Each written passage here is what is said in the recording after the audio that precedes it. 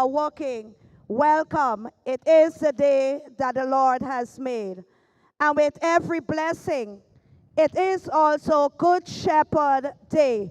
So shall we stand and acknowledge God as we give him what is due? Shall we stand where we are, or we shall bow our heads? And so in the name of the Father, and of the Son, and of the Holy Spirit, Lord, we thank you for this day. We thank you, O God, for the breath of life. We thank you, O God, for this weather. We thank you for your goodness. Mercy, God, we ask that you continue to bless every athlete, every volunteer, every patron, and the sponsors for making it happen this year for Classique Lighting Communal. Father in heaven, we put everything in your hand, and may every event run as seamless as possible.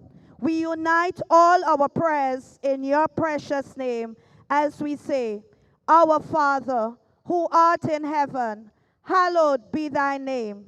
Thy kingdom come, thy will be done, on earth as it is in heaven.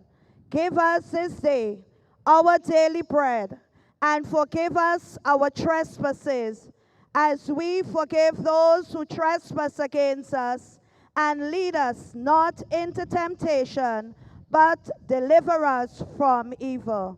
For thine is the kingdom, the power, and the glory, forever and ever. Amen.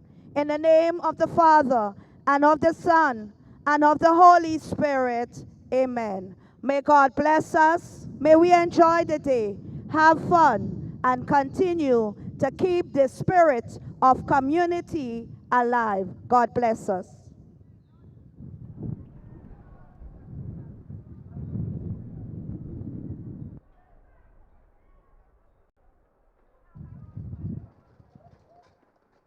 Thank you very much, Ms. Bartholomew, principal of the J.W. Fletcher Catholic Secondary, sponsored, of course, by Classique Lighting Caribbean.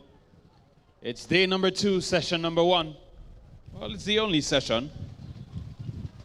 The afternoon session here at the Karani James Athletic Stadium. We're back inside for the second and final day of competition here at the Classique Lighting Caribbean Communal Invitational 2026.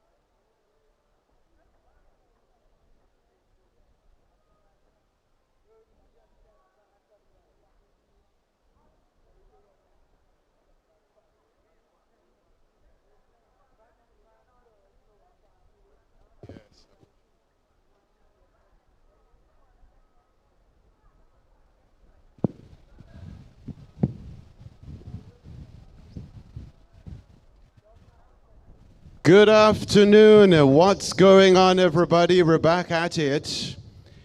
The second and final day of Classique Lighting Caribbean Communal Credit Union Invitational 2026.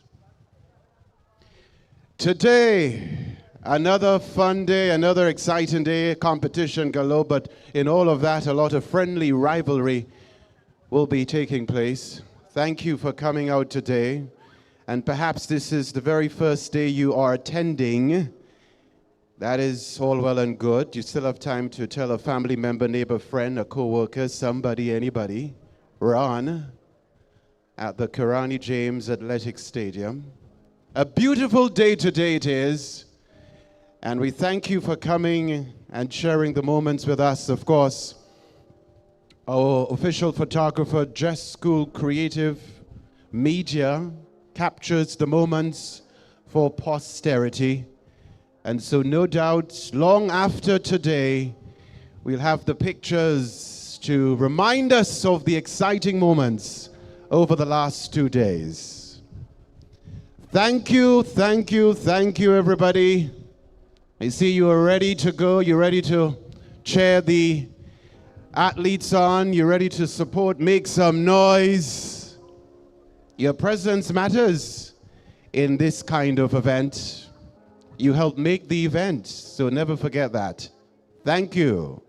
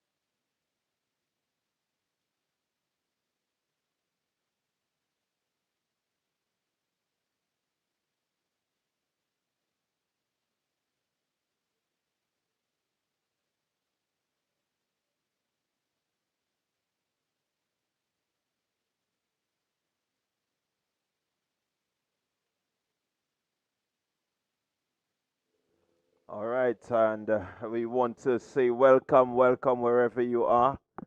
It's a beautiful Sunday afternoon, and we are here at the Sir Kirani James Athletic Stadium for day number 2 of the Classic Lighting Communal Credit Union Invitational 2026.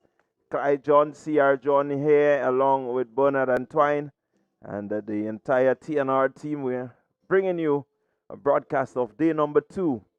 Bernard, welcome. Thank you very much, Clyde. And it is, in fact, shaping up to be a very, very, very good, weather-wise speaking, very good day. If I can give you a quick rundown, Clyde, of what we might expect from the weather, according to our meteorologist down there at Point Celine, it's a public forecast for the state of Grenada today, and this is valid until tonight. We expect a partly cloudy with some light isolated showers during some cloudy spells. So far, so good. No light showers. In fact, mirror of yesterday so far, Clyde. And there's a 40% chance of we have some slight rain. And it's important to talk about that because of track and field loves dry, hot weather. But interestingly enough, the winds that are forecasted today should be on the very mild side, 8 to 18 miles per hour winds. So I think we are good for track and field. I quite agree with you. It's not too breezy. The conditions just seem to be a bit more cool than when we started yesterday. But this type of condition will be good for a lot of the athletes. They can keep themselves warm. Even if they have to wait a little bit for the event to start, the conditions will assist them. And then running the event, the scorching sun is just a bit cooler. And so one expects some good times coming from them. Yes, and we have in store some really interesting races today. In fact, we have, in this first session, we have 10 preliminary races. And after that is all finals, 28 finals. And of those 28 finals, we have 7 specialty events. So if you are on your way, make sure you are here to take in those specialty events. This is interesting. We have an interesting race, Clyde, that is referred to here as a 400-meter race walk for the business sector. We got to see how this one is marshaled. Well, we saw the 1500 race walk last evening, and I can tell you it was a really interesting race. I really got to see some of the participants who actually understand the whole concept of race walking, while we saw some participants who just walked, whether it was brisk, whether it was slow, whether it was at their pace, they just walked. And so I can bet you with 400 meters a race walk, it's going to be a bit faster. It's going to be a sprint walking. Let's hope that they don't run. It's going to be a sprint walking. This is going to be rather interesting. And they have a male. We have for you a male section and a female section. So this would even add more fun to the entire thing. Also, in terms of the specialty events, we have a 100 meters dash for the business sector, both male and female. So short sprints. That again should be interesting. And then we have a mix, what is referred to as a super weight business sector. Somebody's being very cautious and coy with the wording. It's referred to as a super weight. I guess anything over 160? Well, we will have to wait and see, but certainly, Bernard, it's good to see the turnout from the business sector. We saw the busmen, we saw the Huggins, the Hubbards, we saw the police club. The police club. We saw prisons. We also had ACB Bank being part there, Nexa Credit Union, Communal Credit Union. So it's good to see that the business sector supports this initiative. And I will hope that maybe going forward, the organizers can look at getting more businesses on board, maybe cutting down the days maybe into one day and looking to have it as compact and interesting as possible to ensure that you can build. And from there, if needs be, maybe you begin to get outside participation from businesses outside, then you can go back to that two-day event. But certainly I think we need to just reshape this a bit more, build the interest, build the intrigue, and then look to take it maybe into the 2 days. For now, the 2 days, especially if it's going to be within this period where you have a lot of the school children having examinations, the CPA, the CXCs, and so on, the CAPE and these things, it's going to be a bit difficult to really field the sort of teams that you want. Not that we were short of any sort of competition yesterday, but I'm just thinking forward in terms of how this can be built and made into, a real spectacle. And for the track and field lover, you would love this. We do have a lot of space and time for track and field in Grenada, irrespective of the days that you would put something on. You are going to get spectators. You are going to get persons following. And we expect that by the time this day is finished on Sunday today, we should have a good show. And very, very, very good, encouraging showing yesterday, actually. And one would expect some of this today. And what was rather interesting was the competitiveness. Even though this is at the back end of the track and field season in Grenada here, the competition was still there. Fierce rivalry. It was rather very, very, very, very interesting. And I looked at the face of the young man that was doing doing the open high jump. And when they successfully jumped 2 meters, 2 meters height, you could have seen a different expression in the Telesford and the other young man. You could have seen a difference. And this is what competition does. And a good competitor never puts his hands down when an opportunity presents itself. I quite agree with you. The competition will always be there as long as the athletes are competing in the various events throughout the season. You know what the other brings. You never want to back down. You always want to have the edge over your competitor. And so we will always expect this type of rivalry, this type of competition, once you have some of these big names in and around an event. So certainly there has been some good, keen, competitive running, throwing. We saw the business sector with the cricket ball throw. And so it's very interesting. I like it. I like the product. But again, I just think that we need to relook and see how we can strengthen. And the cricket ball, as you raised that was very exciting competition. Ordinarily, one would not see the excitement from an event like that listed, but when the competition starts and you could see the rivalry among the participants, it really says a lot. So in terms of real competition on the track today, we have 100 meters for under 15 boys and girls, 100 meters under 17 for both male and female, and under 20, 200 meters. That under 22, the girls 200 meters, boys 200 meters, under 20, 200 meters for seniors, both male and female. This is going to be interesting. Yeah, certainly looking forward to these 200-meter events.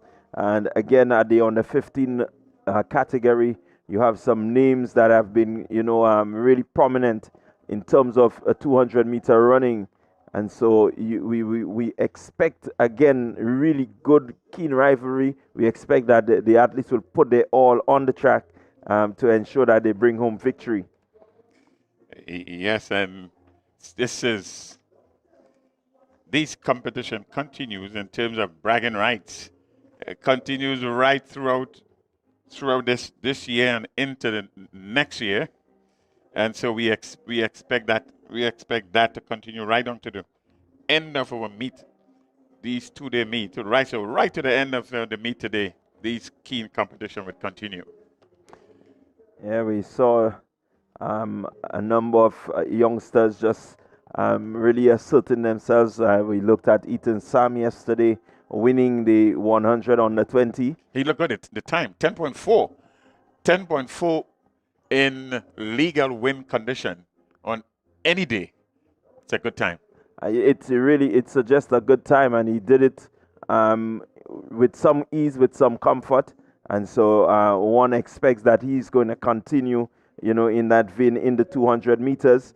We also saw our long jumper, triple jumper in Christina Charles, winning the 100 on the 20 in 12.40.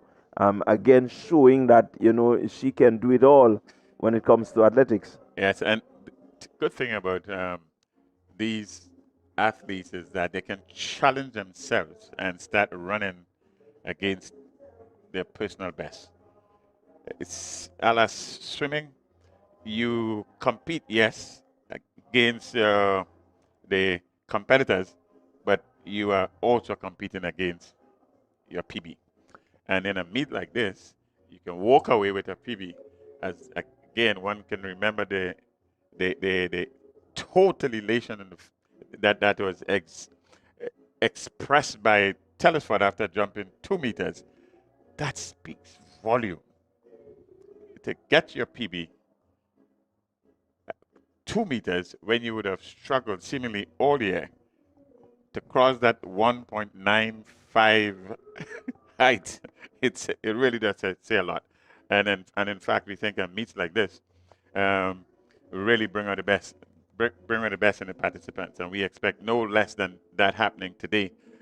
Today's Sunday. It's a church day in the Spice Isle here, and I am quite sure for right around the Caribbean, and for those of you who are religious, or those of you, this is Christian country, as we would say. We know it's a Sunday. It's a day you relax. You can come and spend the rest of the day here at the Rani James Athletic Stadium in St. George. Yeah, you are certainly welcome. Make it a Sunday afternoon lime, a family lime. You can bring the kids, come on down and enjoy some keen rivalry. We've seen these athletes perform during a number of the mini meets held by the Athletic Association. We saw them at the National Championship, at the primary school games, and they continue to show that Grenada has a good future in terms of track and field. And so we want to invite you to come on down and support. Yes, track and field is in good hand. If you are just joining us for the first time and you would have missed yesterday, what I can tell you is that you missed a lot, but you are in time for these happenings today. So just a quick recap in terms of a list of our sponsors. You are, in fact, viewing, or you are going to be viewing for the next few hours, the Classique Lighting Communal Credit Union Invitational 2026.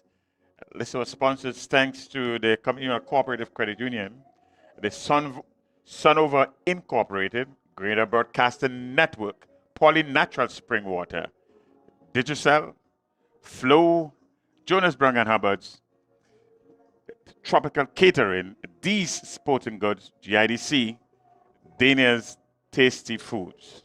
We also have among the sponsors Nawasa, Grenada Paper Products, MTV, Grenada Informer, Star Printers, Go to Fet, Just Cool Creative Media, of course TNR Communications, Louison Creation, Grenada National Stadium, George F. Huggins, WeFM Radio, Choice Bakery, Blue Bubbles PA Rentals and Event Supplies Company, Nexio, Grenada Athletic Association, Ambigram Creative Studio, Party Grenada, Things Local Grenada, Better Call Sean Services, Jet Setters Club, some 32 persons coming on board to assist to ensure that this two-day event remains what it is, and it's really good to see that the business sector has come on board. And so we say thank you to the corporate community. Without you, this is not going to be possible. So we really wanted to take our hats off and say thank you, and thank you very much. In addition, we have some 59 clubs, schools, and persons participating today in some organized fashion. Businesses. So we're going to go through very briefly with you the list of clubs and schools that we have: ACB Bank, ACE Track Club, Alpha Junior School, Altitude Track Academy, Beacon Junior School. We have the Berean Christian Academy with us, Blessed Sacrament Catholic School, Boxology.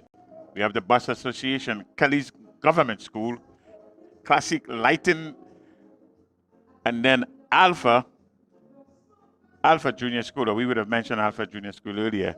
Classic Lightning Finish Line, Classic Lightning Wester Hall, 473 MVP, that's Classic Lighting 473 MVP, and Classic Lighting South City Rising Stars. Again, a number of schools and clubs sponsored by Classic Lighting. We have the Classic Lighting South St. George, Classic Lighting South St. George Government, Communal Credit Union, Community Club. We have the Crow Shoe, St. Martin de Porres, they are here. Digicel Grenada, also Divine Savior Academy, First Choice Junior School, Full Throttle Athletic Club. I have Fusion Athletic Club, Gateway Christian Academy, the Grand Dance Academy, Grenada Junior Academy,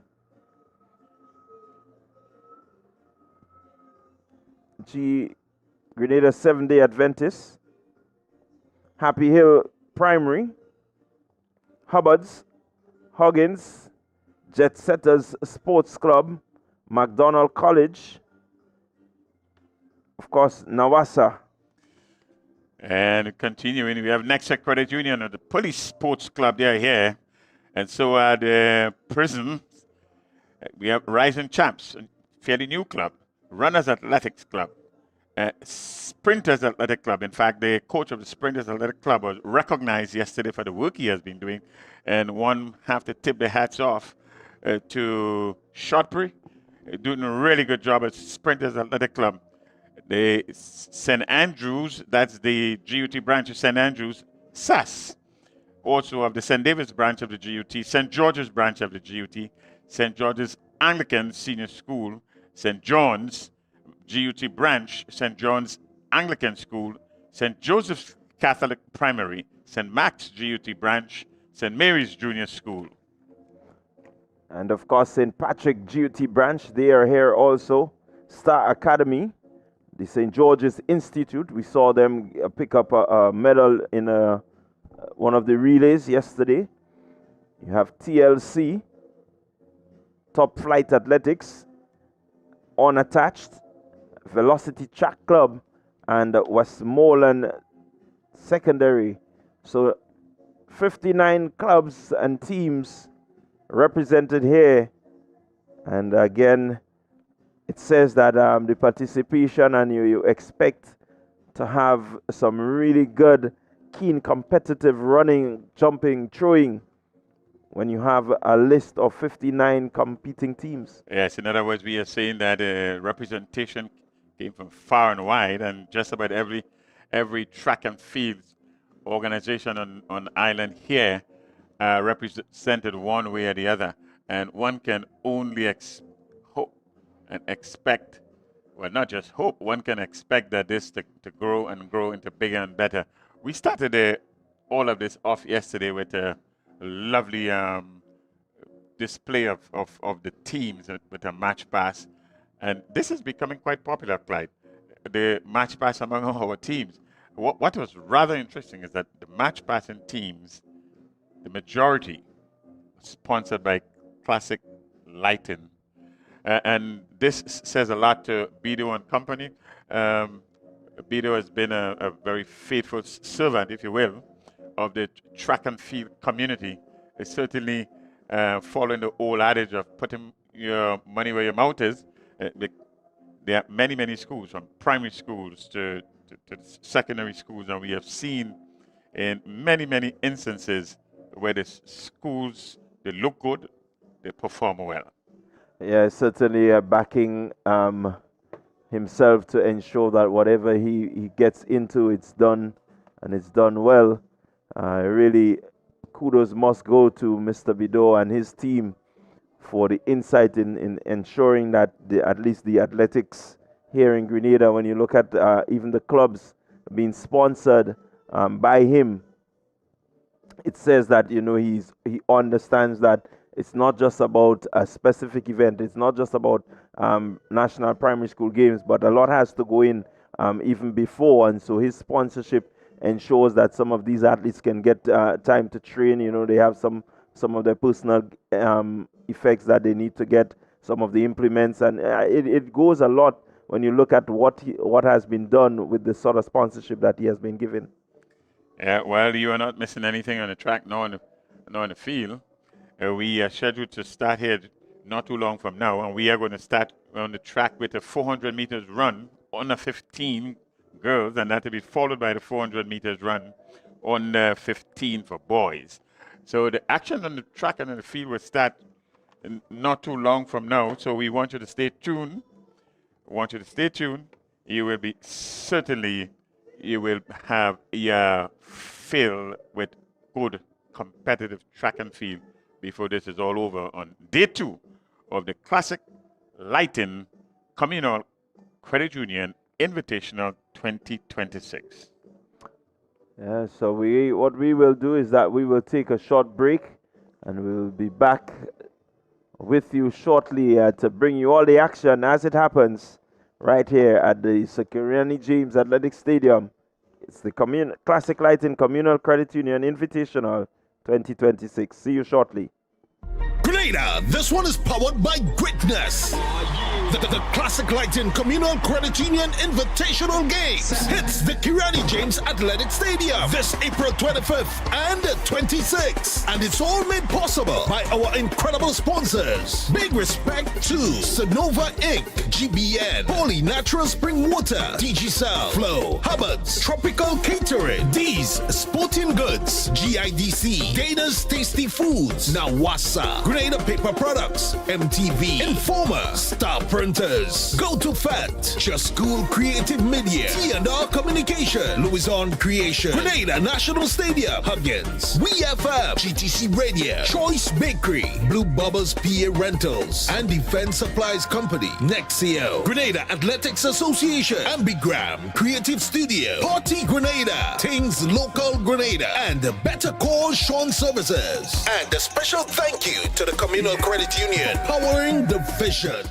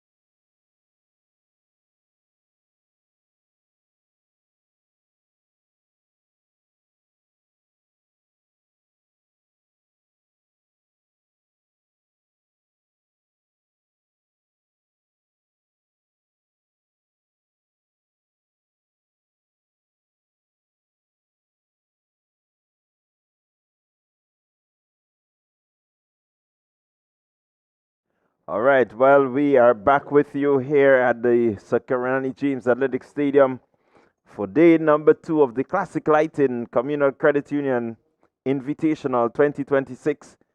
And we are about to get started with some action on the track. And then, like we said earlier, the 400 meter under 15 girls will be the first event. And certainly we can look forward to some big names, Bernard. Oh, certainly, it's day number 2 of the Classic Lighting Communal Credit Union Invitational 2026. 400 meters we are going to start with on the track today. And Clyde, we have some, 48 events that's listed here, 28 finals, starting with 10 preliminary races, and then we get right into the finals a little later on in the day. We are going to start with the girls, 400 meters under 15. We have some 22 participants here down to compete in these preliminaries. 3 heats are listed here, 8 would advance. So we are talking about the first 2 finishers, then the next 2 best times.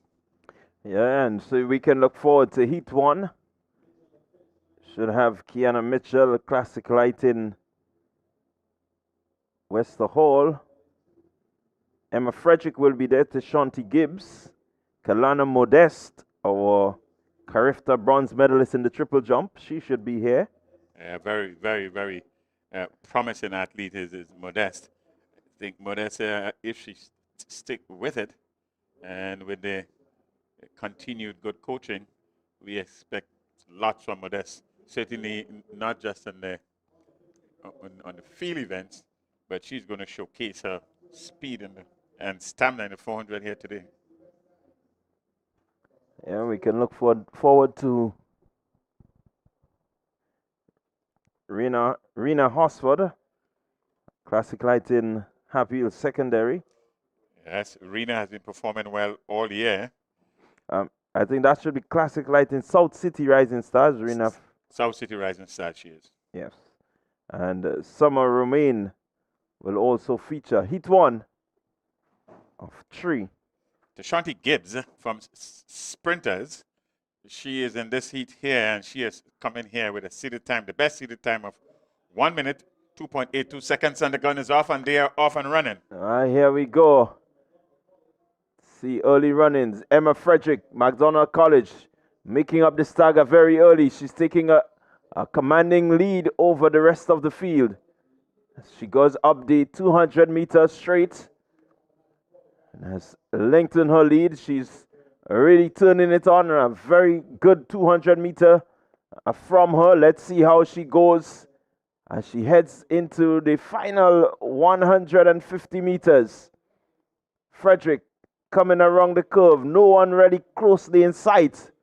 And she's all by her lone self, heading up the straightaway just about now. Gibbs, Tashanti Gibbs looking to respond, but Frederick, with some 30-meter lead, will take this preliminary very easily.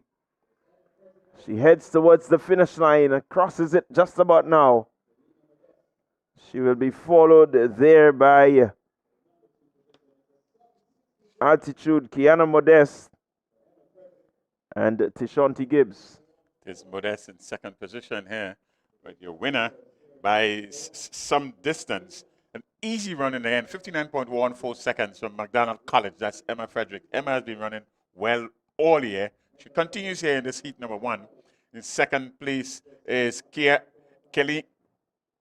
Keliana Modeste from Altitude Track Academy, 1 minute 3.20 seconds, and Tashanti Gibbs from Sprinters Athletic Club, 1 minute 3.47 seconds. Rena Hosford is in 4th position. South City Rising Stars, Classic Lighting, South City Rising Stars, Rena Hosford in 4th position, 1 minute 5.45 seconds. We have 3 heats. The top 2 will advance automatic, and then the next 2 best times. So your automatic qualifiers in heat number 1, Frederick and Modeste, 59.14, 1 minute 03.20 seconds. So we're getting ready for heat number 2.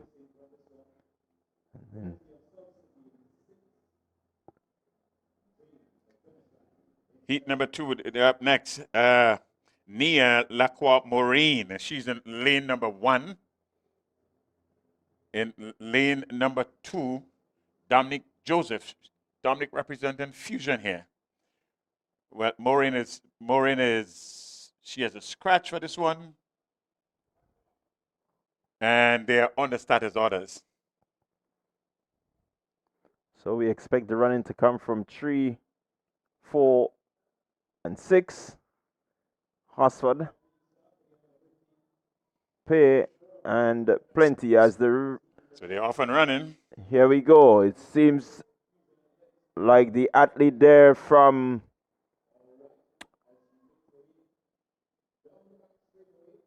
Dominic Joseph, that's Fusion Athletics. She seems to be the one doing the front running here now. Dominic Joseph followed by Raina Hosford. So Joseph coming into the 200-meter mark and will look to just speed away from the chasing pack. Hosford is not giving up as yet. So too is Pear. She's doing her bit. But in front is still Dominic Joseph. Joseph looking to hold on. Hosford looking to put some energy into her finish. Will she catch her? Will she catch Joseph? And the winner there. Winner there is Dominic Joseph from Fusion Athletics. And a good run back by Hosford. That's Rena Hosford from Sprinters. But in the end, it was too much of a gap to make up in a short space of time. And your winner, rather comfortable win. 1 minute, 2.48 seconds is your winner here. That's Dominic Joseph. In second position, Rena Hosford from Sprinters. 1 minute, 02.70 seconds. And 1 minute, 05.35 seconds in third position. That's Natalia Pierre from Sprinters Athletic Club also. Yeah, good run there. Good strong run from Joseph. She took the lead and never relented and showed that she got across the line. She ran out of steam a little bit, but she was able to hold on. So that's heat 2 of 3. We should have the final heat coming up. Let's give you a quick rundown here of the lane assignments.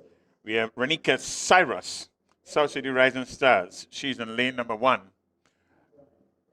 She's in lane number 1. At lane number 2 is scratched, so it's 3. Lane number 4, Angelica Williams, South City Rising Stars. She's in lane 4. And in lane number 6, Kenisha Kalist from Sprinters. She's in lane number 6. Lane number 7, Ariel Edwards from Classic Lightning. And in lane number 8, L'Oreal Antwine from Grenada Seventh-day Adventist School. It's the 400 meters for girls under 15. Heat number 3. Top 2 finishers qualify automatically into the finals later on today. And then the next 2 best times.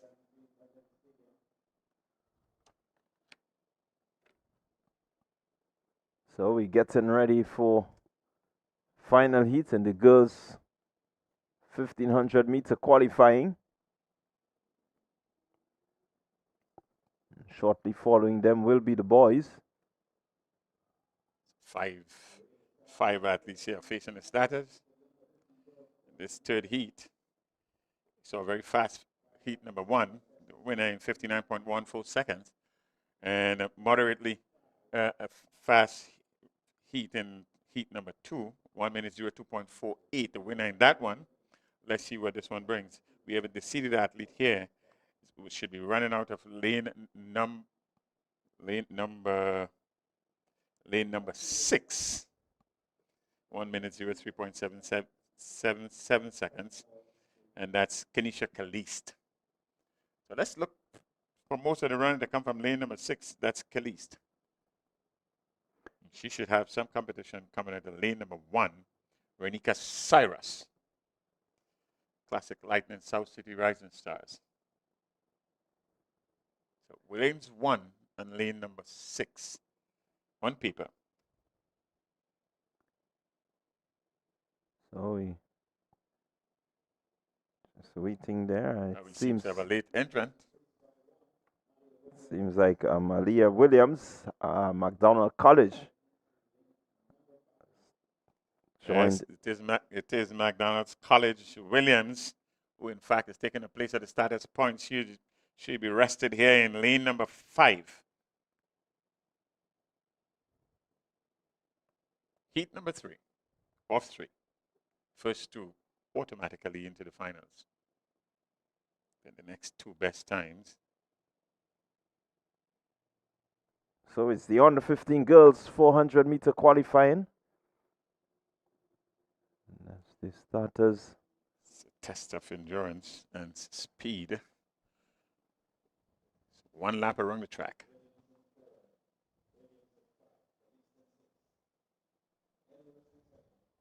Athlete in lane number 1. Again, it's Cyrus. That's Renika Cyrus. And 4 is Angelica Williams. And 5, Melia Williams. She's from McDonald College, the very last entrant sitting here. In lane number 6, that's Kenisha Caliste. 7, we have Edwards. That's Ariel Edwards. And in lane number 8, Laurel Antoine. Laurel representing Grenada Seventh-day Adventist School.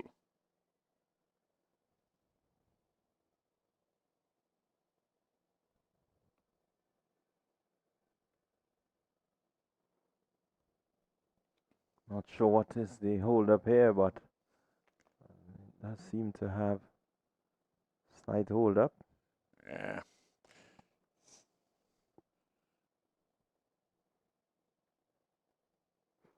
Not sure if it's system, because we still do not have the DNS for quite a few of these athletes who are not present. It might be in a holding pattern. The athlete might be on their way. And, well, we are speculating here. What we do know is that the boys 400 meters under 15 will follow these series of under 15 400 meters for girls, and that should be coming up right after the heat number 3.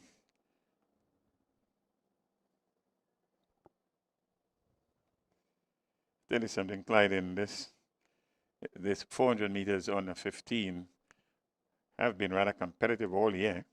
So we expect in the finals later today some good competition. Certainly saw a bit of Emma Frederick. Emma Frederick, who has done very well right throughout the year, putting on a time here, putting a marker, if you will, 59.14 seconds, and running rather easily in this heat number 1. Not much of a competition. In fact, there was no competition at all from with 200 meters in. She was running by herself. Yeah, she continues to look good, Emma Frederick, and I think what I will expect from her is that she will challenge her personal best time and always seek to improve and to lower these times. Once she does this, then it means that she will be in a state of readiness to move forward, maybe outside on the regional scene. Yeah, she's under 15, so we want to keep that in the context. She has quite a few more years here in our intercall and so forth to really set some standard, put some marks, and in fact compete at the highest level. Our intercall is comparable, I was told, to not many in the region. We stand out among the best in terms of our intercollegiate games every year. Very, very competitive. Well, not just among the athletes, but also very, very competitive among the supporters and past students. And we expect that to continue. Nice, good, friendly rivalry it is. Well, this is what the intercall is about. It's about the pride of the school, and many of the schools having that rich history of sprinting. Just give you a quick development here. We thought we had a late entrant in lane number 5. That's Malia Williams, but in fact, she has been withdrawn, or the entrant in lane 5 has been withdrawn. But we are on our way now. The gun has sounded, and we are on our way. 400 meters under 15 girls. So it's the 400 meter under 15 girl, and we're seeing Ariella Edwards, a Classique Lighting finish line. She seems to be the one commanding this race here. Sprinters Athletic, Kanisha Kalist is right there next to her. Looking to make up the stagger is Kalist. She's looking rather easy, rather comfortable. So she's right on the shoulder of Edwards. Goes past her now as she heads towards the straightaway. She's in lane number 6, Kalist. Looking to power her way through, but Edwards not giving up. She's motoring Edwards, really trying to close the gap on Kalist. But Kalist holds on. Good powerful run from Kalist. And so she has crossed that line. Flash time 103.01. Good competition right to the end there with Kalista and Edwards from Sprinters and Classic Lightning finish line. A good competition right to the end. 1 minute 03.06 seconds. That's the winning time for Kalista from Sprinters Athletic Club. And in second position, Ariel Edwards from Classic Lightning finish line. 1 minute 03.71 seconds. They are your automatic qualifiers. Renika Cyrus finishing 1 minute 08.65 seconds. We will get an update as to if she would have made it in as one of the faster losers. That's Cyrus, 1 minute 08.65 seconds. Yeah, certainly a good run from Kalist. Low in her seed time here in this event, 103.06. It is the slowest of the 3 heats. This heat number 3. Heat number 1 was the fastest of the heats that we have had, 59.14 seconds. In the second heat, we had a winning time of 1 minute 02.48. The boys are up next. Give you a quick rundown of the lane assignments. The boys 400 meters on the 15. Tyrese Brave Boy, he's in lane number 1. In 8. Fusion Athletics. Lane number 2, Ethan Mahon from Sprinters. It's in lane number 2. Lane number 3, Audrey Coutin from South City Rising Stars. Classic Lighting South City Rising Stars. Lane number 5, Cashon Williams, again from South City Rising Stars. In lane number 6, Carrington Albert, Grenada 7-day Adventist. In lane number 7 is Tishon Lambert, and in lane number 8, Aiden St. Louis from Sprinters. Yeah, one will expect the running to come from Tishon Lambert, St. Louis, and Mohon having some pretty good times also.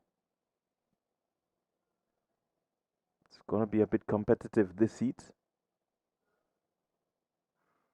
as we see them off. And let's see, early running. It seems to be Lambert. Lambert moving ahead of the athlete on his outside from Sprinters Athletic.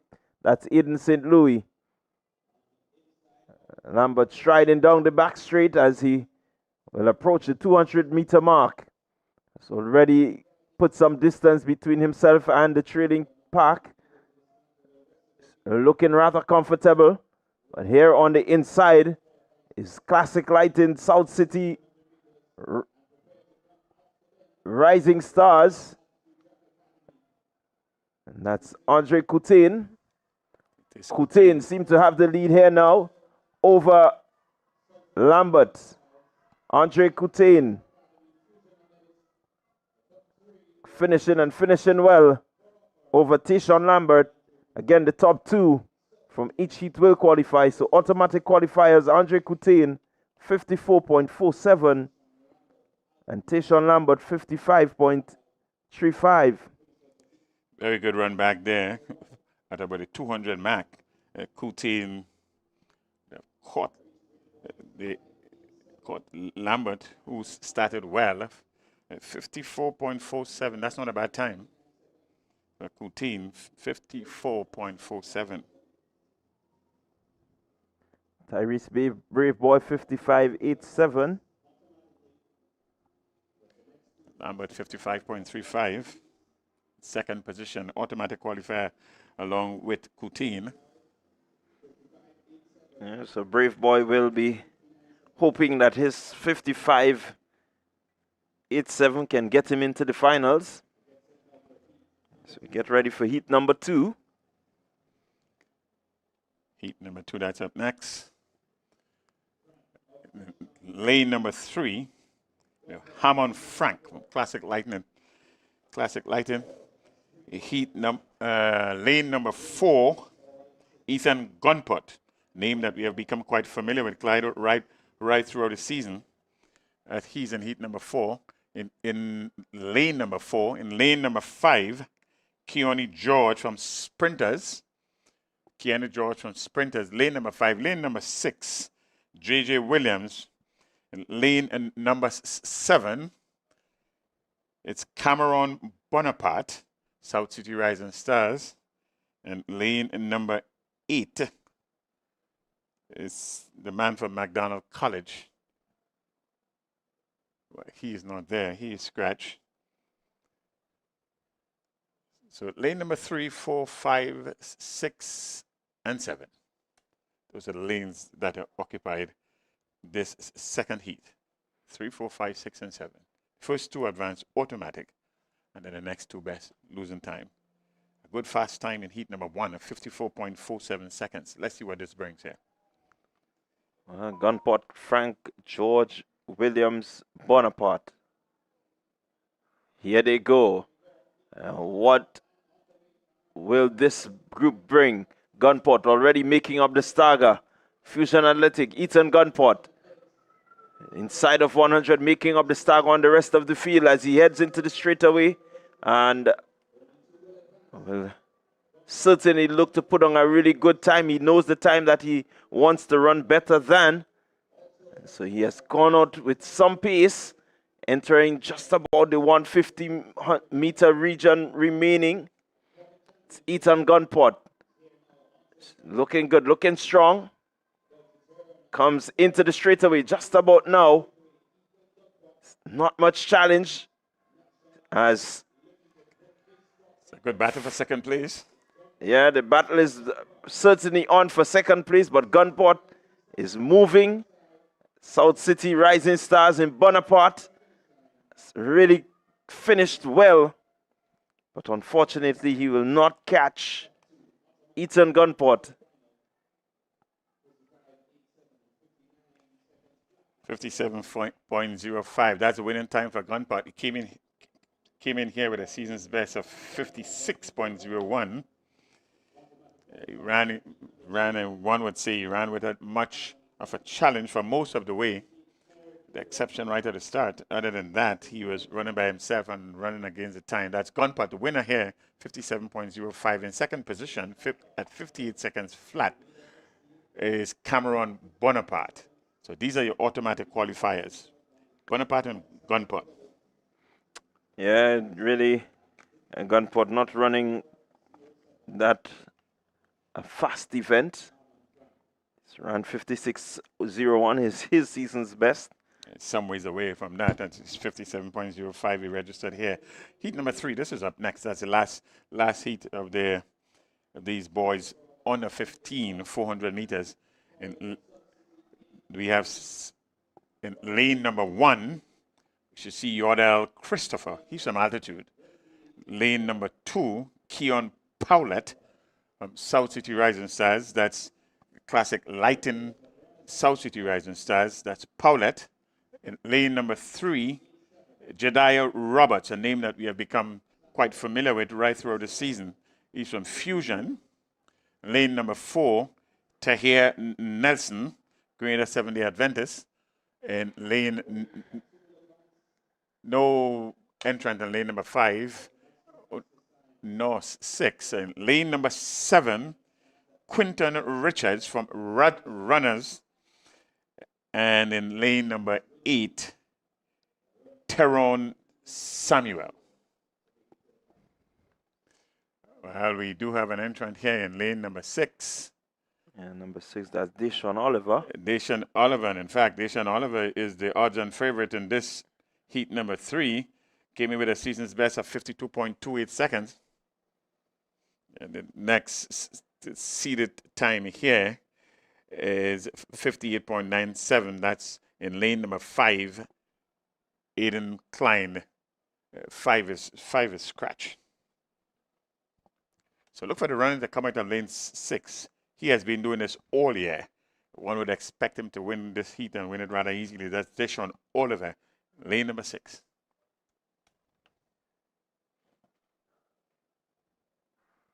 And a clean start for this heat 3 of 3 in the boys 400-meter qualifying. And right away, Oliver asserts his dominance. He's ahead of the entire field as he heads down the 200-meter back straight.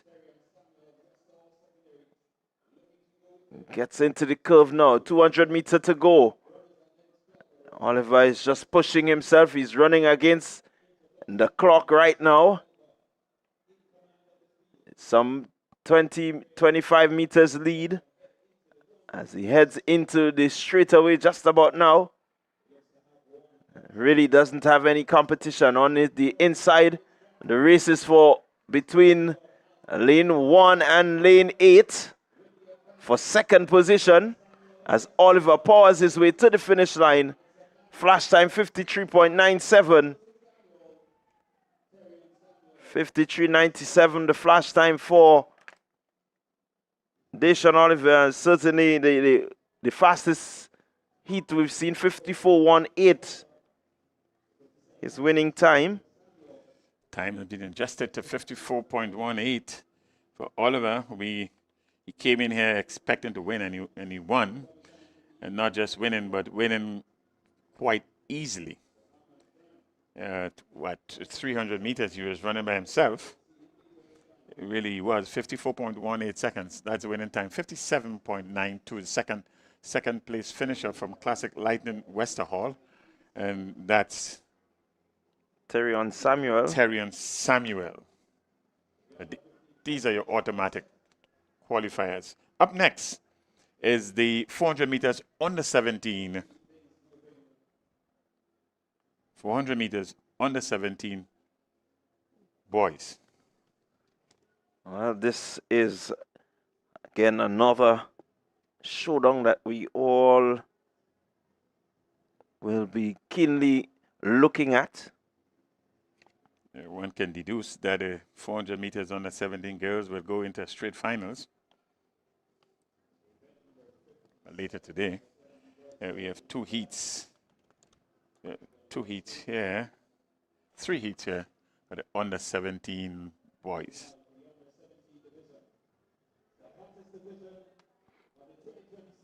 So that's the boys under 17. And lane number 4, Jamarian Brooks, Classic Lightning finish line. Janique Phillip, Sass. Tevon Hall, he's in lane number 6, Altitude Track Academy. Lane number 7, Edwin Cambridge, Classic Lightning finish line. These are 4 athletes who are competing in this heat number 1, 400 meters under 17 boys. Well, we expect Tevon Hall to really put in a good time here. Has to battle with Felix. Will be on his inside. And they are on the status orders. This one should be competitive, fairly even. Stevens, lanes 5 and 6 coming into this contest here. Here we go. Clean start. Let's see the early run-ins. It's coming there from the athlete from finish line as Hall looks to make his move. Eldon Karen Cambridge is just keeping him at bay as they head into the 200-meter mark. Now we expect Hall to make his move. Keep your eyes on Felix on the inside in lane number 5 as Hall heads towards the lead. Coming into the straightaway, it's Hall. And here comes Felix. Felix finishing fast. Hall is holding steady. Hall holding steady as he can, I believe, feel the presence of Felix. But he knows exactly what he needs to do. He just sped up a little, not really using too much energy there. Tavon Hall, 52.36, 52.85. That's your top two qualifiers. The objective here is to qualify and get into the final. The top two finishers, they would do so automatically.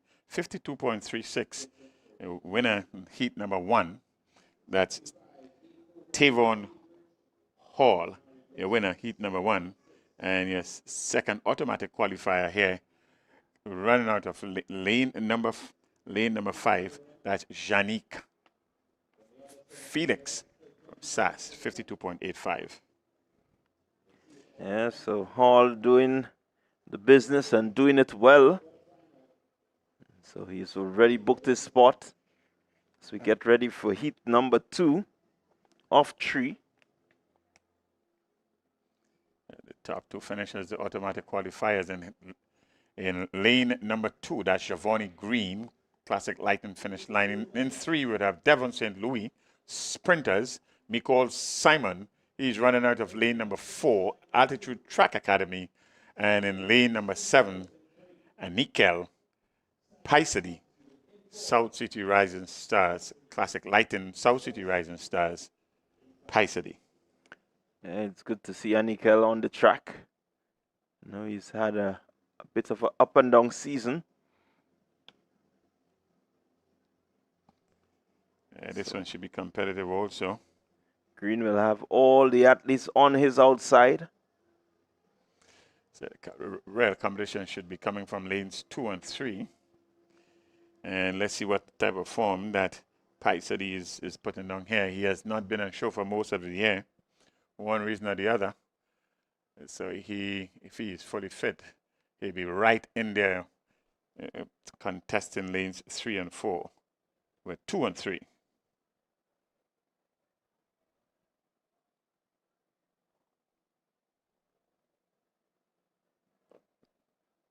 .400 meters for boys on the 17. Here we go. Clean start. Green looking to make his move very early. Paisadi looking relaxed. Michael Simon in lane number 4 looking strong. Simon making a good move. Paisadi looking good on the outside, but Green making up the stagger ever so slightly as they get just into the 200-meter mark. Green making his move. He will be ahead on the stagger. Because Simon is running well, but it will be Giovanni Green coming into the straightaway. He's ahead. Simon pushing Giovanni Green. The top 2 will qualify. Simon giving it his all. He has forced Green just to get out of the comfort zone somewhat. Green wanted to end as a winner, and he had to speed up some just to ensure that he was a top finisher. But the first 2 automatically qualifies. And your winner, Giovanni Green, as expected, 51.7 seconds, 0.77 seconds, 51.77. That's Green, your winner there. And in second position, 51.85 is Simon Mikol. Mikol Simon. Yeah, so Green and Simon, they are the top 2. Paisadi 55.02. We'll have to wait to see what the other heat brings. It's good to see Paisadi finish here. He has had some challenges this year. Paisadi did 55.02. And so far, he's from the 2 heats. He seems to be one of the non-automatic qualifiers here, 55.84 and 55.02. That's the 2 best third place times. Well, overall, this heat number 2 is the fastest of the 2 heats that would have gone so far. And heat number 3, that's up next. In lane number 3, there's Camion Simon from Sprinters.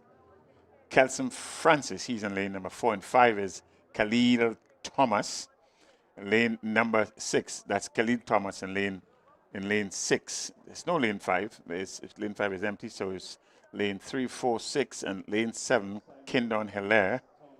And in lane number 8 is Kessie Johnson from Classic Lighting finish line. So it's competitors in lanes number 3, number 4, 6, 7, and 8. So we expect that Kaim Simon will do a bit of running. So too Kidon Hilaire. Top Flight Athletic Rhymes Stevens should be somewhere within the mix. Let's see how they go. They are chasing an automatic qualifying spots, the first 2 finishers. So that's the first objective, get into the finals. We have a faulty start there. And they've been held back from the set line a little bit longer than usual. They're going to try again.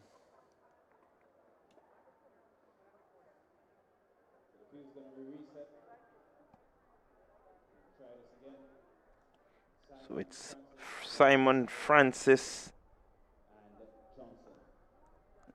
Thomas, Hilaire, Johnson. Okay, it's a yellow card. In lane number 6, that's Thomas with a yellow card.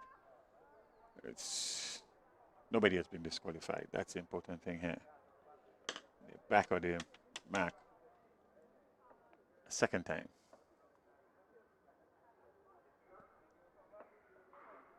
And here they go.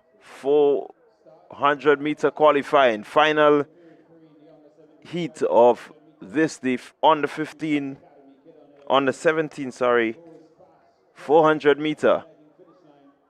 It seems to be Hilaire with a comfortable lead. Keep your eyes on Thomas, Cahill Thomas on his inside.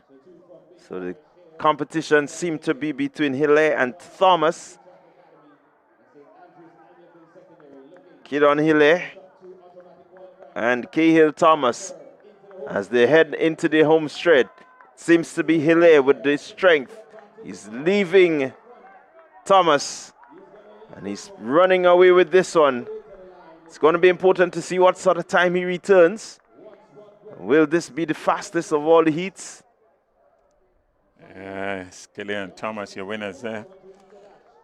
So Hilaire winning this one. That's Kindon Hilaire, 54.40 seconds. Not as fast as it appears on the track. It's probably lack of competition. So the first 2 heats remain the fast of the heats to date. Heat number 2, in fact, was your fastest heat. Heat number 1, faster by about 2 seconds, 54.40.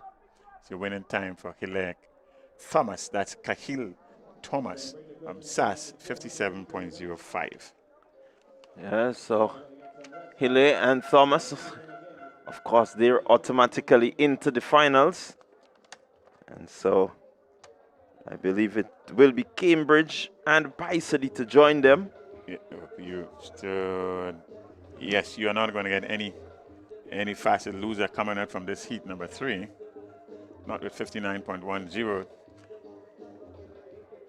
So it's going to make for a very exciting 400 meters final in this under 17 boys later on today. Your girls, on a reminder, girls under 17 go straight into the finals this evening. Up next, though, we have a suite or a series of 200 meters dash. We're going to start with the under 20 girls. Then that will be followed by the under 20 boys. The under 20 girls, followed by the under 20 boys. And the under 20 boys would be, we have 3 heats slated here. And then the under 20 women, that's seniors. Well, we expect that the 200 under 20 girls will be a street final. I think we Looking at the number of qualifiers here, the number of participants, it should say a straight final. I think you're right, Clyde.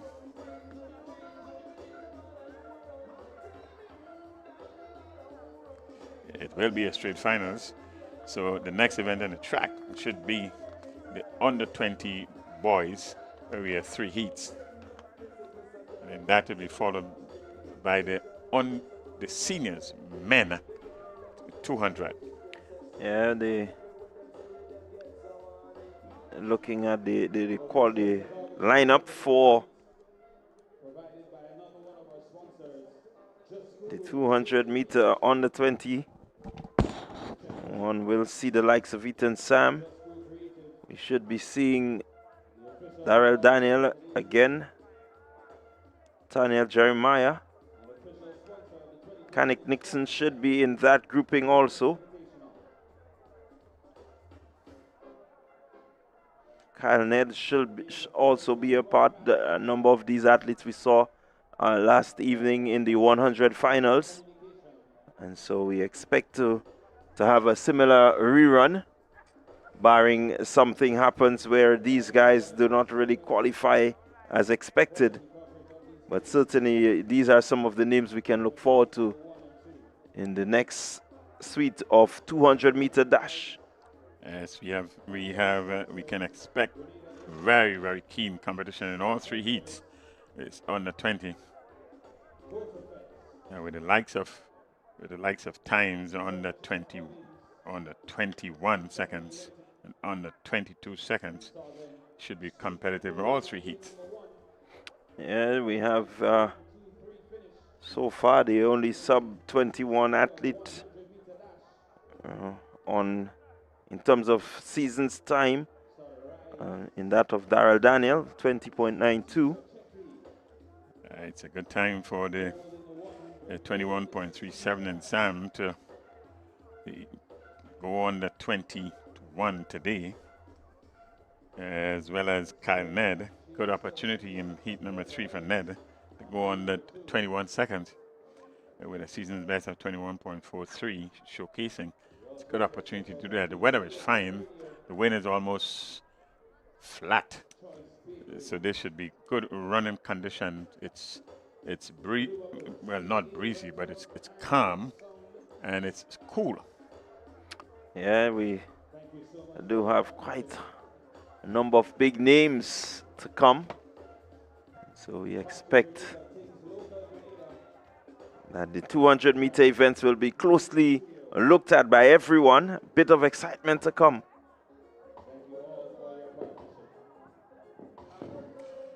And then following this suite or series of 200 meters, we will look at some short sprints, 100 meters under 15, both boys and girls, and 100 meters under 17, both boys and girls. Those will be the excitement for this first session. Certainly the rivalry will continue. It's the Classic Lighting Caribbean and the Communal Credit Union Invitational. 2 days of excitement, 2 days of good competitive track and field. The majority of competition take place on the track. But up next is the boys 200 meters on the 20. 3 heats. First 2 finishers in each of these 3 heats will go automatically into the finals, and then your next 2 best times.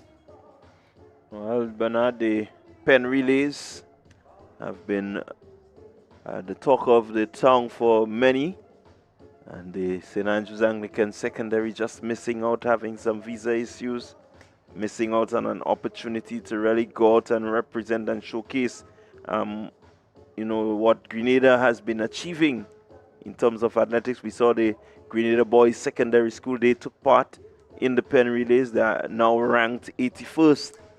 And this is one of the virtues of entering these competitions. You are running against your peers from just about anywhere in this part of the world, really. And the competition is intense. You know what was, well, to me, what stood out to me is this synchronizing of the events, almost like clockwork. events were happening one after the next, using two sections of the stadium even. As soon as one race is finished, there we have another race, and it's oftentimes totally divorced one from the other. Yeah, it shows that when the structures are put in place, persons understand the whole aspect of timing and getting the events in at that particular time, something that, the precision of it, especially when you have broadcast and so on, it does call for a really good synchronizing. It does, and it's a good showcase for the young people. And we have college ranks, the university ranks, and even some what they refer to as a master series in short sprint. So it's a good showing, and it's a good opportunity for the young people. It's an exposure that they otherwise may not get. And let's hope that in the next edition, we'd have more teams from around the region being invited or applying, if you want to call it that. I'm not sure of the procedures that one has to follow to get into one of these special showcase events like the pen relays. Pen relays has been around for a long time. Bernard, one of the highlights for me from the pen relays is seeing the 75-year-old running under 15 seconds. It says that, look, you are 75 and you are in really good shape. It's good shape, good technique usually carries you at any age in the end. Often talked about is that class is never diminished. It may sometime not be forecast as one would expect, but class is class. Yeah, well, they often say class is permanent. Absolutely. Absolutely. So you saw a lot of these athletes having, just continued their training, continue to just keep themselves fit even after they have left the competitive scene. And that says that, they're expected to live a good, strong, healthy life. Yeah, Clyde, yesterday we were promised that there would be a celebrity unknown today, so we are keeping our eyes and ears open for that celebrity in our midst today. If you are nearby or you're on your way, you need to get here before the celebrity get here. And we were told that the celebrity will compete. Well, that's going to be rather interesting. That's going to be rather interesting. So it's another feature of these games, very creative features. And so we are giving you some incentive wherever you are and on your way to hasten your steps, hasten your speed, not drive fast, by the way. Hasten. So we will see shortly the 200 meter on the 20 males. To go through very quickly what our lane assignment looked like. In lane number 2 is Darrell Daniel. He's from altitude track. In lane number 3, Kezai Moody, South City Rising Stars, that's Classic Lighting South City Rising Stars. Kazim Dubiset from A Season, lane number 4. In lane 5, Vishon Edwards, Greater 7-Day Adventist. Deron's Sincere from Altitude Track Academy. He's in lane number 6. In lane number 8 is Nathaniel Douglas. Nathaniel is from Fusion. Yes, certainly some big names in this heat number 1.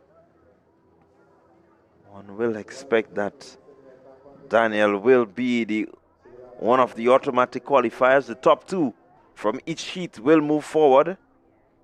And then we will look for the 2 best times. Once all stays the way we expect, it will be Daniel. And then the running for second position will be dependent on who else wants to get there. Well, the proof is really in the eating. So you get onto the track, it's all about how do you feel on a particular day. Lanes 2, 3, 4, 5, 6, and 8. It's Daniel, Moody, Dubisset, Edwards in lane 5. Sincere, that's Deron Sincere. And then in lane number 8, it's Nathaniel Douglas.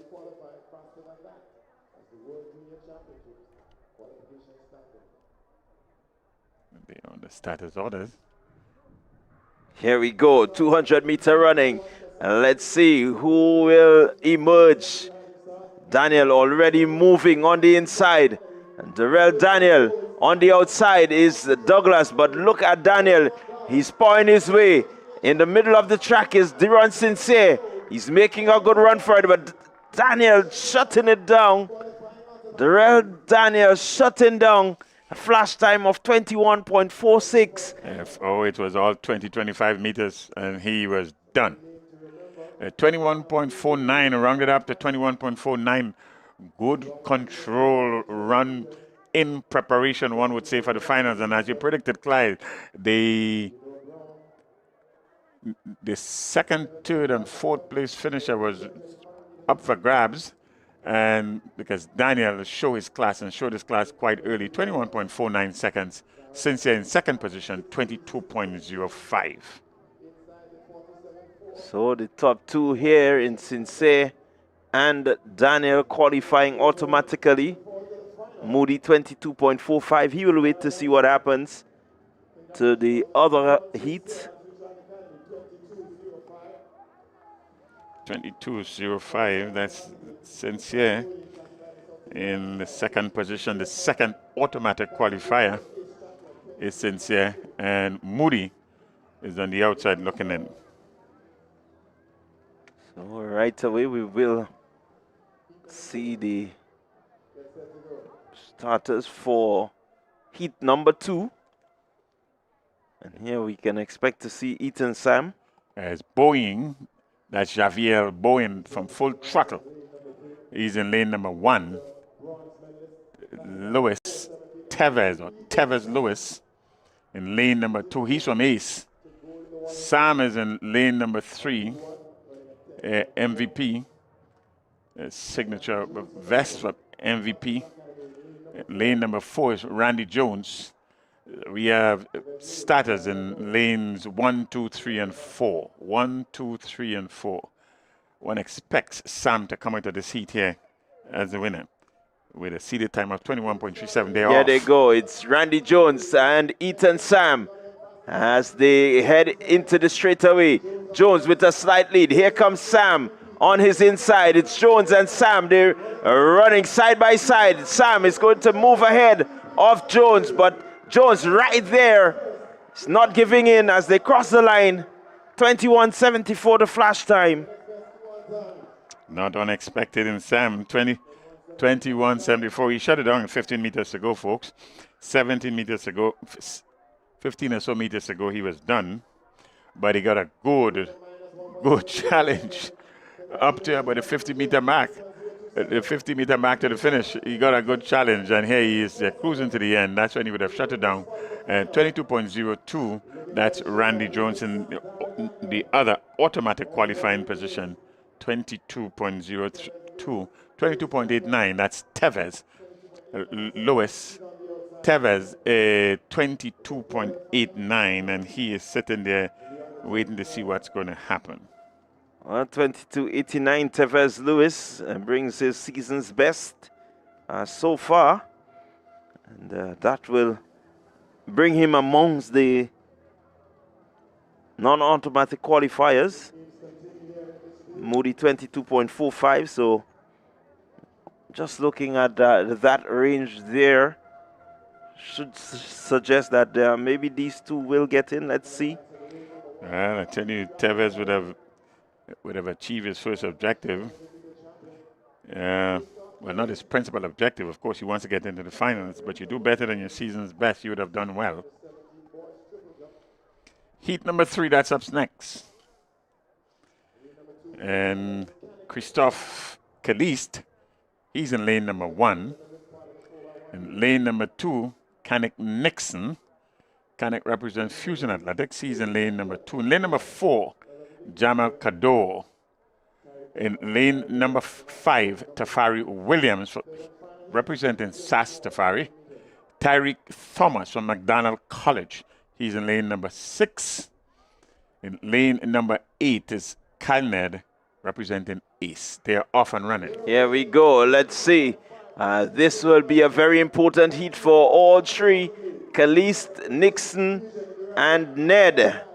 As Ned seemed to have a slight lead. Here comes Nixon. Nixon, Ned. Ned seemed to have the lead, but here goes Canic Nixon. Nixon now asserting his dominance on this event. 21:76 the flash time. So Canic Nixon and Kyle Ned automatically in. 21.76, it's Nixon. This is going to be a wonker of a finals here. 21.76. In third position, Christophe Calise, 22.64. It's Canic Nixon, 21.76, your winner. Second position is Kyle Ned, 21.94. And 22.68. 22.64 in third position. That's Christophe Caliste. 22.64. A better third place finish than the third place finisher in heat number 2. Yes, certainly. So it should be Moody and Caliste to join the automatic qualifiers. 22.45 Moody and 22.64 Caliste as the non-automatic qualifiers. The fastest winner of the day, still from heat number 1, Daniel. It has set a mark at 21.49 seconds. Fastest qualifier going into these finals. It's going to be a real exciting finish there. Yeah, certainly one expects that the 200 under 20 boys is going to be explosive. Daniel, he shut down quite early and still returned a time of 21.49. And so if he runs to the tape, I do believe he will go sub 21. Yes, I share that with you, Clyde. The women's 200 meters for seniors, that will go straight into straight finals. Next on the track, though, will be the 200 meters for senior men.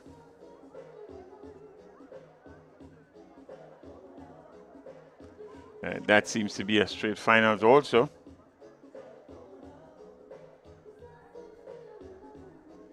This senior men, the 200 meters, that will go into straight finals. We are going to bring you up to date with the competitors for that event that will take place later today. What we are going to witness next on the track, though, is the 100 meters dash for under 15 girls. 100 meters for under 15 girls.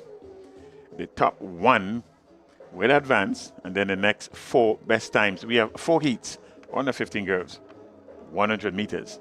That's up next. Yeah, again, promises to be a very competitive one. We have some familiar names here.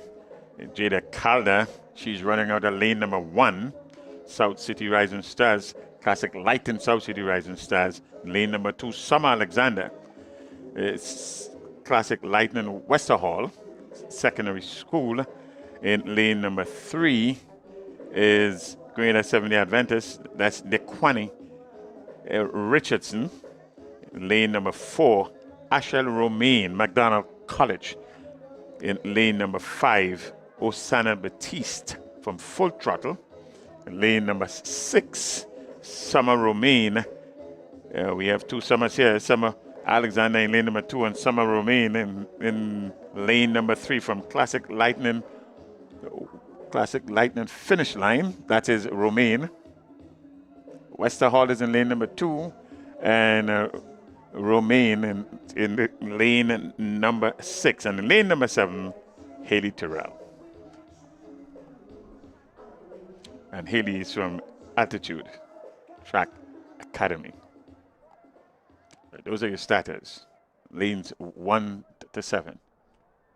Seems to have a non-starter in lane number 5. Let's see if there's a late entrant here. Yeah, so we're getting ready for the 100 meter on the 15s. Oh, here comes the fusion athlete here in lane number 4. It's McDonald College.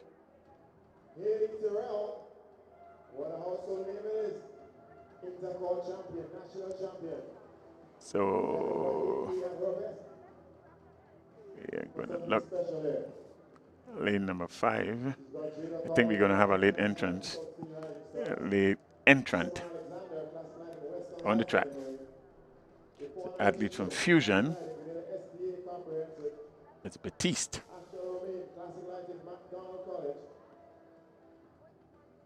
Still MIA.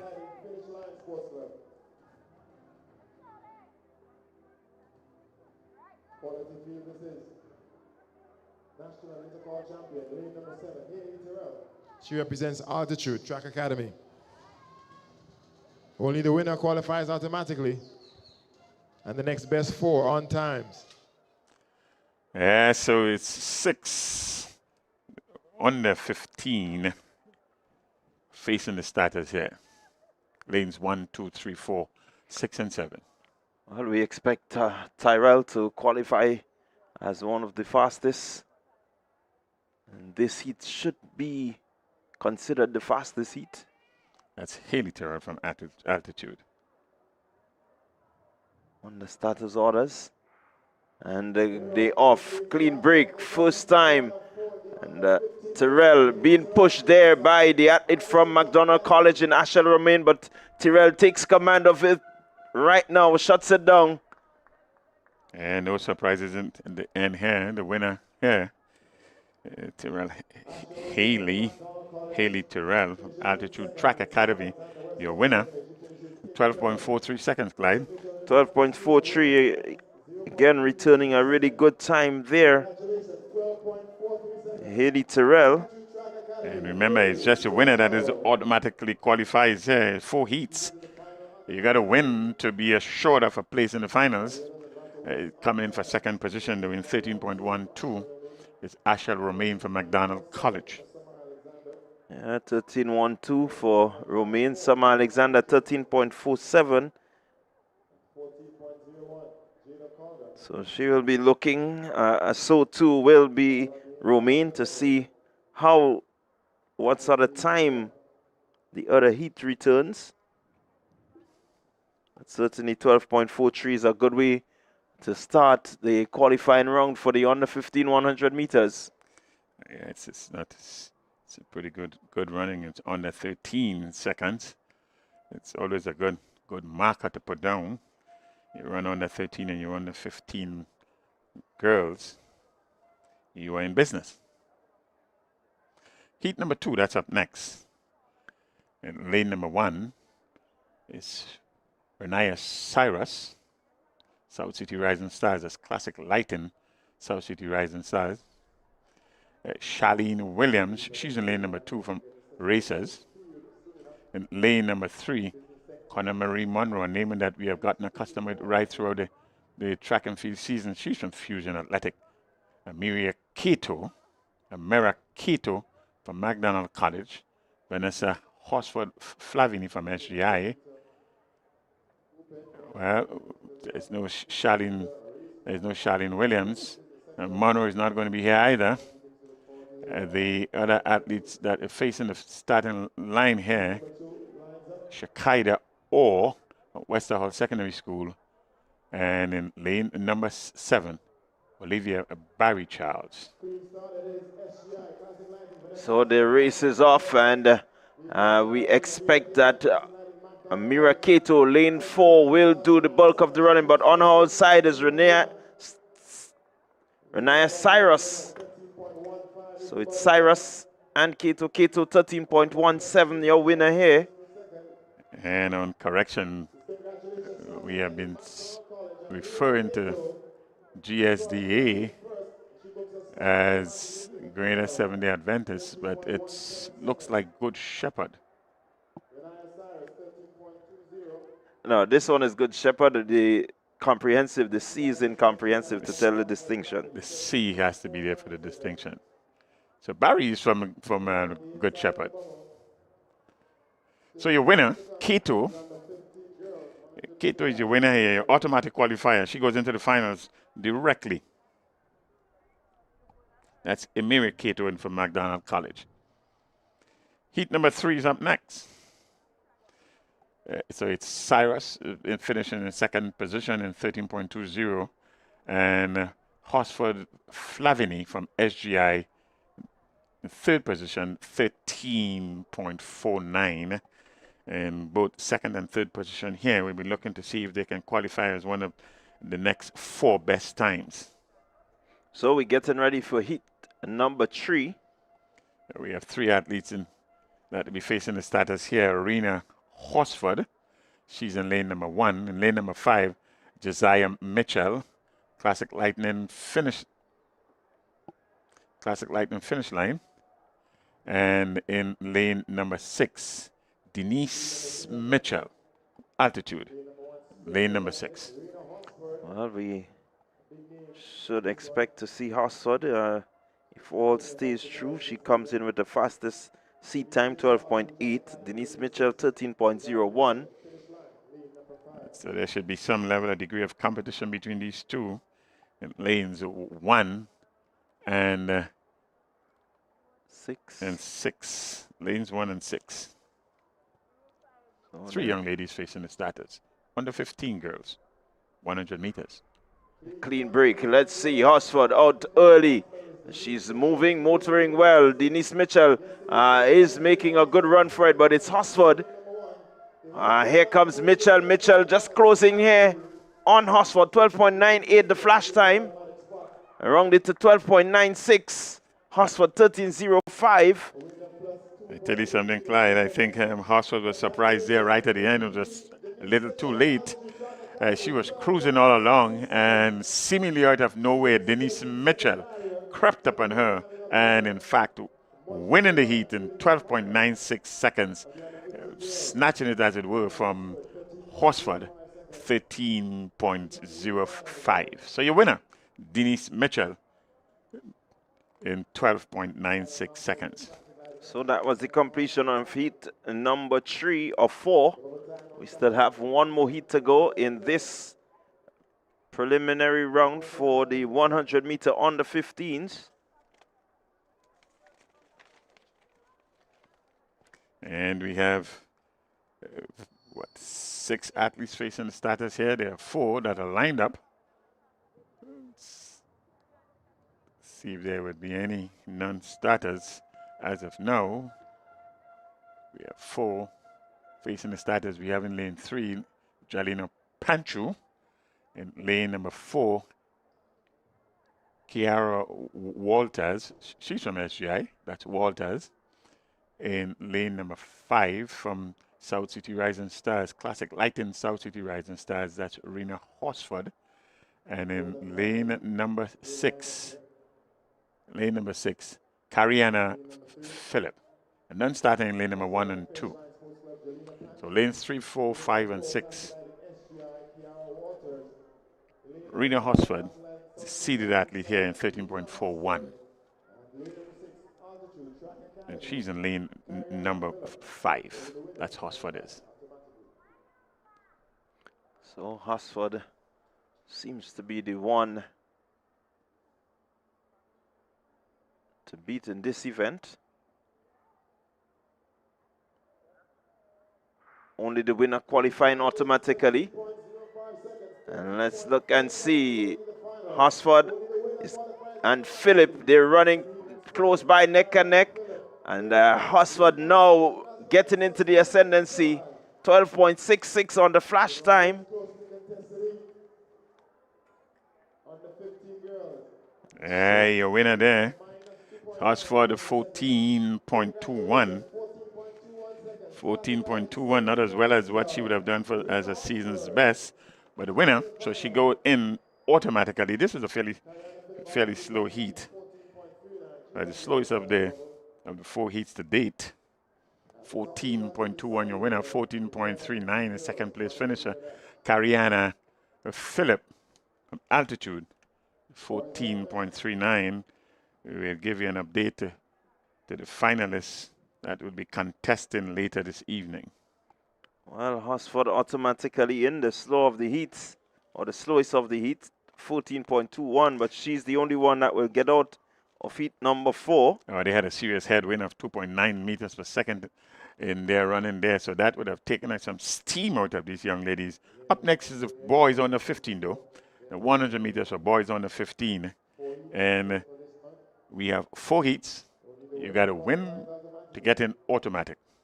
Yeah, 13.05, 13.12, 13.20, and 13.47. So that should be your next 4 competitors. Rena Hosford, 13.05.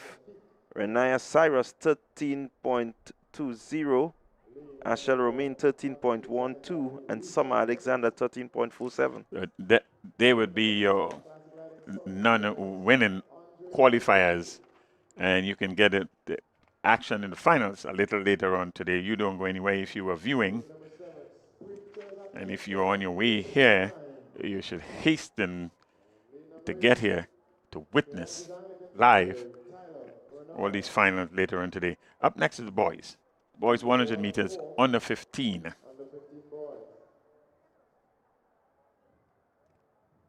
We have some 8 boys that has entered here.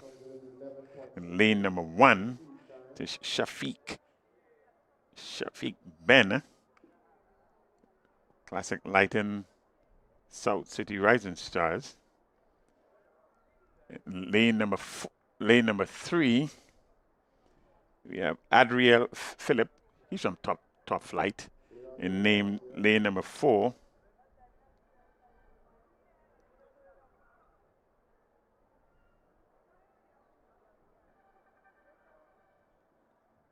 lane number 5 from Classic Lighting, that's Andre Coutain. And they're off, and we have a little bit of a slip here. So they're going to do this again. Yeah, certainly the yellow card should come out just to give him a bit of a warning, although it's a slip. So it's lane number 1. That's Ben. And lane number 3, that's Philip. Lane number 4, yeah, we see here the slip here. Coming out of lane number 8, that's Tyler Bernard from SAS. Bit of a slip in lane number, so that's Tyler Bernard in lane number 8 and 7. It's Aiden Klein. Lane 5, Audrey Coutain. Khalees is in 4. Adria Phillip in 3.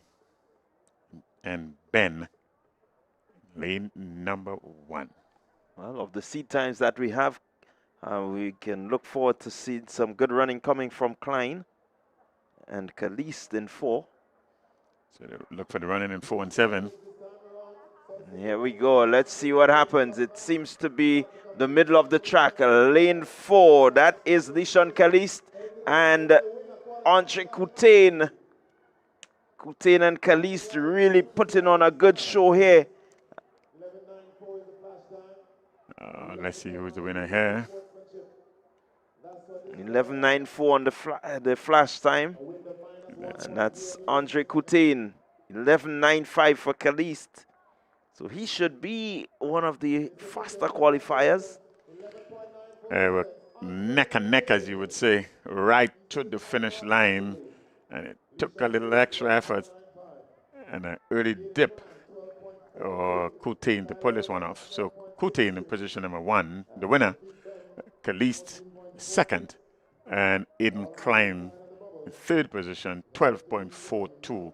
There's only one automatic qualifier, and this would be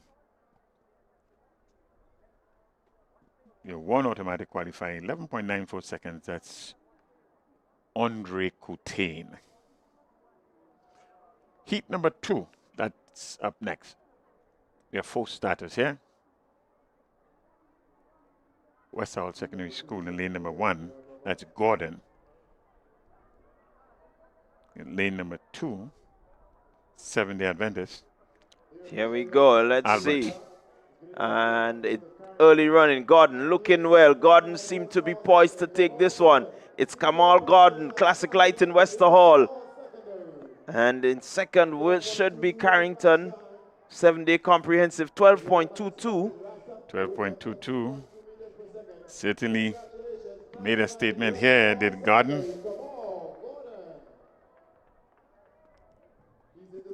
12.22, 12.524. Carrington, 12.52. You will still have to wait to see what happens. Yeah, your automatic qualifier, by virtue of the fact that he would have won this one. That's Gordon. He goes straight into the final. He looked good, though. Expected a better time. And in the initial looks, but it's winning time 12.22, much slower than the heat number 1. Heat number 3, that's up next.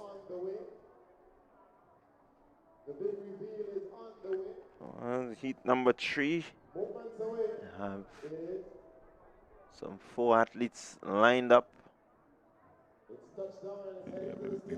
Lane number 2, Tahir Nelson is in lane 2. That's Nelson in 2.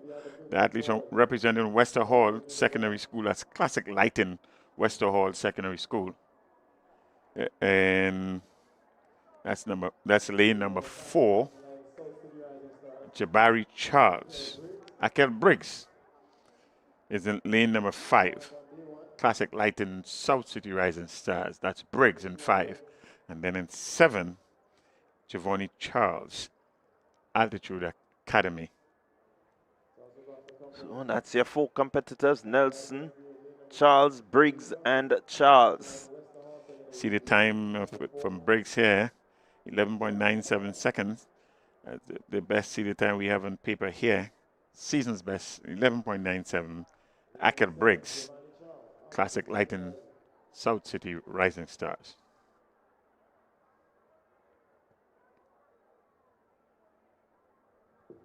It's 2, 3, 2, 4, 5, and 7.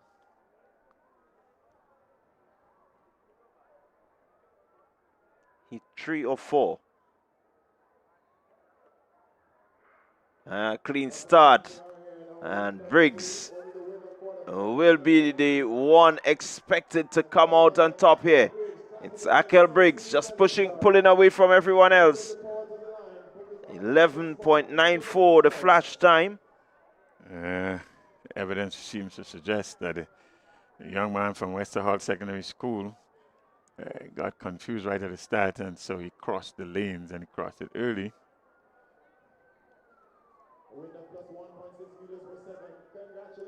So your winner is Akel Briggs, 11.92 seconds. And he would have bettered his season best with a legitimate wind of 1.6 meters per second, 11.92. So he would have achieved one of his objectives in this meet here, 11.92. Good showing time for Akel Briggs here. Second position is Charles, with a 12.34 on the outside looking in. Yeah, good showing there from Giovanni Charles of Altitude. Certainly a good showing so far.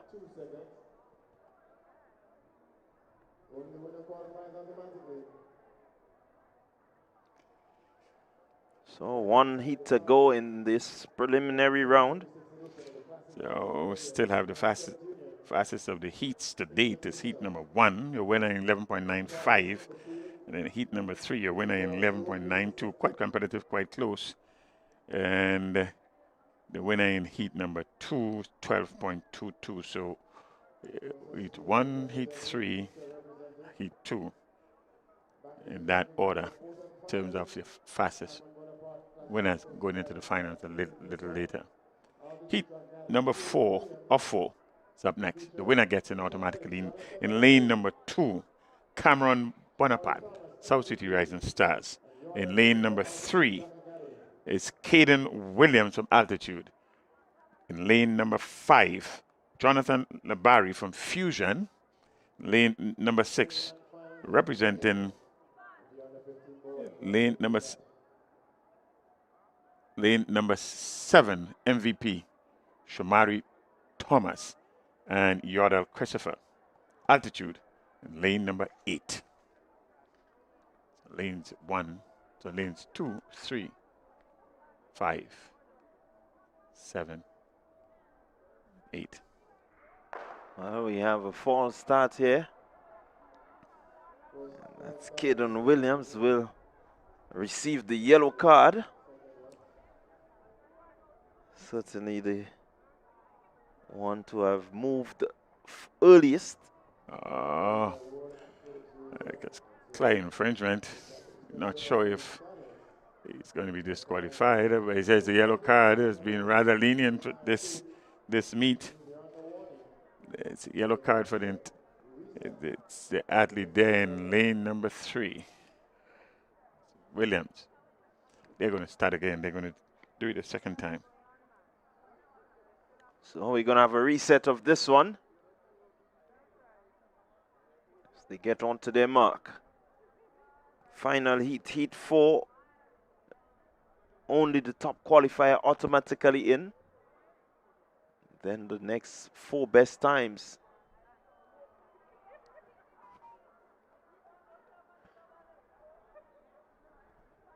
So this time we have another infringement.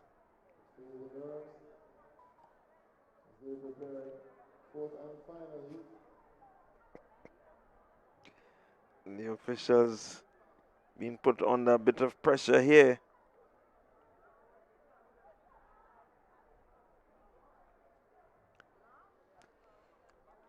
Oh, let's see what's the call here. It's another yellow. It's another yellow. Lane number, well, the entire field is on yellow here. The infringement in lane number 7. The young man is thanking his lucky stars or something somewhere. Sign of the cross. Now they are off. So let's see how they go. On the inside, Cameron Bonaparte is running well, but on the outside, Yordal Christopher is closing quickly. It's going to be close at the end. Certainly will be close between Bonaparte and Christopher. Lanes 2 and lanes 8. Let's see what the official results are. Flash time 12.16 Bonaparte.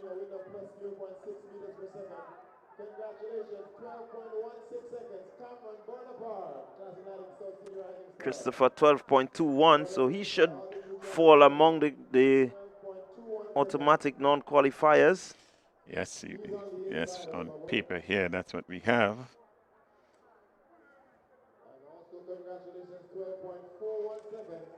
You're gonna get most of your finalists here from heat 1 and heat 4. Your non-automatic qualifiers. Up next, under 17 girls, 100 meters. You have 2 heats. The top 3 finishers each heat. So there are 4 starters here. So one of these young ladies here will not get into the finals. So top 3 finishers automatically qualifies into these finals. In lane number 1, Montisha St. Bernard, Classic Lightning South City Rising Stars, Kevin Joseph, Happy Hill. In lane number 2, in lane number 3, Swan, that's Case Swan, West Hall Secondary School. There we go. And let's see, early running. It seems to be Classic Lighting finish line. It will be Swan. She's really pushed there by Kevon Joseph of the Classic Lighting West Hall Secondary School, but Kaya Swan, 13 seconds flat. The top 3 get in. So automatic. Only 4 starters here. So you have 4th on the outside looking in. That's Tarina Alexander. South City Rising Stars. Classic Lighting. Classic Lighting South City Rising Stars. 14.84 seconds. And it's on the outside looking in. So good run there by Kyle Swan, 13 seconds flat. And so should be Swan, Joseph, St. Bernard automatically. Alexander will have a wait. She certainly does. It's heat number 2 of 2. Lane number 2. Lane number 2, Brianna Oliver. In lane number 2. In lane number 1, Sarah Sandy. In lane number 3, Jayla Marast. In lane number 4, Sierra Dominic. Lane number 4. In lane number 5, Janaya Telesford. That's Telesford in 5. In 6, Williams.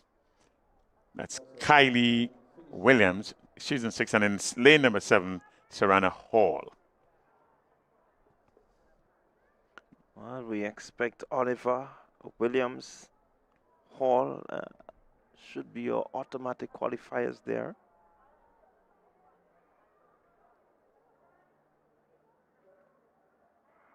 Here we go.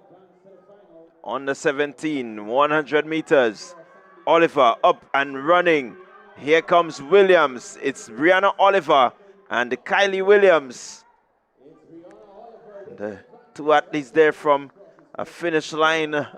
We'll have a wait to see who gets in. 12.27, Brianna Oliver. Well, the top 3 gets in. So Sandy is in automatically. So Serena Hall will be on the outside looking in. Finish line 12.92. Well, I think this heat will have the automatic qualifiers. And 13.29. 12.92 and 13.29. That should give you your 2 fastest losers. That's the girls. 100 meters on the 17. Up next are the boys. 100 meters on the 17 boys. There are 3 heats in this one. Top 2 automatic qualifiers with your next 2 best times. Seems to have just 2 athletes here facing the starters. Or 3, there's a third one. So 3 athletes facing the starters. Caleb Campbell, he's in lane number 2. Lane number 4, Mitchell Phillip. In lane number 7, Daquan Finley representing SAS. He's in 7. Mitchell, altitude, and velocity Campbell in lane number 2. Yeah, so Philip Mitchell, your Intercol 100-meter champion. He will be the odds-on favorite here. Yes, by a long way.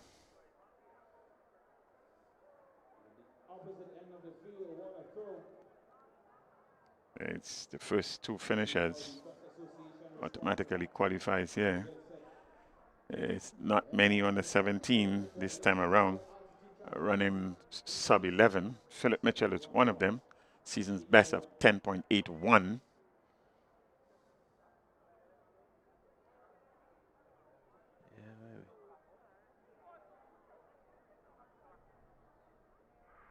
We'll expect Mitchell to get close to that time as he's up into his running. And here he goes, Philip Mitchell, as he moves down the track. Power in there. Certainly a quick one from Philip Mitchell. He seems to be testing the legs because he did not really ease up. He would have run pretty much right through. It's a good testing of himself. With 10.85, the speed seems to suggest it was just around there, but with wind reading of 3.5 meters per second, we're not going to record anything in the record book, but good time, 10.85. We need it, but 10.85. Philip Mitchell, your winner. The top 2 qualifies. So we're getting ready for heat 2. heat number 2. There are 3 heats. The top 2 getting automatically in lane number 2 is Anthony Phillip from Fusion, season's best of 11.19. Javed Noel, he's in lane number 3, representing MVP with a season's best of 11.7. Bascom, that's Raylan Bascom, in lane number 4. Dante Oliver, altitude, lane number 5. Can expect Dante Oliver to be right among the early finishers there and automatic qualifiers based on form. Lane number 6 is Jaden Andrew. So it's 2, 3, 4, 5, and 6 are the occupied lanes and entrance that we are having in this second heat. Well, this heat will be a very competitive heat. Certainly some big names in here. Dante Oliver, Relani Bascom, Javid Noel, Anthony Phillip. Yeah, they have been at it all year. Many of the mini meets, nationals, intercall, young men have been competing against each other. It's not a competition. Let's see who comes out on top. The rivalry is always there, irrespective of the meet. Clean break. Let's see. Early running. It's still even Steven here. Just about 40 meters in. Relani Bascom looking to take the lead. Here comes Dante Oliver. Oliver is going to cross the line. He's followed there by Bascom. Javid Noel also in there. So it's pretty tight one. 11.22 for Oliver. Bascom 11.35. 11.44. 11.46. Well, as you predicted, Clive, it was very close. The first 4 finishers, 11.22 to 11.46, all close. Wind reading of 2.9 meters per second. So they had a bit of an assistance in this heat, but we expected Oliver to be among the top 2 finishers, and he was.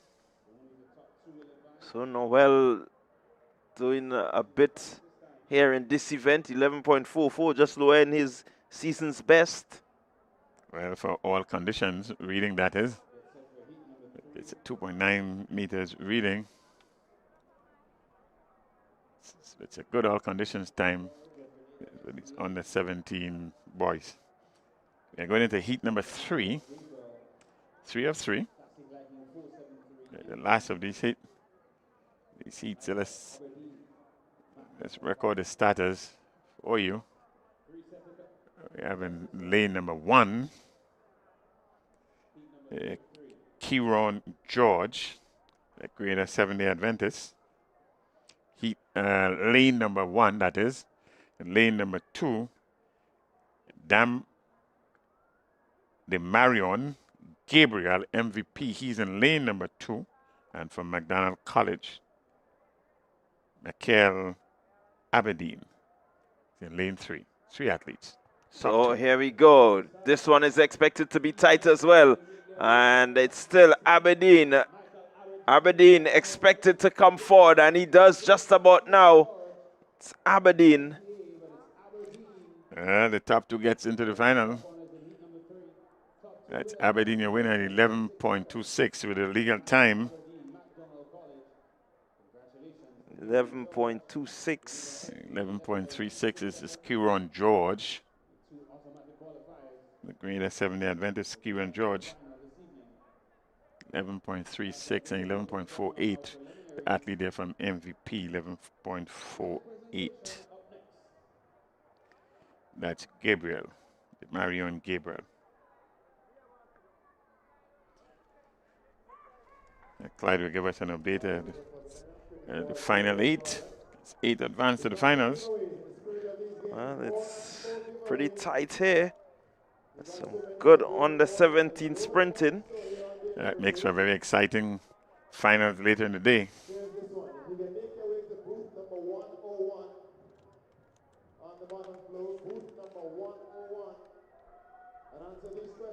And up next, it's very interesting, one of the specialty events. We have been graced with the first specialty events shortly. But let's see if we are going to take a break for a medal ceremony before we get into these special events. Well, if you look at the screen, we do see that there is some action around the throwing area. So just maybe seeing an event there that will suggest the cricket ball throw. Where you can find Classic Lighting Caribbean here in the Spice. You can also win yourself one of these giveaways. So answer any one of those two questions, visit booth number 101 on the downstairs and win yourself one of those giveaways.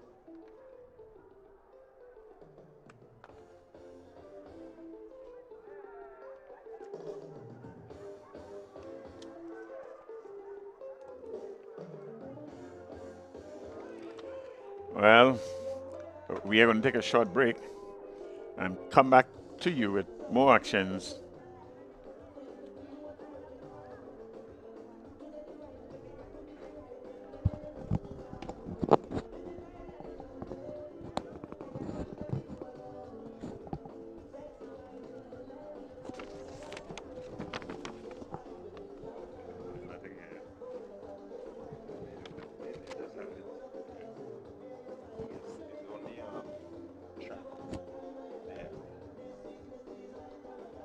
So they're going to have their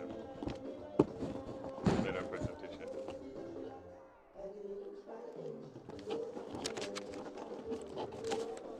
Let's tell for your boy they drop the ball in this.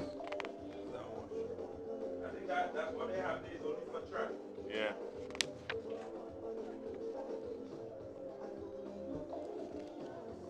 I'm going to ask the lady what they have, what if she has anything, the feeling that's going on there.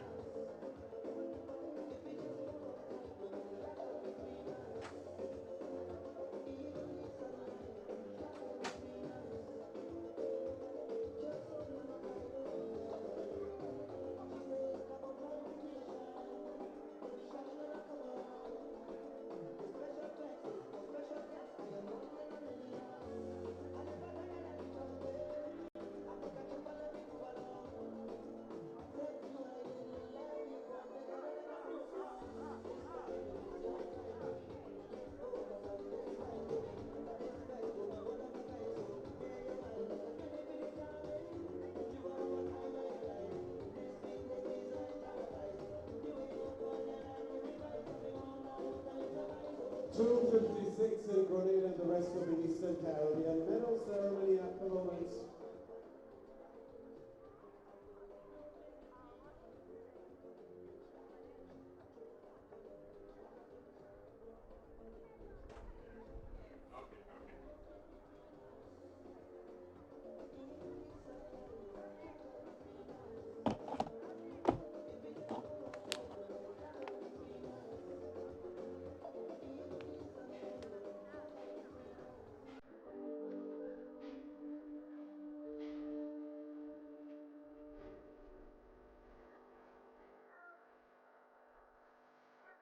Ladies and gentlemen, please welcome Mr. Philip Twine, General Manager of the Communal Cooperative Credit Union Limited.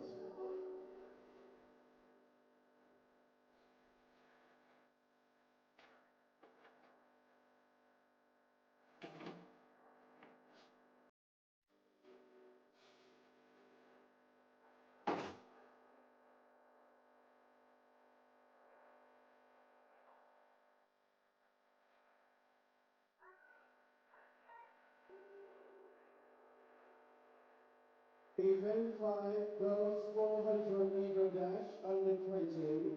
Bronze medalist Kamaya Alexander, Altitude Track Academy. 1 minute 02.05 seconds.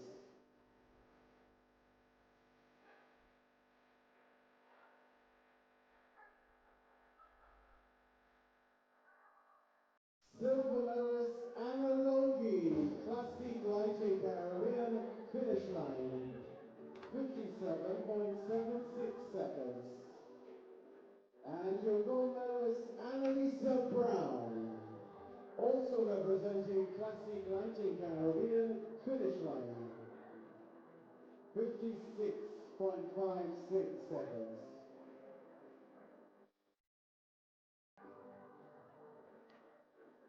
Event 8, men's 400-meter lash senior, presenting your bronze medalist, Junior Alexander, altitude track academy.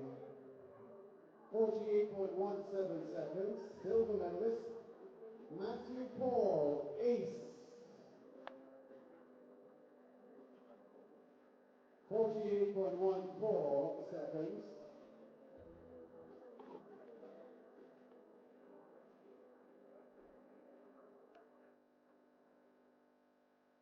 And your gold medalist, Michael Francois, ace. 45.69 seconds.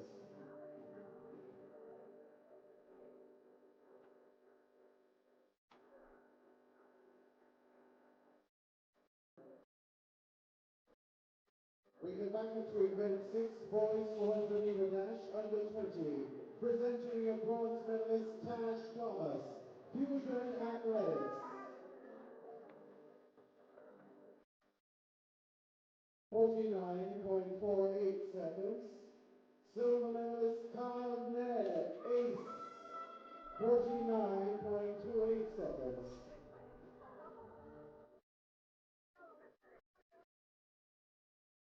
And your gold medalist in this event, Darryl Daniel, Altitude Track Academy, 46.86 seconds.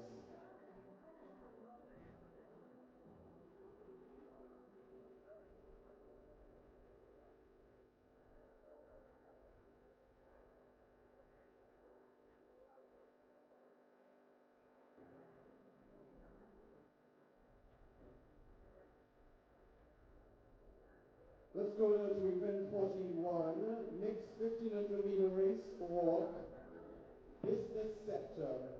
Presenting your bronze medalist, Jeremiah Lyons, Hubbard. 20 minutes, 28.05, 28 seconds. 20 minutes. Now we can go to silver medalist, Marcus Charles, Bus Association.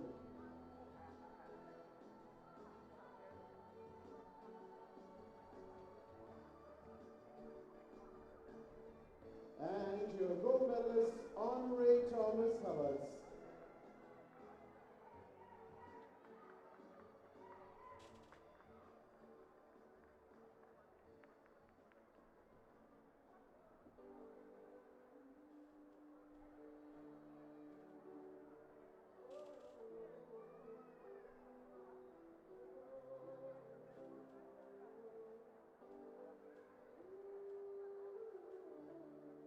Event 51, boys 4x100-meter relay under 20, presenting your bronze medalist, the St. George's Institute.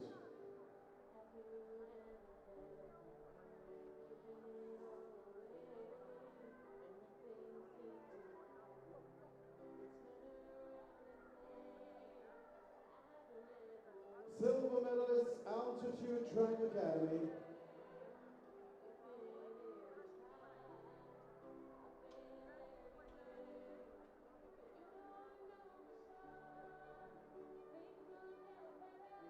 And your gold medalist, ace, 41.72 seconds.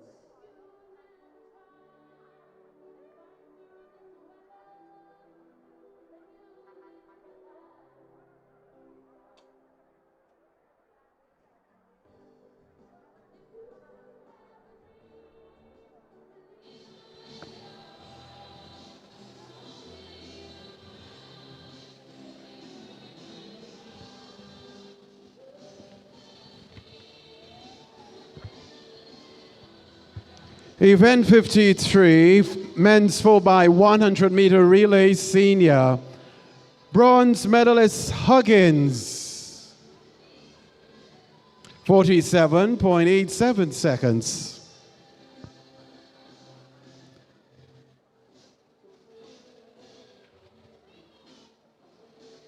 Silver medalist, Classique Lighting Caribbean, South City Rising Stars. 43.51 seconds.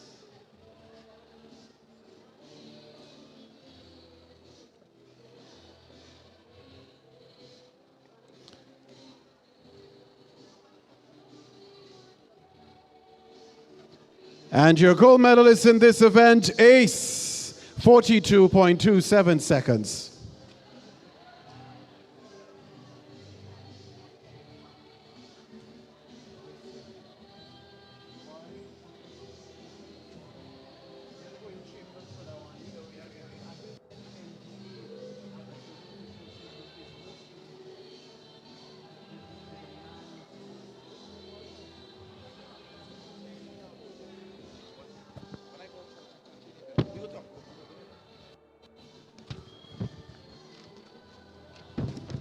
Event 54, mixed 4x100 meter relay, cooperate. Presenting your bronze medalist, Digicel Grenada. 57.20 seconds.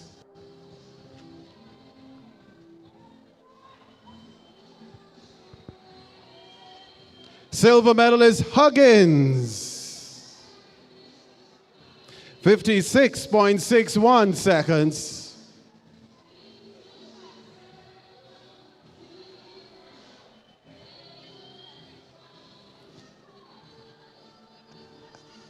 And your gold medalist in this event, Jet Setter Sports Club, 52.52 seconds.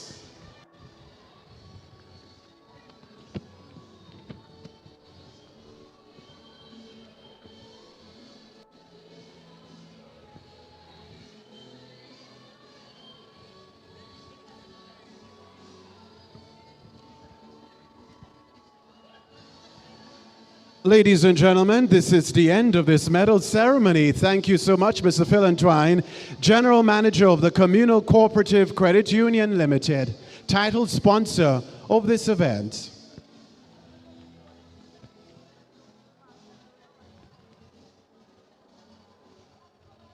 Grenada, this one is powered by Greatness.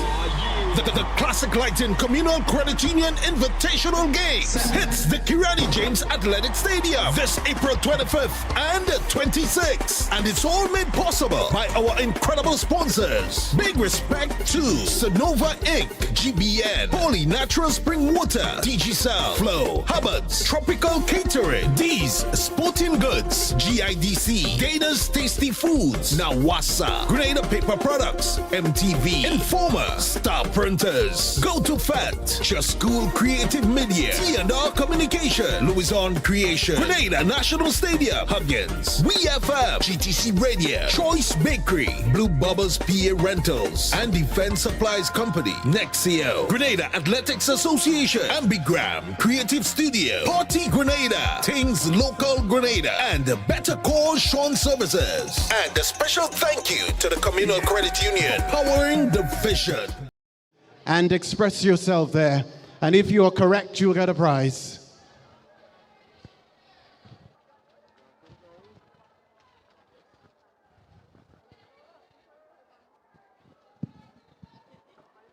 So congratulations to all of our medalists. And congratulations to our future winners. And those of you heading to booth 101. Ladies and gentlemen, if you turn your attention to our main screen, the Classic Lighting Caribbean family has a special presentation just for you.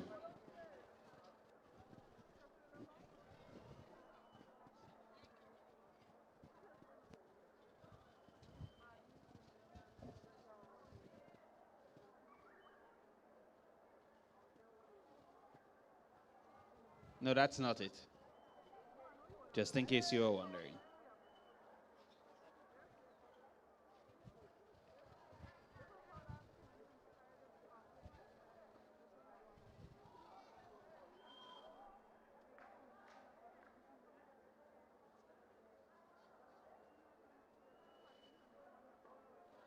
So as we await our presentation, the cricket ball throw still in action. We turn our attention back to our main screen. Highlights of the Classic Lighting Caribbean sponsored secondary schools competition. At the GAPS Intercall Games, Classic Lighting sponsors the March Pass competition. We've got some highlights just for you.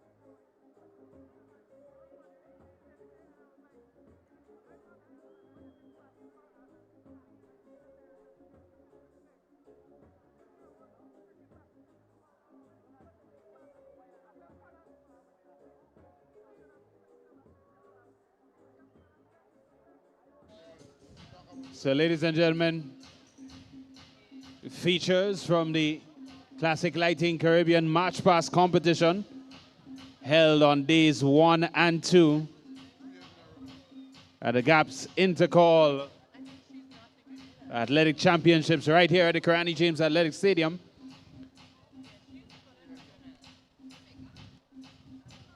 Highlights from the 2026 edition. That was year number 2 for the competition. Currently on screen, Boca Secondary. 3-time winners, back-to-back winners of the Peter Phillip Drum Co competition. They've yet to capture a March Pass title, They gave a strong account of themselves here in the 2026 Classic Lighting Caribbean March Pass competition. Of course, the footage brought to you by TNR Communications, one of the sponsors of today's games.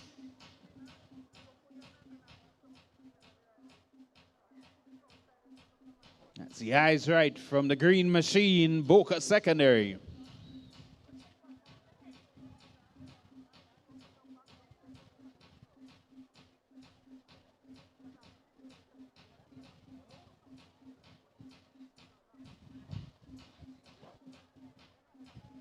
So the teams in competition not allowed to do a display.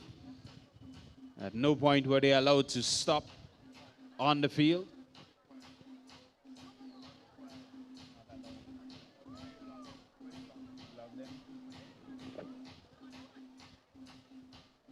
Judged for their uniformity, discipline, and of course, the highly anticipated eyes right.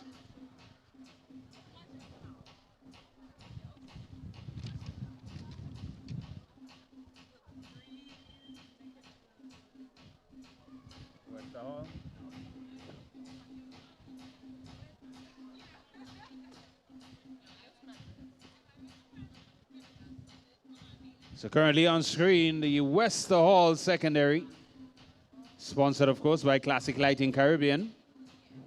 You've seen them in competition over the 2 days of the Invitational. They were represented in the March Pass competition.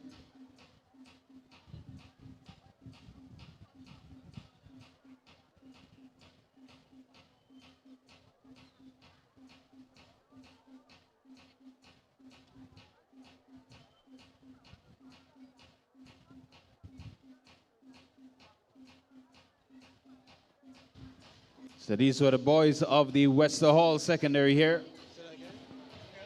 Safety officers. That's funny.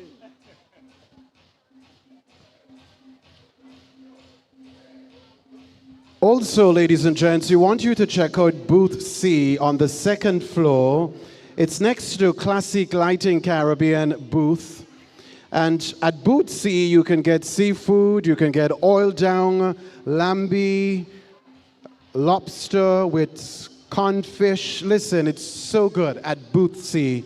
Also available there for sale, fish wrap, roti, chicken. Listen, Booth C, make a stop at Booth C and have something to eat on the 2nd and final day of Classic Lighting Caribbean Communal Credit Union Invitational 2026.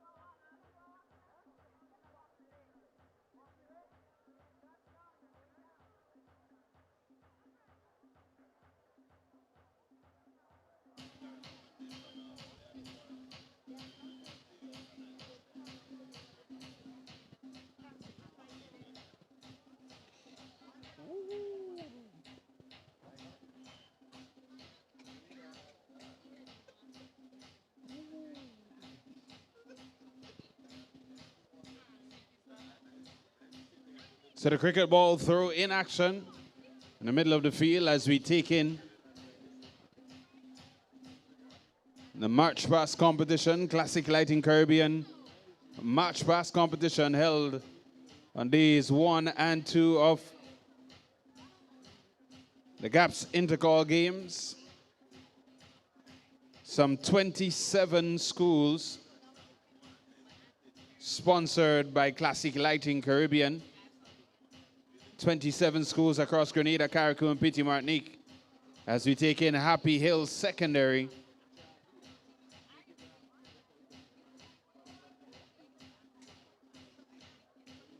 With their eyes right. The Classique Lighting Happy Hill Secondary.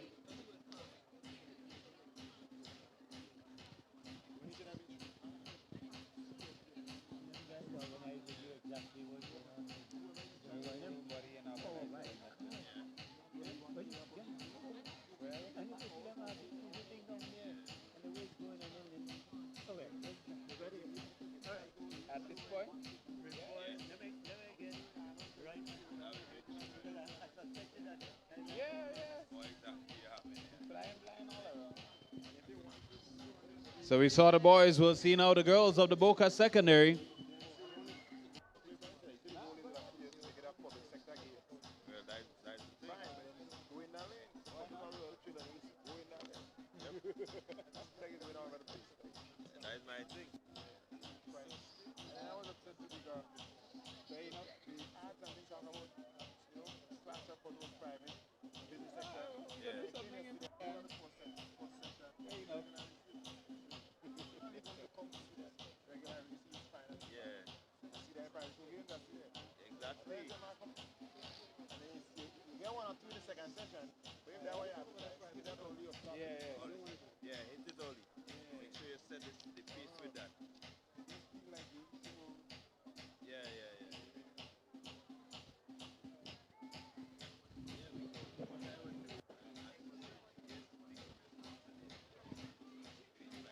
So the Boca Secondary School on display on the main screen.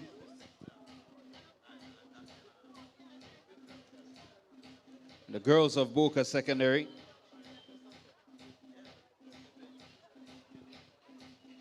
Rebranded their uniforms back to the classic green, black, and white. Reclaiming the title of the Green Machine.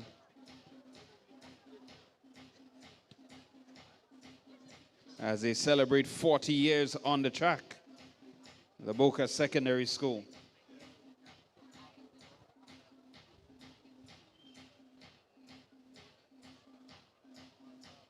So action continues in the field. Cricket ball throw out in the middle. We continue to take in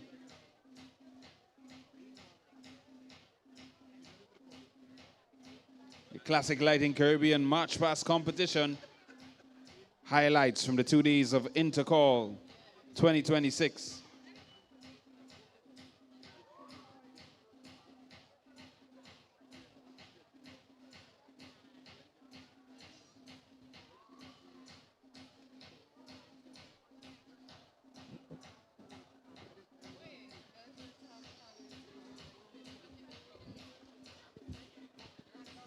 We head up to Crown City MacDonald College.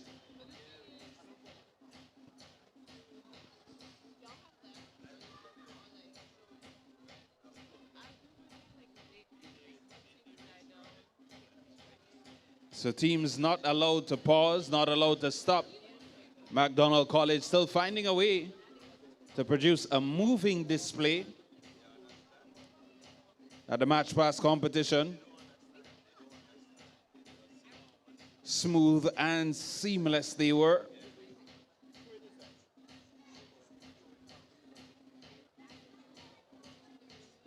An arrow piercing into the hearts of the viewers.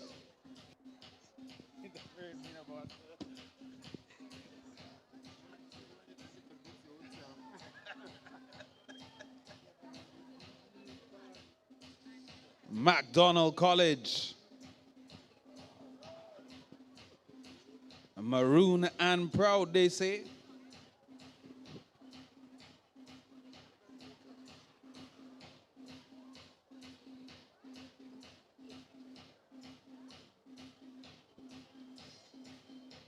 Producing their display. The eyes right. And the Classic Lighting Caribbean March Past competition. The girls' competition held on day number 2 of the GAPS Intercall.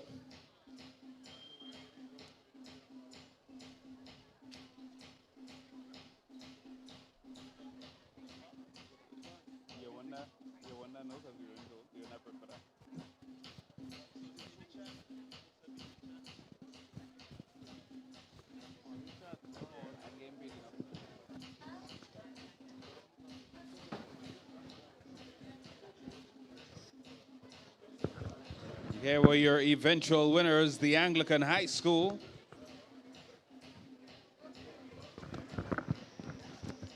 Winners in the girls division.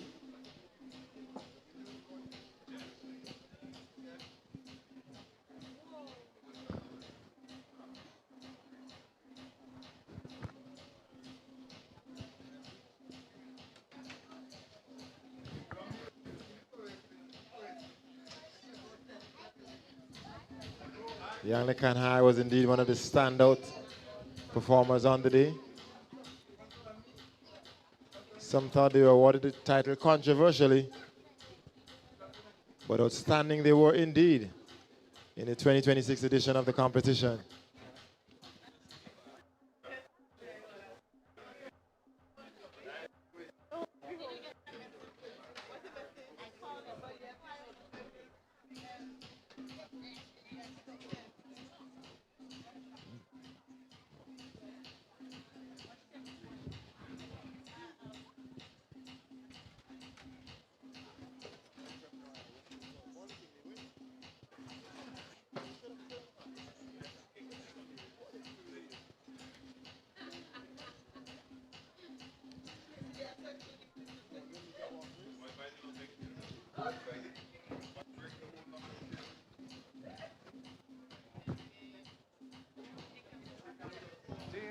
So winners of the Classic Lighting Caribbean March Past competition in the girls division, the Anglican High School.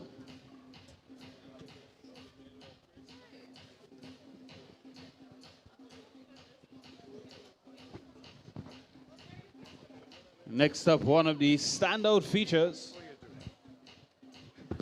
This one made quite the splash, both at the event and for days after.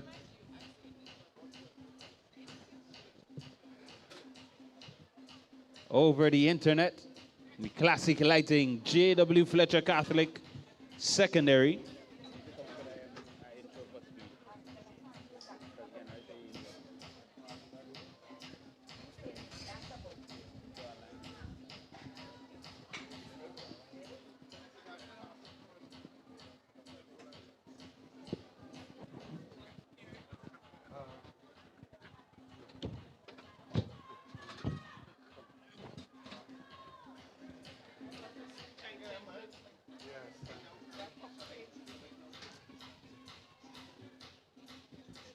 We love the creativity and the novelty from the girls of the J.W. Fletcher Catholic Secondary. A breath of fresh air they were in this year's competition. But I wouldn't finish at all. The Jokers. Good one, though. Good one.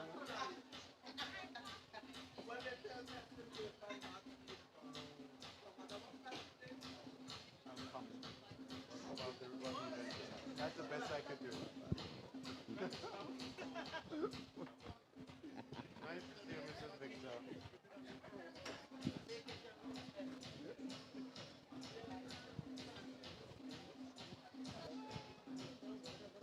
Yeah?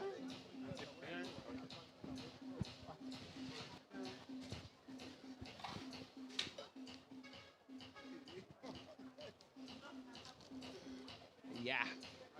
Yeah. So the J.W. Fletcher. The J.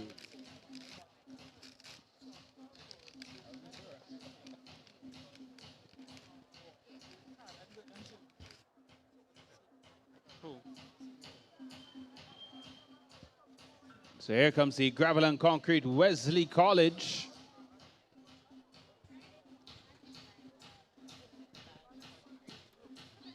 We love to see the boys and girls of the Wesley College as they prepare to celebrate 50 in October of this year. They'll be celebrating 50 years as an institution, the Wesley College.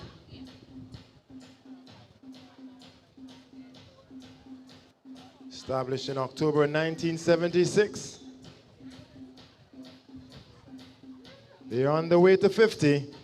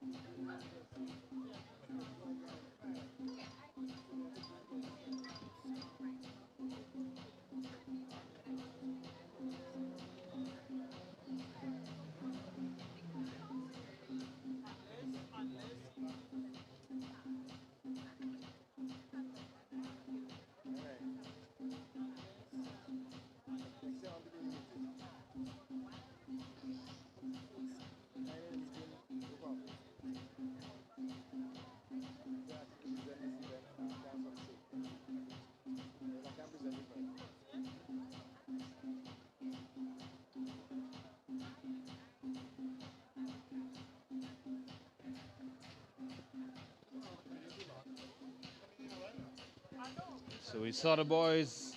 The girls are up now. Classic Lighting, Wester Hall Secondary.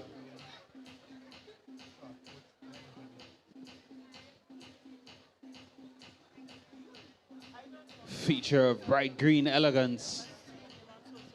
Wester Hall Secondary.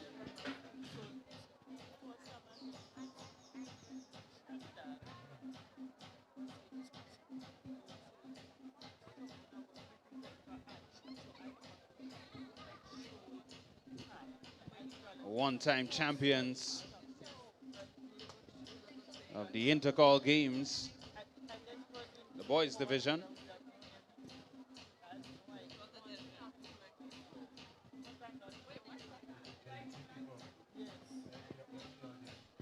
They're still chasing their first Classic Lighting Caribbean March Past crown. But if the girls are anything to go by, they'll be inching closer to that title come 2027.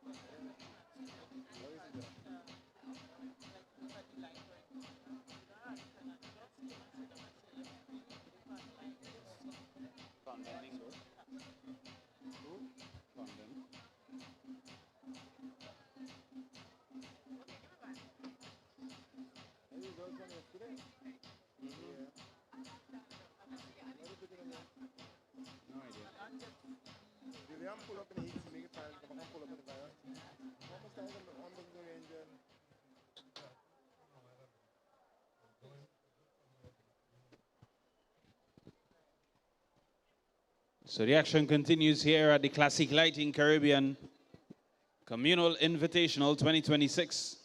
Still out in the middle of the field with the cricket ball throw. Police Sports Club. The Grenada Bus Association.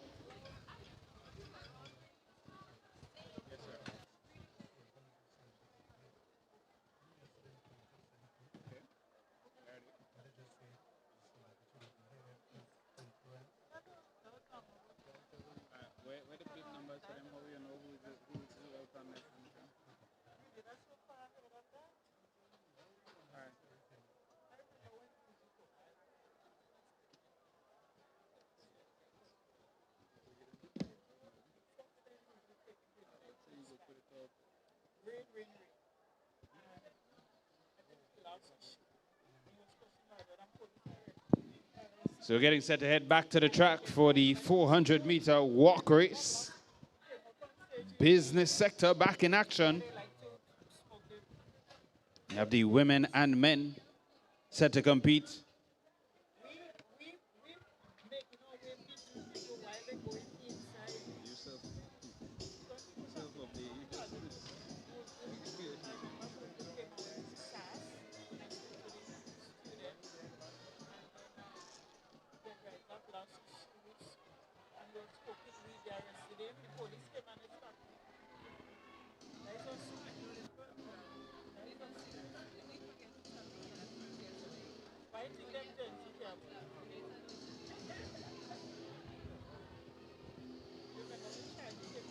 So Jet Setters is there.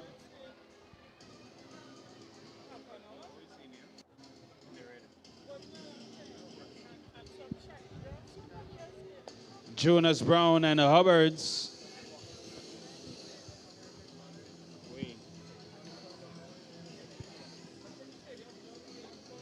The 1500-meter walk race champion, Henry Thomas. Jonas Brown and Hubbards, he's in the mix. All right, well, we are back here at the Sir Kirani James Athletic Stadium with more action on the track for you in the Classic Lighting Communal Credit Union Invitational 2026. And another special feature for you is the race walk, the 400-meter race walk. It will be a keenly contested event. The competitors, let's hope that they can walk and not run.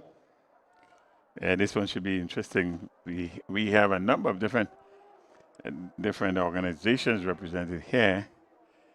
Jet Setters, Prisons, Hubbards, the Bus Association, Communal Credit Union. So we should get that competition or this competition going shortly. It's race walk. On the menu, 400 meters, 1 lap around the track, no running. So the judges should be set up at some strategic points to ensure that walking actually takes place. That is, 2 feet are not off the ground at the same time. If the race walking rules followed strictly. Well, the winner of the 1500 race walk, Henry Thomas, he's in this one. And you can see him right there. He's standing just around the region of lane 5. Yeah, Hubbard's athlete here. Have a point to prove. He did it once. And the proving point is that he can do it again. It's good to have you back in this second portion of day number 2 of the Classique Lighting Communal Cooperative Invitational 2026. Well, they have gotten to the line in a manner that suggests that they're going to walk and walk rather quickly.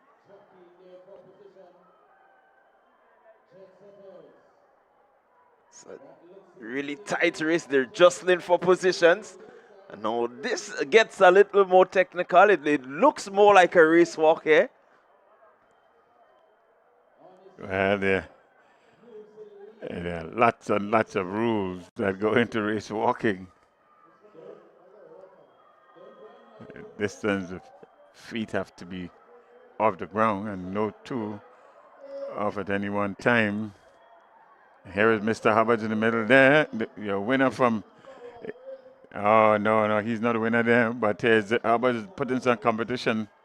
Another competitor here.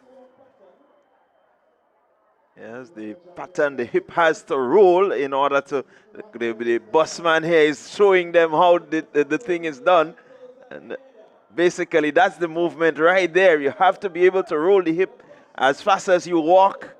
And it does take a bit of coordinating, but he seems to have it locked right there. That's your leader. Yeah, Hubbard seems to be semi-jogging, doesn't he?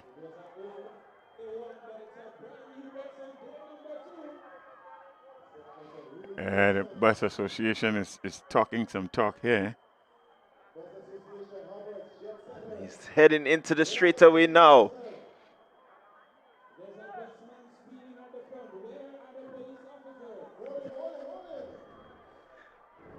So it's the bus association.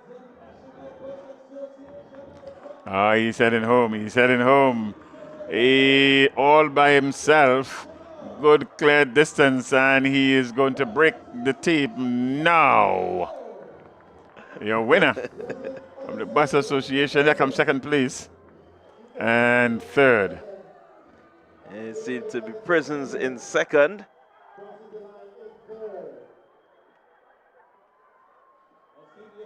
Certainly a keenly contested event. We're going to bring you the official results as we have them.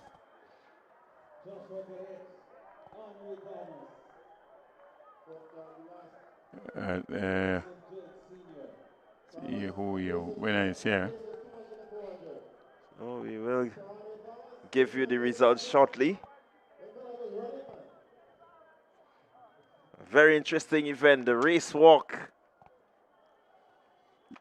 Turned to be quite competitive, especially positions 2, 3, 4, and 5.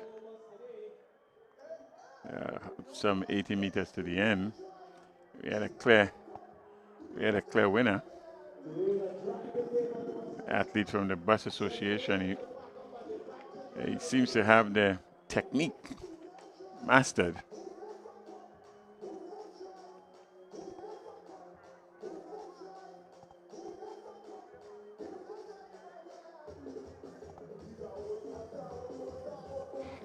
So we await the results.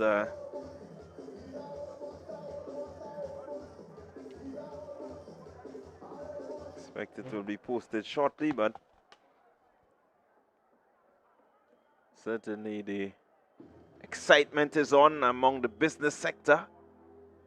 As the females, they're gonna get themselves ready for their 400-meter event.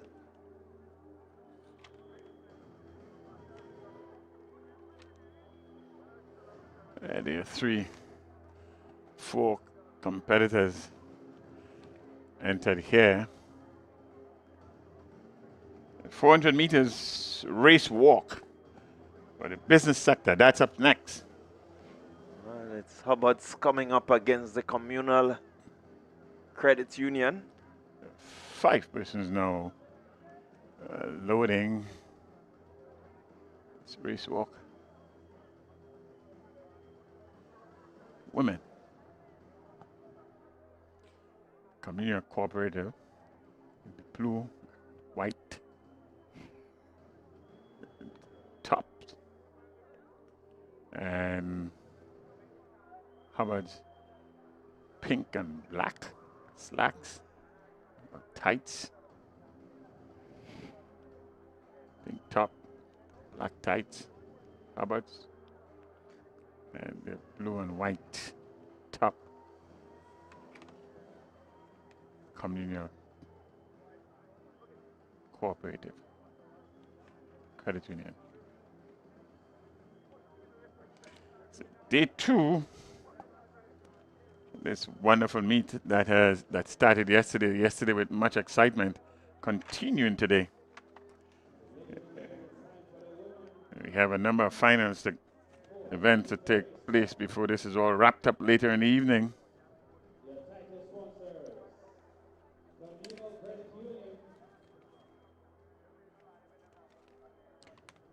So it's the race walk business sector women.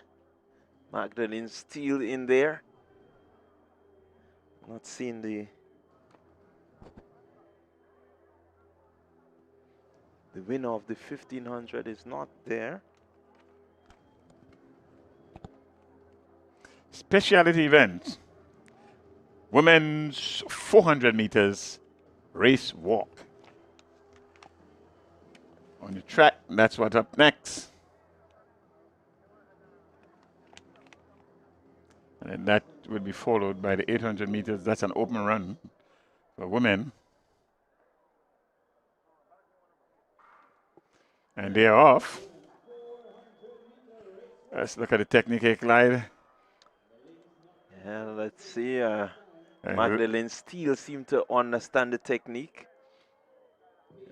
Rolling the hips as you go along in the walk-in. The athlete there from Hubbard seemed to have the technique thereabout. Simulating a walk in the park. It's two athletes up front, Hubbard's and the Credit Union. And there's a 10-meter gap between third place, or the one athlete chasing the leading pack of two. And then there's another 5 meters. The next two athletes picking up the rear. They are just about 180 meters complete. They're heading towards the 200-meter mark. It's a walk race, but it still calls for fitness and a bit of technique.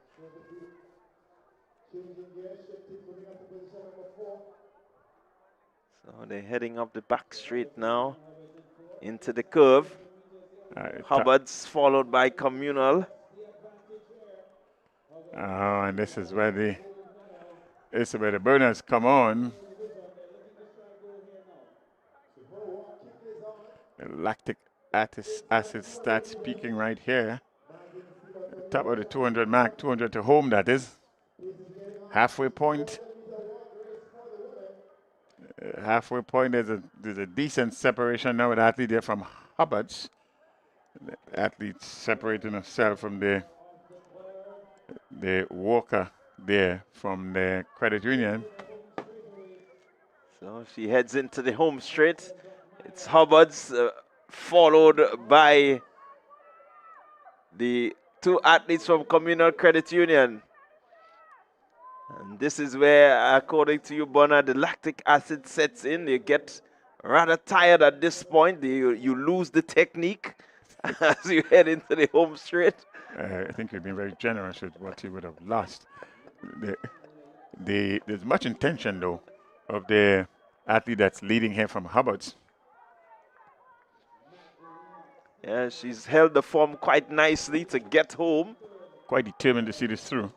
And across the finish line, it's your winner from Hubbard's.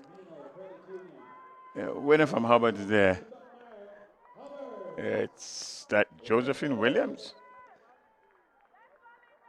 I do believe it will be. Second and third position from the Communal Cooperative.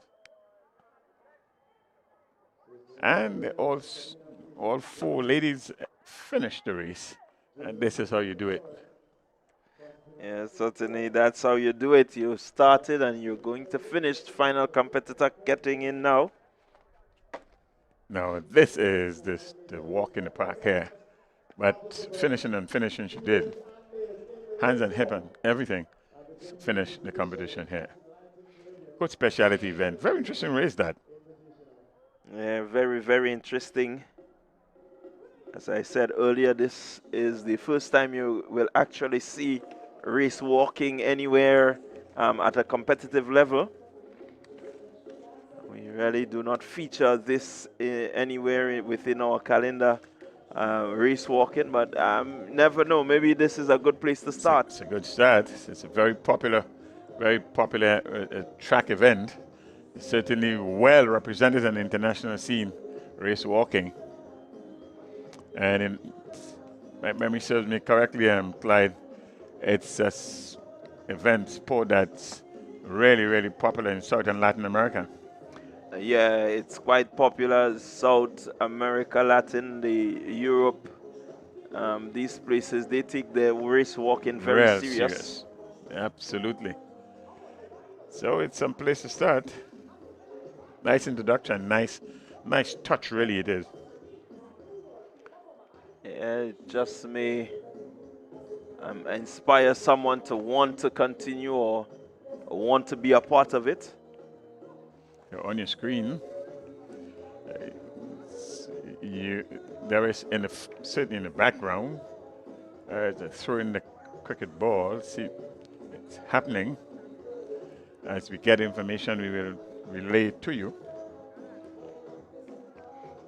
Well, we do not have any hurdles event on our schedule, but I'm seeing the hurdles in the foreground, and I can imagine that this will be an event where I know we expect a special guest to be here, and so I presume might very well be the surprise package, or part of the surprise package right here. And as was pointed out earlier, there is one of the huddles in the 3 huddles that's lined up here. One of the 3 is of the shorter kind, favoring design for women as different from the taller huddles or the higher huddles, placed at a greater height for the men. These uncertainties will be corrected shortly. But listed here on the track, the women's 800 meters, and that should get going not too long from now.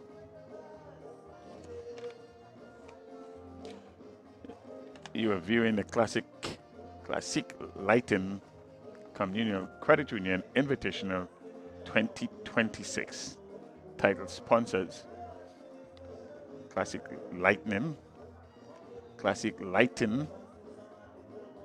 I keep saying lightning, it's lighting. Classique Lighting and the Communal Cooperative Credit Union.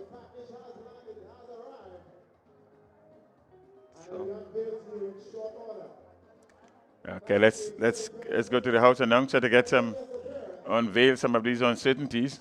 Up next.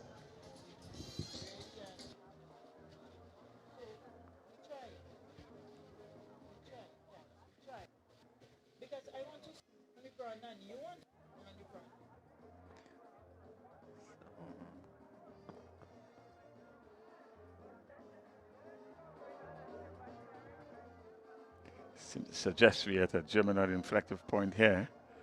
As soon as we switch to the house announcer, we switch off. Yeah, well, there seems to be some preparation for a special activity, as I said. And any time from now, we will expect to see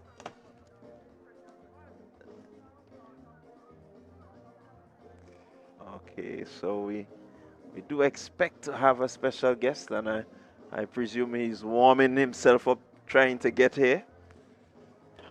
And I'm saying I'm still not sure. Yeah, so we are in a holding pattern. Maybe it's a good time, Clyde, to take a short break and come back with when we have some action, one way or the other, on the track. So we will take that short break and we'll get back to you. Grenada, this one is powered by Greatness. The Classic Lighting Communal Credit Union Invitational Games hits the Kirani James Athletic Stadium this April 25th and 26th. And it's all made possible by our incredible sponsors. Big respect to Sonova Inc., GBN, Holy Natural Spring Water, DigiCell, Flow, Hubbard's, Tropical Catering, D's Sporting Goods, GIDC, Gators Tasty Foods, Nawasa, Grenada Grenada Paper Products, MTV, Informer, Star Printers, Go to Fat, Just School Creative Media, T&R Communication, Louison Creation, Grenada National Stadium, Huggins, WeFM, GTC Radio, Choice Bakery, Blue Bubbles PA Rentals, and Defense Supplies Company, Nexio, Grenada Athletics Association, Ambigram, Creative Studio, Party Grenada, Things Local Grenada, and Better Call Sean Services. And a special thank you to the Communal Credit Union, powering the vision.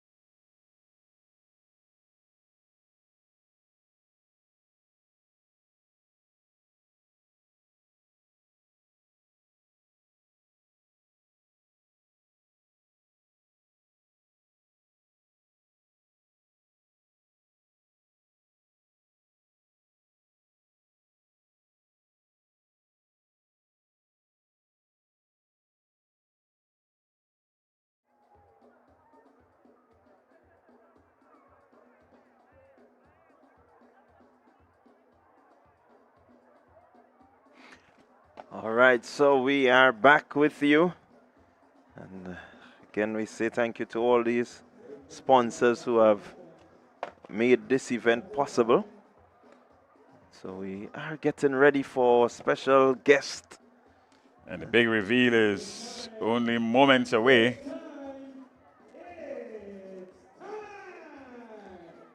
And the special guest here, let's go to our house announcer.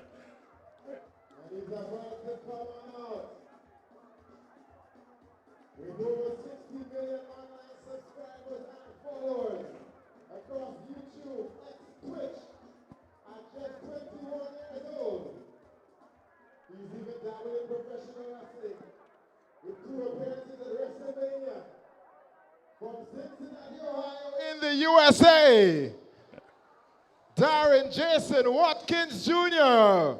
Classic Lighting, welcome to I Show Speed.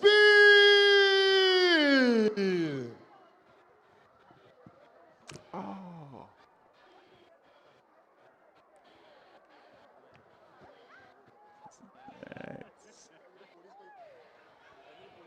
You hear, you would have heard just now, special guest, special visitor, the I Show Speed, very well known influencer worldwide. He has taken on the very best. Let's see what his competition is like today.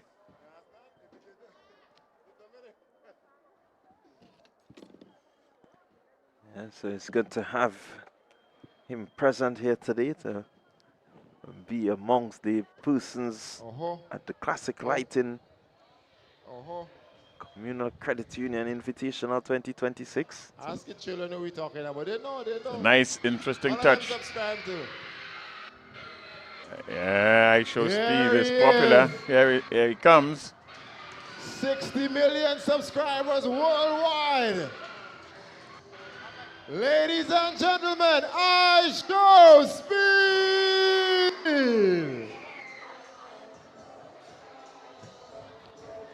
Let's get a Classic Lighting Caribbean welcome.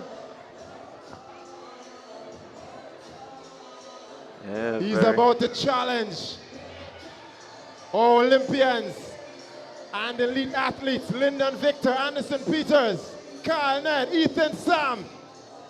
He wants a piece of this action. Yeah, there he is on your screen. You have 60 million viewers. You are famous. Yes, certainly he is famous. He has really challenged a lot of the athletes who can run. You've seen him at the football arenas. He's been at the athletic stadiums. Certainly challenging himself in terms of having speed across different formats, different sporting events.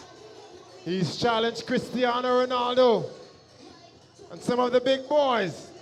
And here he is now to take on Lyndon Victor, our Olympian, and Carl Ned in a 60-meter hurdles. Here we go, here we go, here we go, here we go. It's I Show Speed versus Team Grenada. Seen him challenge a number of the NFL stars. Oh, very much so. Very much so. Anybody supporting our homeboys? Any Grenadians in the building?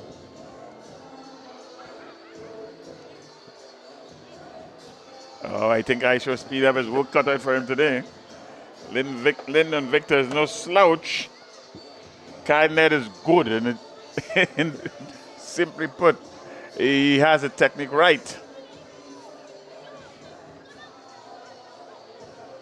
And 60 million viewers will get a peeking of what the Spice Isles has to offer in terms of track and field.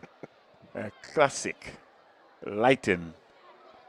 He's got some challenges to do. I know many of the young athletes who are participating in these games would love to get a picture next to him. You take on Anderson 60 million views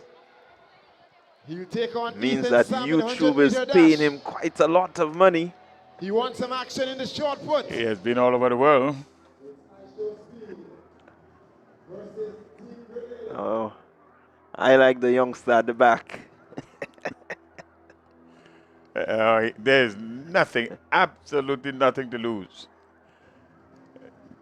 The showing that you get, just being in competition with this superstar influencer here,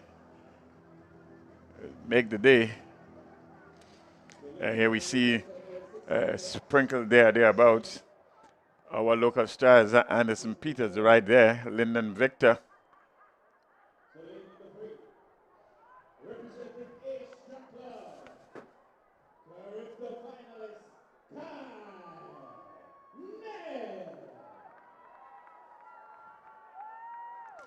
Got Ned, vest number 13.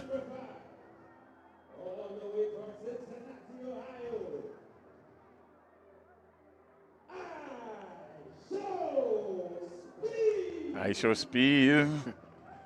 Introduced as coming from Cincinnati. challenging Kylned and Lyndon Victor.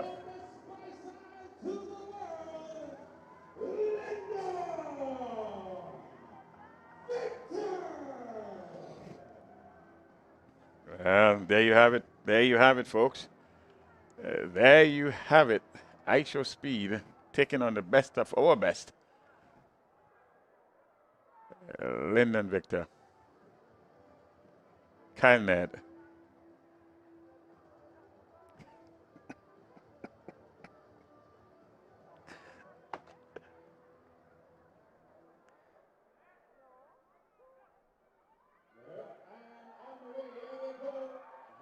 And the race is on. And the race is on. Victor showing him how it's done. Pretty easy run there for Victor. Now you have to know the technique and understand the technique. So I'm looking forward to see all three of them in action shortly.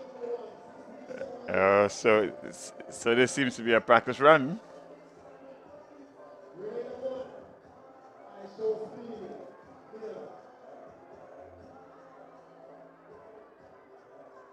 It's all happening here at the Classique Lighting Communal Credit Union Invitational 2026 specialty event. Superstar guest appearance here. ISO Speed.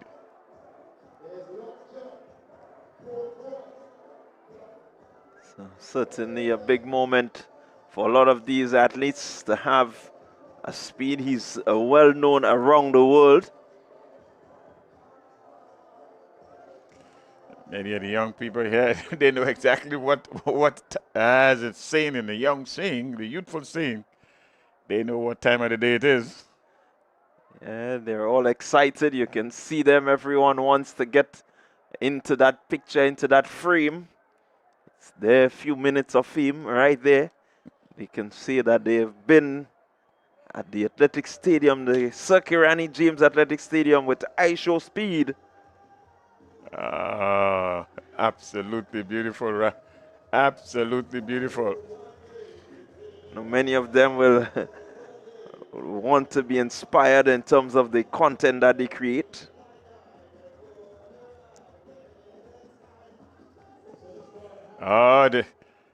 The shot put, there's going to be a shot put contest now. ISO Speed contesting. Lyndon Victor.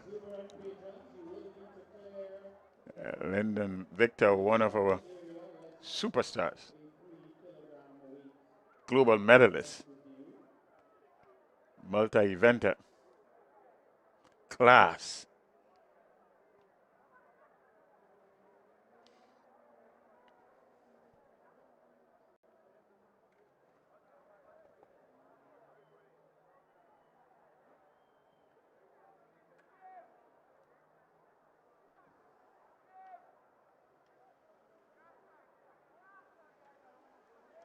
Victor is going to throw first.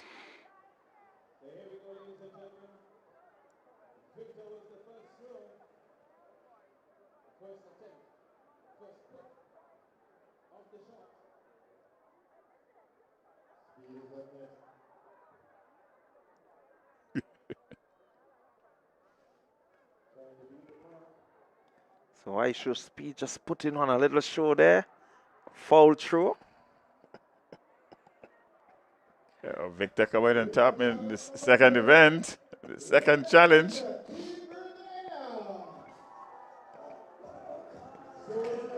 So that's 2 out of 2. 2 out of 2 for Team Grenada. 2 out of 2 for Lyndon Victor. 1 out of 1 in terms of popularity is ISO Speed. 60 million viewers worldwide.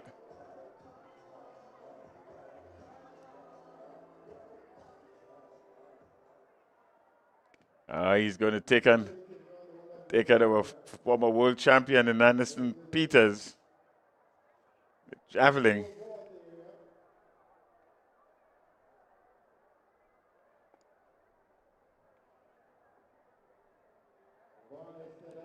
What a memory for these young people here. Yeah, many of them really happy to be out there. I could imagine the excitement, but they do need to give him some room. Putting on some exhibition events.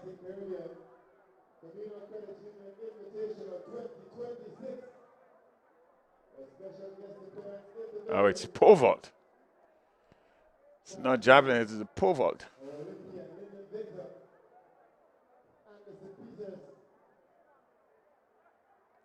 So it's Lyndon Victor in action again with I Show Speed.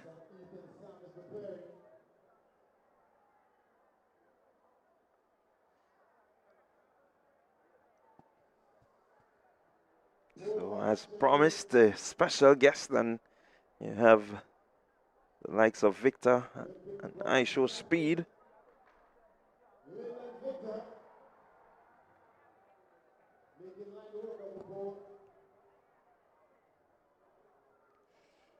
Victor clearing the very early height here.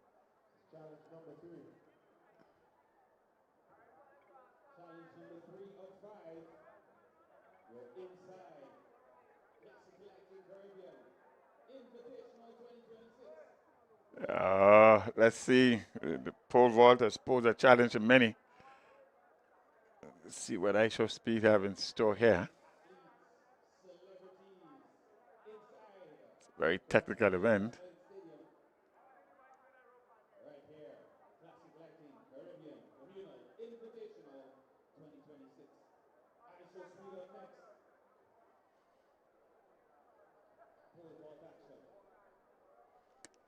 He didn't come here by himself. He certainly has an entourage. Yeah, he travels around and ensures that he has his bodyguards and everyone. It's his full team with him. Very well-known content creator. It's good injection. Has traveled the world creating content. Well, it's E for effort. He certainly made the effort here. So Grenada 3, I Show Speed 0.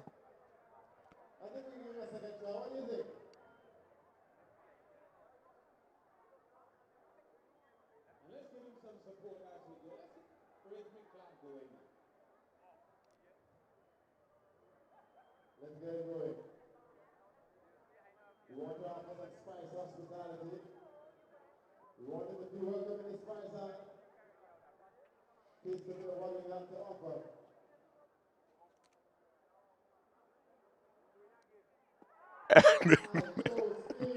The second attempt is complete, but an unsuccessful attempt there. Yeah, the pole vault is an event that you have to be very well prepared for. Cannot have doubts in terms of your vaulting.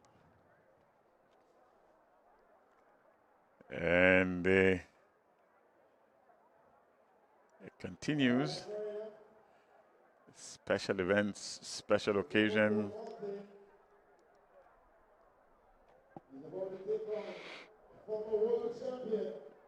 So his next event will be the javelin throw. Very famous man.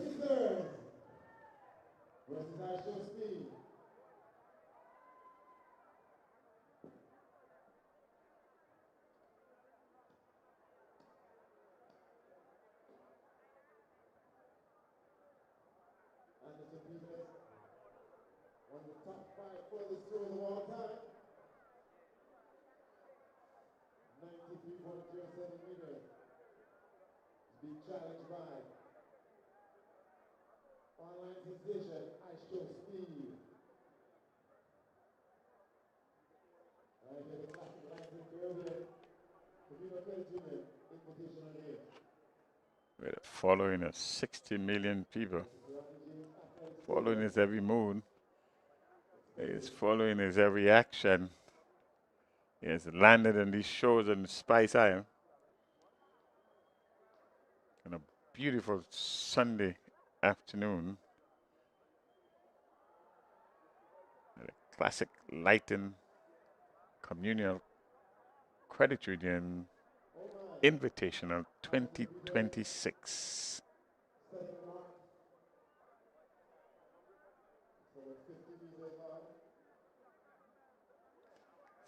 Taking on Anderson Peters. Many persons have tried. Formidable obstacle in Peters. Javelin throw.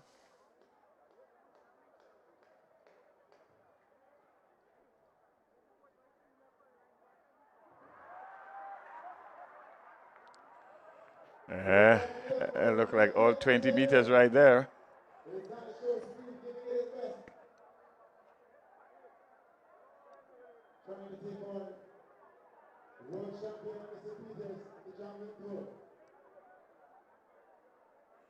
He's going to have a second attempt. Let's see if he's going to cross the 20-meter mark now. Oh, that's much better. It looked like 21 meters.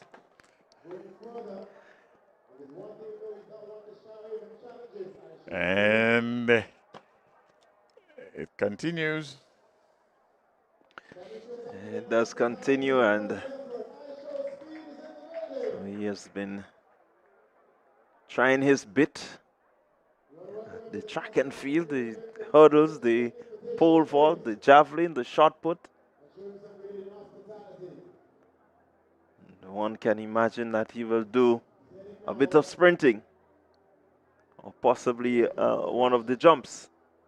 Well, I tell you something, Clive. He actually sprints fairly well. I've seen one or two of his production taking on good sprinters, people with speed.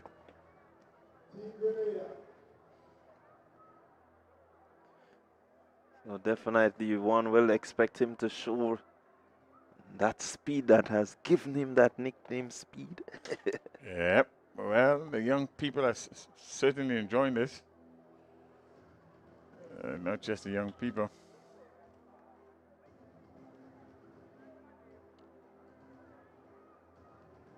It's a one-of-its-kind event in Grenada here. This month of April. It's absolutely beautiful day to have any track and field event. So why not crown it or have a positive infusion from one who is extremely popular and well known all around the world.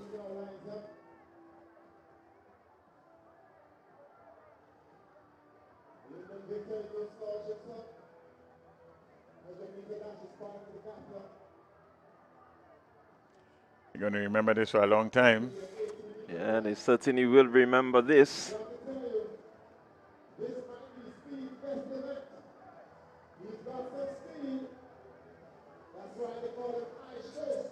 Taking on Anderson Peters.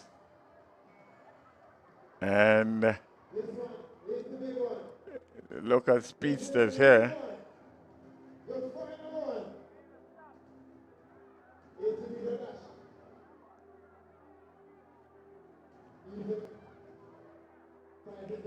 It's Ethan Sam. Anderson Peters in his day was a fairly good sprinter, he was. Yeah, certainly he was a very good sprinter. Showing signs around the middle that may not be so now, but as we said, class is permanent.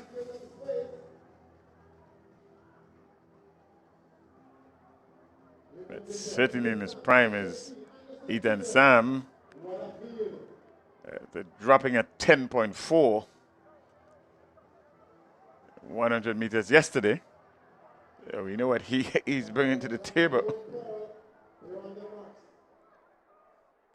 And Lyndon Victor is no slouch himself, so ISHO Speed certainly has a formidable companionship here. And they're off.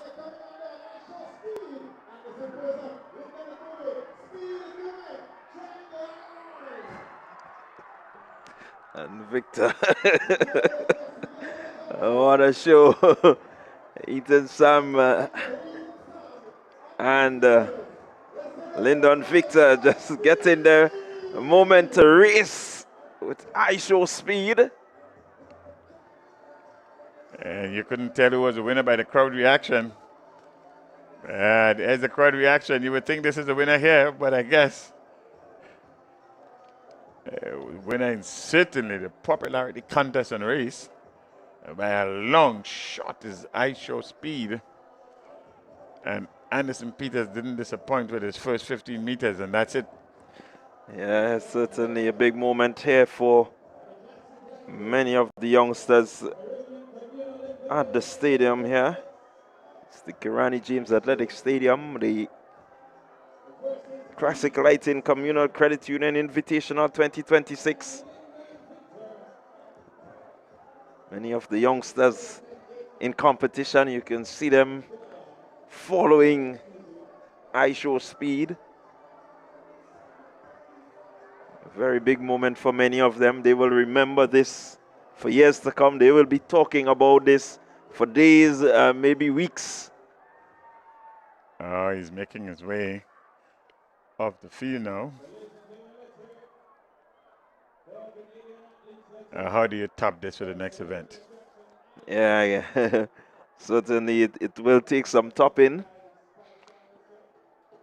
You will get an opportunity to maybe sit and look at a few of the athletes as they put on their speed. Absolutely. Because we do have a number of events coming up. Wonderful injection for the relatively small crowd here, but certainly big in popularity and certainly broadcast all around the world. Because this is a big moment. This is a big man in terms of following. Would have registered the Spice Isle as a prime premier track and field venue. And kudos to Classic Lighting and Communal Credit Union for gracing the viewing public and spectators here with one of the popular influencers around the world, high show speed. So we're gonna get back to the track shortly. As the excitement just peters down a bit. So, ladies and gentlemen, this was the big show. We were wondering for a while as the hurdles were up on the track. So all the wondering is finished. That's special arrangement.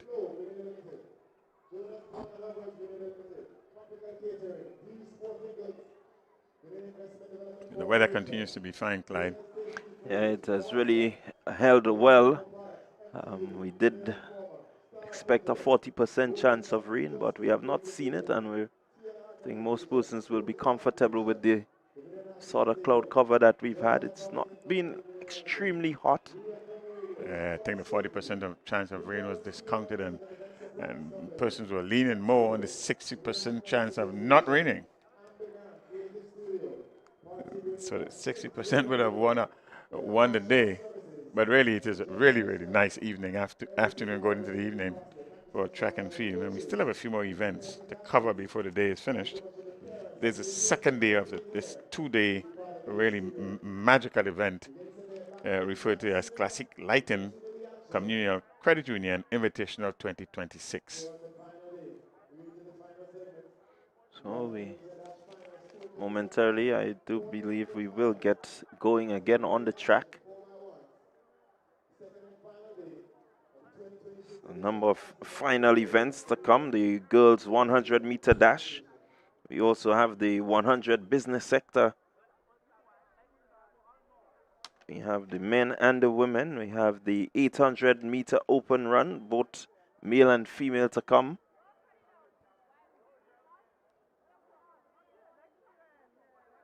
Again, we see a very healthy field in terms of numbers registered here at the 800 meters open for men, and 31 registrants here.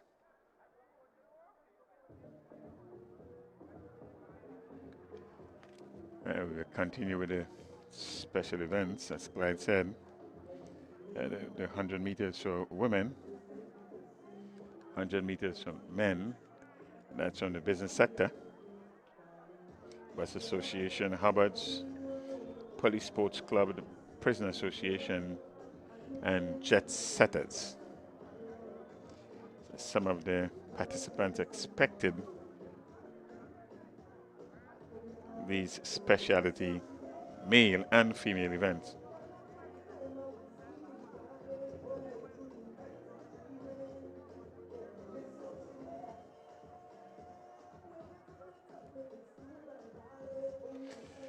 And we have a series of relays, and we will end the show here a little later on this evening with the men 4x400 meters relay. Yeah, the 4x1 relay is always very interesting. The 4x4 is always one of the games, the events that patrons look forward to. We expect that the 4x4s will bring some excitement. Well, for your information, you're not missing anything on the track. We have a slight break, if not for anything else, but to come down from that high just now.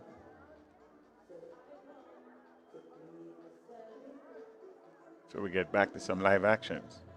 So a short break. We are going to take a short break before we come back with a live coverage of the action back on the track.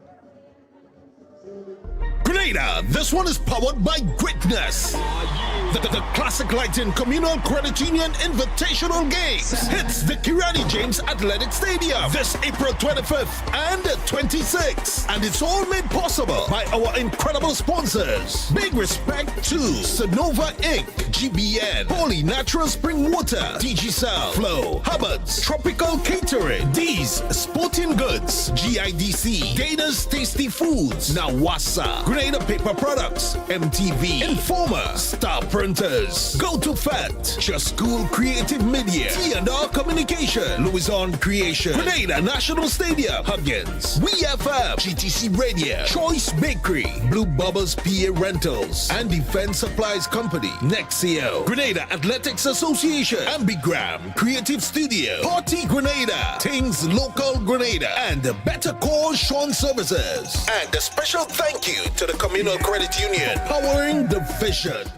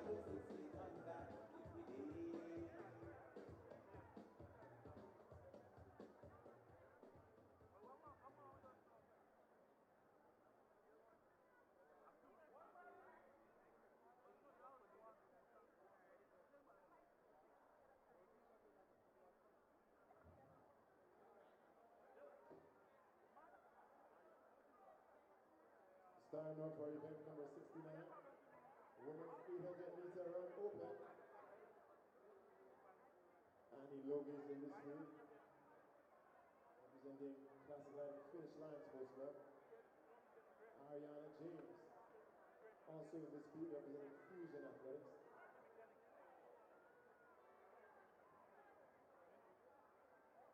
Tiffany Abraham, representing Artist Track Academy, she's in this field.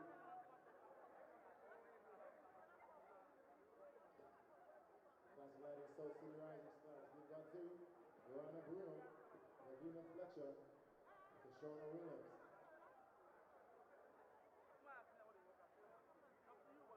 Also got Zion James, Classic Lighting Finish Line Sports Club. 7 athletes set to face the starter. And the women's open 800 meter run.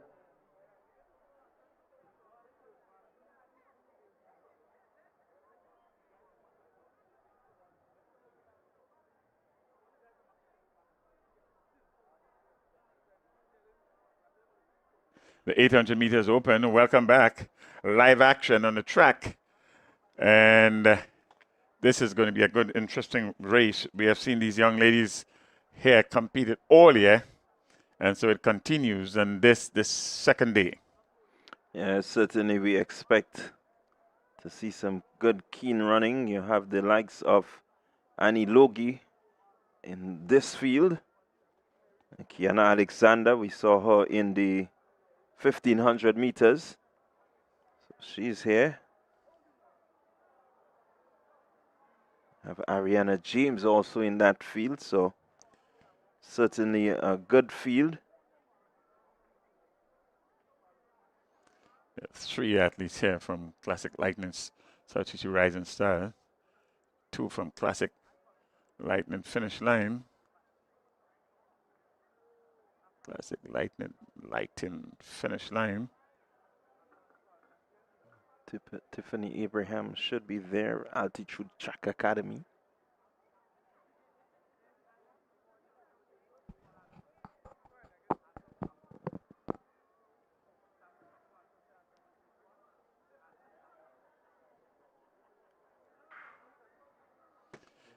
So here we go. It's the 800 meter run open. And as we said, out front, competitor from finish line. That's Annie Logie. That's Annie Logie. Perennial front runner. She likes to do this. Yeah, she loves to run from the front, and with a very good 800 meter time. And that's James. That's challenging her. That's Ariana James from Fusion Athletics. James will seek to stay as close to Logie as possible. So it's Logie, James. We look at the athlete coming in there from South City Rising Stars. As the bell goes, final lap. Logie completing that lap just about a minute to go. Let's see what happens from here. Just about 10-15 meters lead between herself and Ariana James. So Logie just about 250 meters left in this one, the 800 meter open run, women.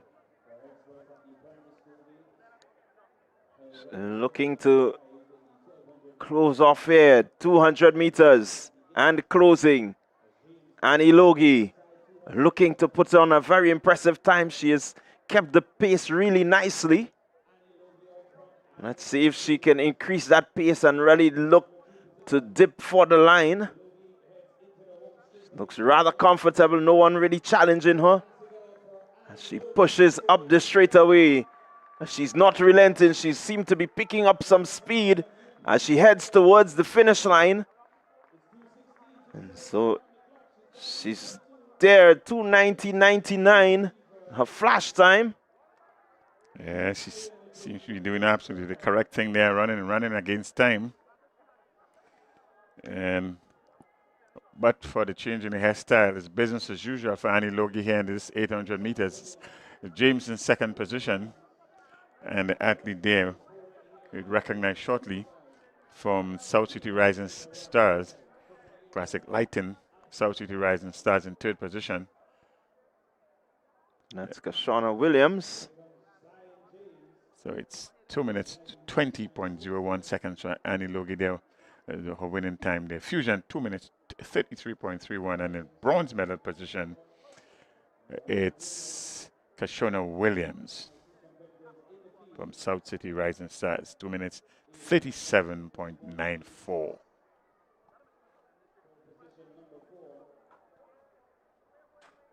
So Ariana James in second position.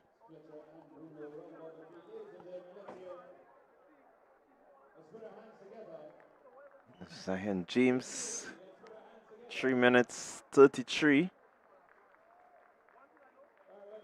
Lavina Fletcher and Rana Bruno completing the 800 meters. And the men are up next. It's a fairly large field listed here. So your top three finishers. Logie, James, and Williams in the 800 meters open.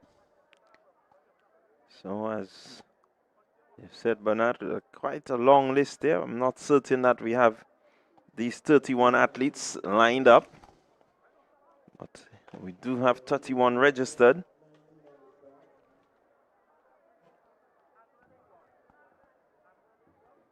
Of course, we will have the likes of Antoine Blackett. Well, it's just about 20 actually at the starting line here. Still a formidable field in terms of numbers. And this has been a story really in right throughout the season. Good participation among the long and middle distances. Well, this is the 800 meters, so we do expect to see quite a bit of competition. I can tell you from what we've seen throughout this season, all the 800 meters events at the national championship, at the intercall games, and have certainly gotten down to the wire. Certainly on paper here, we have 2 men under 2 minutes. And so that would speak for itself. 1 minute, 55.02 seconds. That's Antoine Blackett. He will be in a mix right at the end, one way or the other. And Taj Thomas, both from Fusion, 1 minute, 57.02. These are the seeded athletes listed here, the top seeded listed athletes here. But this is going to be very interesting jostle change of lead. I imagine multiple lead changes may happen, certainly if not right at the top, in the middle of the race. There's 2 full laps around the track. Linden Gonzalez is in this one. They're off and running. Kyle Victor also there in the mix. So it's going to be a really interesting race. It's always a beautiful sight when you see the numbers like this. Tells you the interest in middle and longer distances are certainly growing and growing fast. It is growing and growing rather quickly. It's been very competitive all season.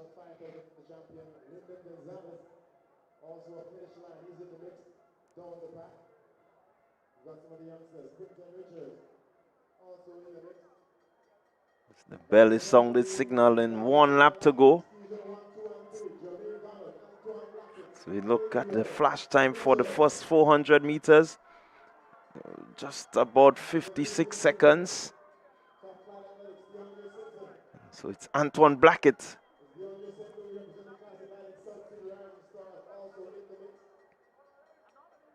So the pack just separating themselves now. Top 2. Mitchell looks to go ahead. Adriel Mitchell, Fusion, he has taken the lead over Antoine Blackett. Blackett with his traditional headband. Mitchell looking to extend a lead over Blackett, but Blackett is keeping right there, closing in.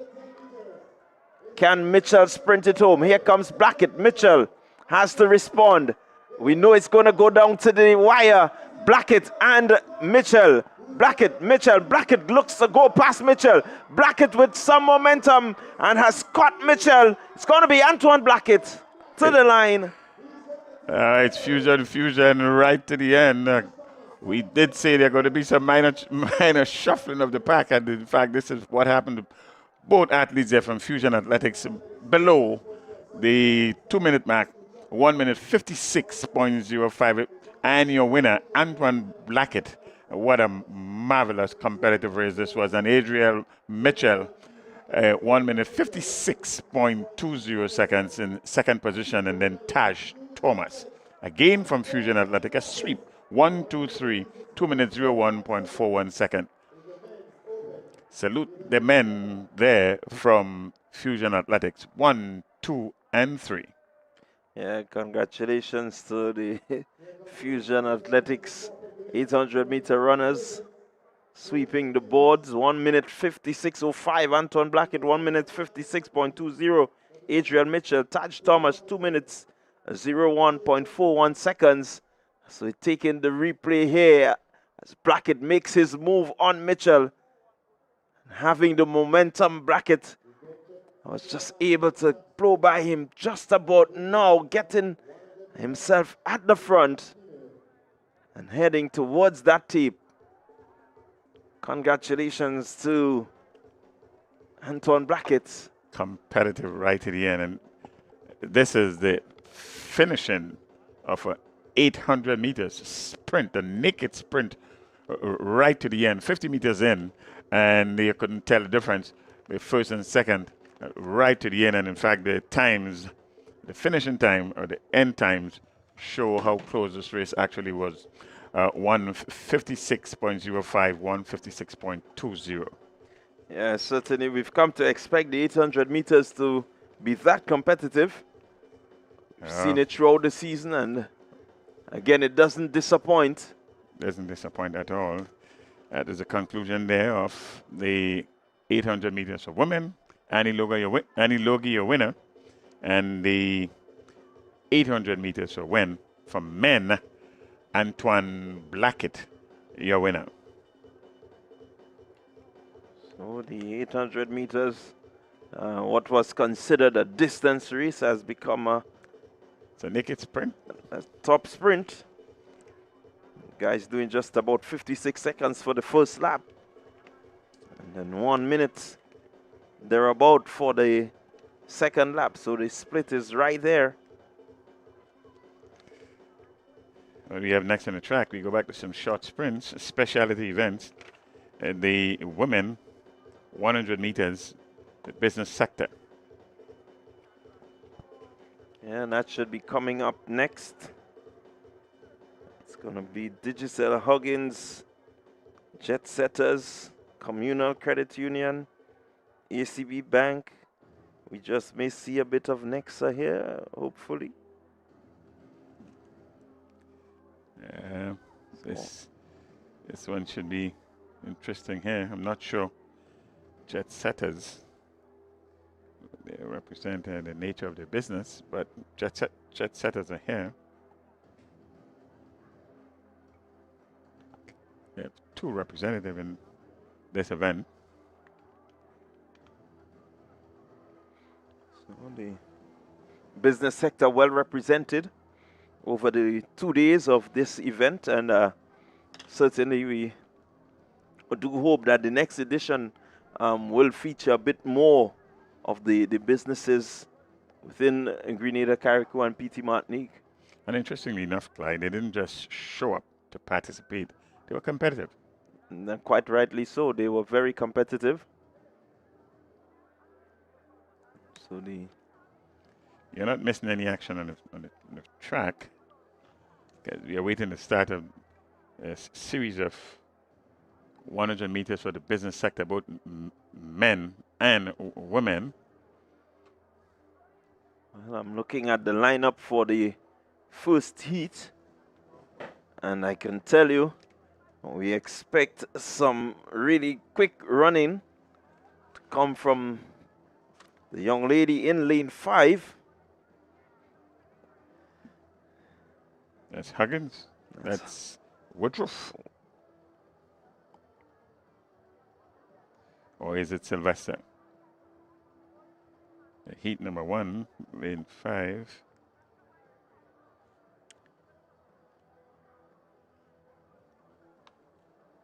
Let's see if they are going to merge the two heats into one.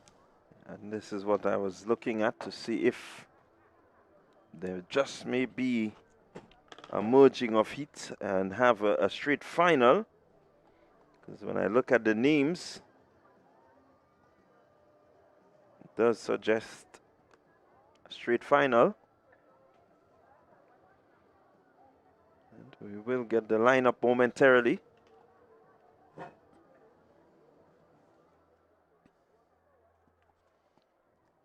So it's Classic Lightning Communal Credit Union. Classic Lighting Communal Credit Union Invitational 2026, edition number 2. This is proven to be a very popular event. Right towards the end of the track and field season in Grenada here. So in fact, they are going to combine the two sections into one. Oh, let's take the lane assignments. 60-meter silver medalist.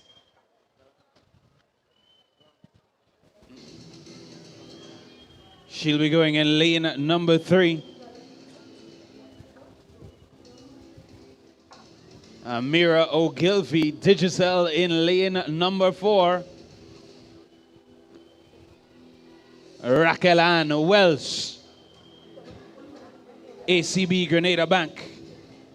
She goes in 6. Kiwana Bernard of Digicel goes in 7. They'll be chasing their 60-meter champion. And the one who led the Huggins clean sweep on day number 1, Tisha Checkley, lane number 5. There's a Checkley at the start of the 100-meter mark. And there's a Checkley at the finish line. Official photographer, Just School Photos. It's a Checkley waiting on a Checkley. Check this one out. Let's go. There you have Women's 100-meter dash, business sector. There you have it, 100 meters. The business sector. We have 6 athletes facing the starters here. Digicel, Huggins.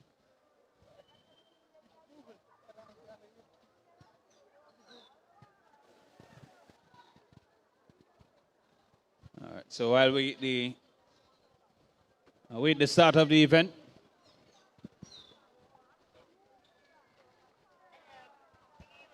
So I think I'm being told Digicel is looking to make this a clean sweep, 1, 2, and 3. That's why they have 3 competitors in the competition. Anybody supporting Digicel? There's a third. About 7 people. Anybody supporting ACB? We got about 2 people there. Jet Setters Sports Club has joined the conversation. Carla Patrick goes in 2. Camille Sylvester in 8. Anybody supporting Jet Setters? Got about 12 there. Ladies and gentlemen, anybody supporting Tisha Checkley Huggins?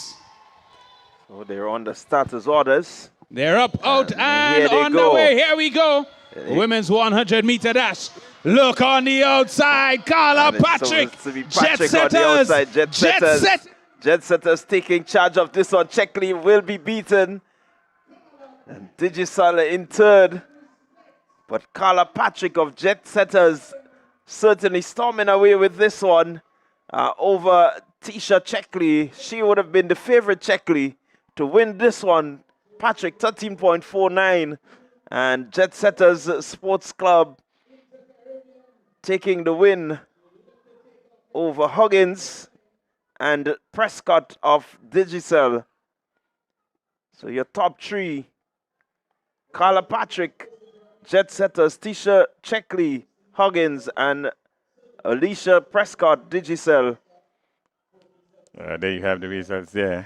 Checkley got left at the blocks, and Carla Patrick, though her start was good, she obviously has some pedigree in sprinting because she won quite easily. You're talking 13.49, second place finisher who did so well earlier in 14.14, so by some distance. Yeah, I think Checkley did not get so much of a good start. There was a delay in terms of her reaction.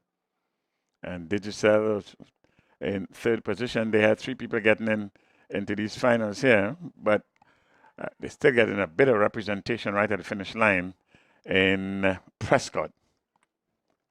So we're getting ready for the men. We have it's all time base in section number 1. So you have 3 sections. In section number 1, you have 4 athletes here facing the starters. 4 athletes facing the starters here.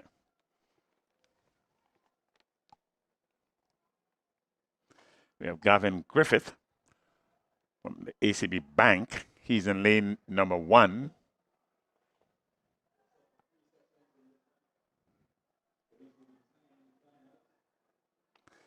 We have in lane number 5, it's Cameron Charles, the Prison Services, His Majesty's Prison.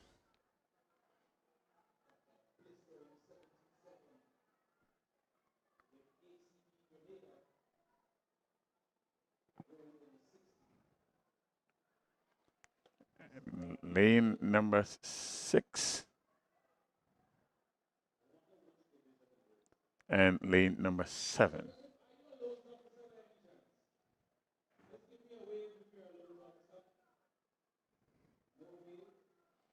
Well, it looks like Trishon Thomas from the Police Sports Club, athlete number 490.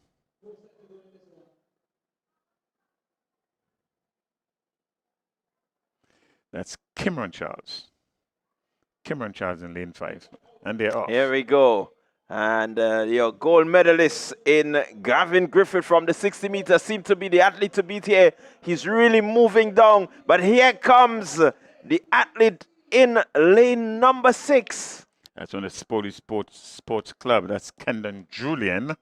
Kendon Julian.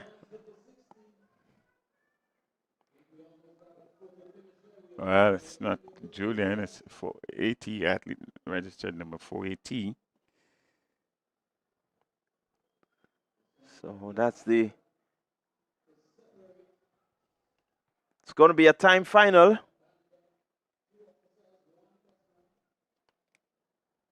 That's Kevin Modest winning that one. Time 11.61. Kevin Modest, Police Sports Club, 11.61. He's your winner. Gavin Griffith, who led for a good, 80 meters of the race, ended in second position, 11.68. So it's going to be interesting. I do. And then Cameron Charles from the Prison Services in 12.15. Section number 2, that's up next. So we will feature jet setters.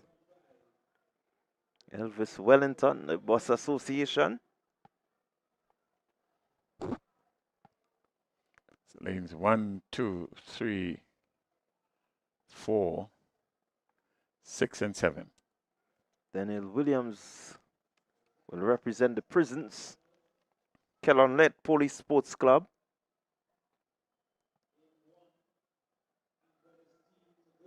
Let's get lane assignments from the house announcer.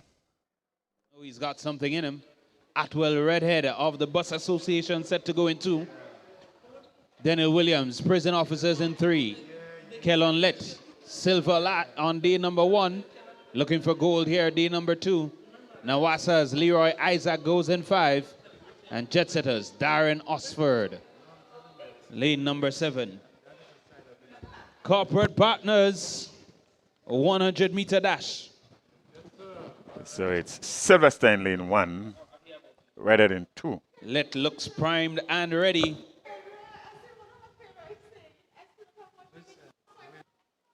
So here we go. They're on the starters orders.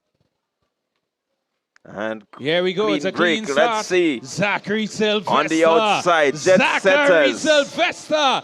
Jet Setters looking to run away with this one. Jet Setters will take 1, 2. Lett will have to settle for 3rd position. Very easy in the end. by some distance. By some distance, as Zachary Sylvester from Jet Setters, winning and winning rather easily, 20, 25 meters and 100 meters. The second place finisher tells you 11.58 seconds is Zachary Sylvester, but these are time trials. And we had a win reading of 2.3 meters per second, but it's a good run, a good clear run. In second position here we have also from Jet Setters, 12.24 at Darren Oxford and Lett, that's Kellon Lett from the Police Club, 12.60 seconds. So, positive 2.3 meters per second win. So, the guys just getting a bit of a push to ensure that they get across the finish line. They will tell you that if they're not regular in this, any push or help is welcome. So that was section 2 of 3. Time. These are timed based on times. And so at the end of section 3, we'd have a clear indication of who your overall winners are. So section 3, that's up next. Let's take some lane assignments from the house announcer. 11.68 to make it onto the podium. 11.58 if you want the gold. Akim Phillip, prison officers in 1. Rodney George, Bus Association in 2. Rickson Jilks Jr., Bus Association in 3. Deshante Thomas, Police Sports Club in 5. Ryan Joseph, prison officers in 7. It's the field. There you have it. Phillip in 1, George in 2, Jilks Jr. in 3, Thomas in 5, and then Ryan Joseph, the Prisons Association in 7. Or the prison services rather than association. From the sounds of it, someone from the lower stands just got baptized by one of the birds. It's a rite of passage here at the Kiranny James Athletic Stadium. I hear if that happens, you're set to collect some money. Back to the track we go. So we're getting ready for section 3. 11.58 is the time that they're chasing. Here we go. Clean start. 3. And let's see, Deshante Thomas running well on the outside. Lane 1 seemed to be Akim Phillip of the Prisons Sports Club, 11.83, but that will not get him onto the podium. He's winning, but he did not run fast enough to get on the podium. So Rickson Jilks Jr., second position. Deshante Thomas, 12.21 in third. That's the final heat. This was the slowest of the 3 sections. So none of your medalists will come from this section. So the jet setter Zachary Sylvester, 11.58. He should be the gold medalist. And Zachary Sylvester, your gold medalist. So we have up next on the track. It's the under 15 girls 100-meter final.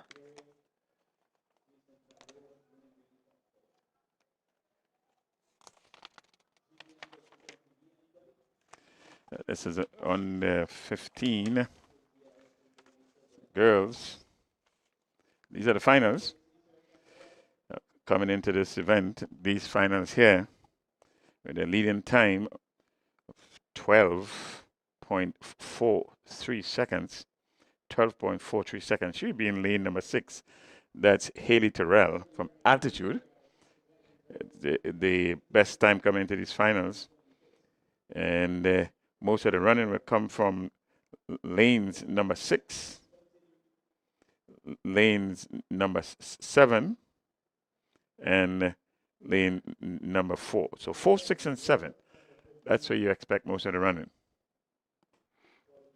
So if they're all listed here. It seems to have a complete field. So we can give you the lane assignments. In lane number 1, that's Summer Alexander. Summer Alexander from Westerhall Secondary School at Classic Lighting.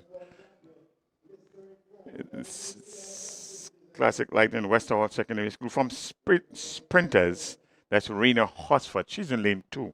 3, it's Rena.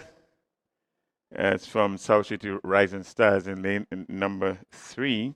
McDonald College, Cato. That's Amara Cato. She's in lane 4. In lane 5 is Denise Mitchell from Altitude. Lane 6, Haley Terrell. In lane 7, also from McDonald College, Ashel Romaine. And in lane number 8, from South City Rising Stars, it will be Renaya Cyrus. So that's your top 8. The under 15 girls. Alexander, Hosford, Keto, Mitchell, Tyrell, Romaine, and Cyrus. Favorite here is lane 6, Haley Tyrell. Yeah, we have 2 Hosford here. One representing Sprinters and the other representing South City Rising Stars.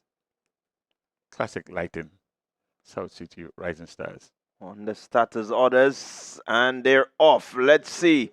Tyrell, a bit slow to get out of the blocks. Hosford is going well, but here comes Tyrell.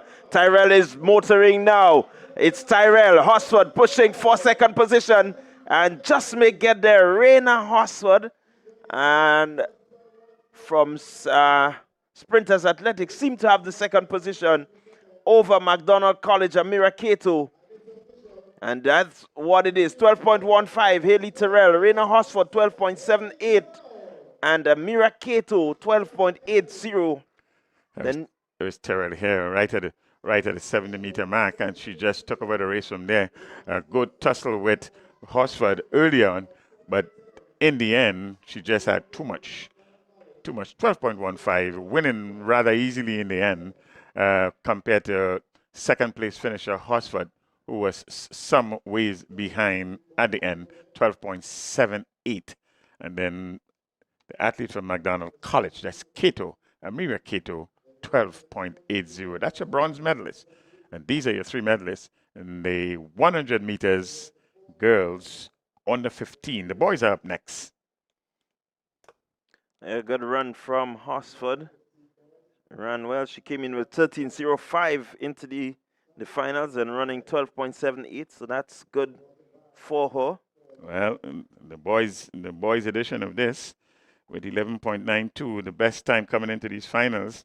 That's Akel Briggs from South City Rising Stars, and the next best time coming in here with a time of 11.94. Andre Coutin from South City Rising Stars, and a mere twitch of a second behind is LeSean Calise from Altitude. Yeah, this one expected to be a bit blistering. 11.92, 11.94, 11.95. Your top 3 athletes. That's Calise, Briggs, and Coutin. But a sneeze between all these 3. This top 3 coming into these finals. So we expect most of the running to come from lanes number 2 and 3 and number 5. But don't discount Cameron Bonaparte in lane number 6.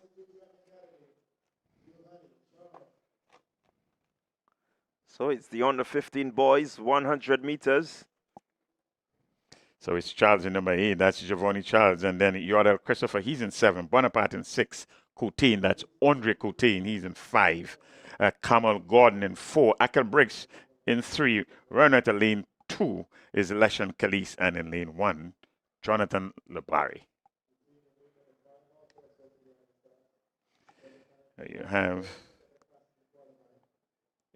as you alluded to earlier, Clyde, the times are very close to suggest that we are going to have competition right to the finish line. And this is what you expect in the finals. Certainly, this is what you expect. All athletes in this final under the 13 seconds. So it means that we can expect a race to the finish. And the key thing in these events, when you have everybody just around the same time, you want to get a good start, get into that dry phase and accelerate, and ensure you hold the form to bring you to the tape. 3 athletes here under 12 seconds. Here they go. Good start from Briggs. Briggs got out really well. Akel Briggs leading this one. Briggs is motoring. He's moving away from the rest of the field. It's going to be Akel Briggs winning this one over Lishan Kalis. It's Akel Briggs, Classic Lighting South City Rising Stars. Came in here with the best time, 11.92. Winning 11.64. He lowered his time quite considerably, 11.64. And this is what you do in the finals. In second position, that's Kalis that's Leshon Kalis, 12.02. And Andre Coutin, another athlete from South City Rising Stars, 12.12. So these are your 3 medalists. Well, we expected the medals to come from these 3 boys, and it certainly did come. And just a shuttle. And in fact, we did say keep an eye out for Cameron Bonaparte. And he finished in 4th position, 12.40. So true to form. Well, Coutin, who came in with the 2nd fastest time, didn't live up to the 2nd position that we expected.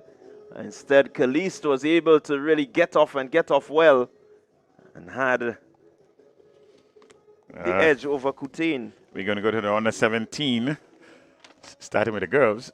The girls under 17. And Clyde, this one is supposed to be another cracker.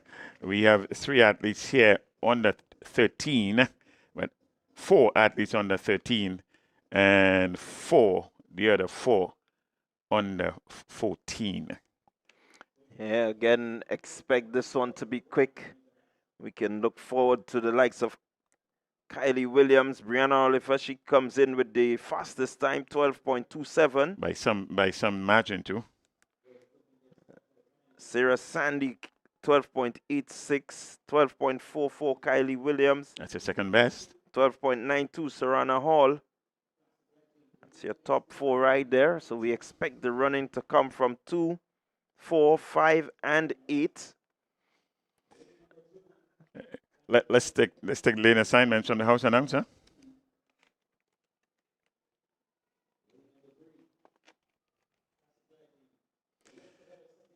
I tell you, this is going to be a close one. In lane 1, Marast, that's Jayla Marast. In lane number 2, Sarah Sandy. It's good to see an athlete here from Wester Hall Secondary School. That's Sandy. Good time she came in with 12.86. In lane 3, Kevion Joseph. She's in lane 3. Lane 4, Kylie Williams. In lane 4, Brianna Oliver. Altitude, your top build athlete in these finals here. She's running out of lane 5. Keep your eyes on lane 5. In lane 6, KS Swan. Lane 7, Montisha St. Bernard. And in lane 8, Sahana Hall. So again, we expect it to be a pretty tight one to the finish. We have 3 athletes here from finish line. 1 from Wester Hall Secondary School. 2 from Rising Stars. Clean break. Let's see who gets into the running. Oliver starts to run well. Keep your eyes on Oliver. Williams is there. It's Oliver and Williams. They're pushing. Oliver now looking to get into the ascendancy. It's going to be tight, but I do believe that Oliver has it by. Yeah, it was tight, but Oliver seems to have it at the end. Well, it's Williams or Oliver. Williams look good. Very, very good, actually. But Oliver seems to have had it right at the end. Yeah, just by a mere 12.39 and 12.41. It's Oliver with the gold medal there. And in 12.73, very close race as we predicted. 12.84 13.04 and 13.13. Your first 6 place finishers, 13.20 in 7 and 13.28. But your winner, your gold medalist, is Brianna Oliver, 12.39. Oh, what a good run. Certainly a good run here. All the athletes in this finals lived up to the expectation. Brianna Oliver, your eventual winner, 12.39. Kylie Williams really pushed her. Yeah, well, the male section is next. I tell you something, Philip Mitchell, the only man here under 11 seconds. He came in here with a time of 10.85 with a little bit of a help from the wind. But in terms of naked speed, we expect most of the running to come from Philip Mitchell in lane number 6. Very quickly, let's go through your lane assignments. Javid Noel, he's running at lane 1, 11.44. He came in here with Kieron George from Grenada 7-day Adventist, 11.36 in lane number 2. In lane number 3, some competition will come here for Mitchell.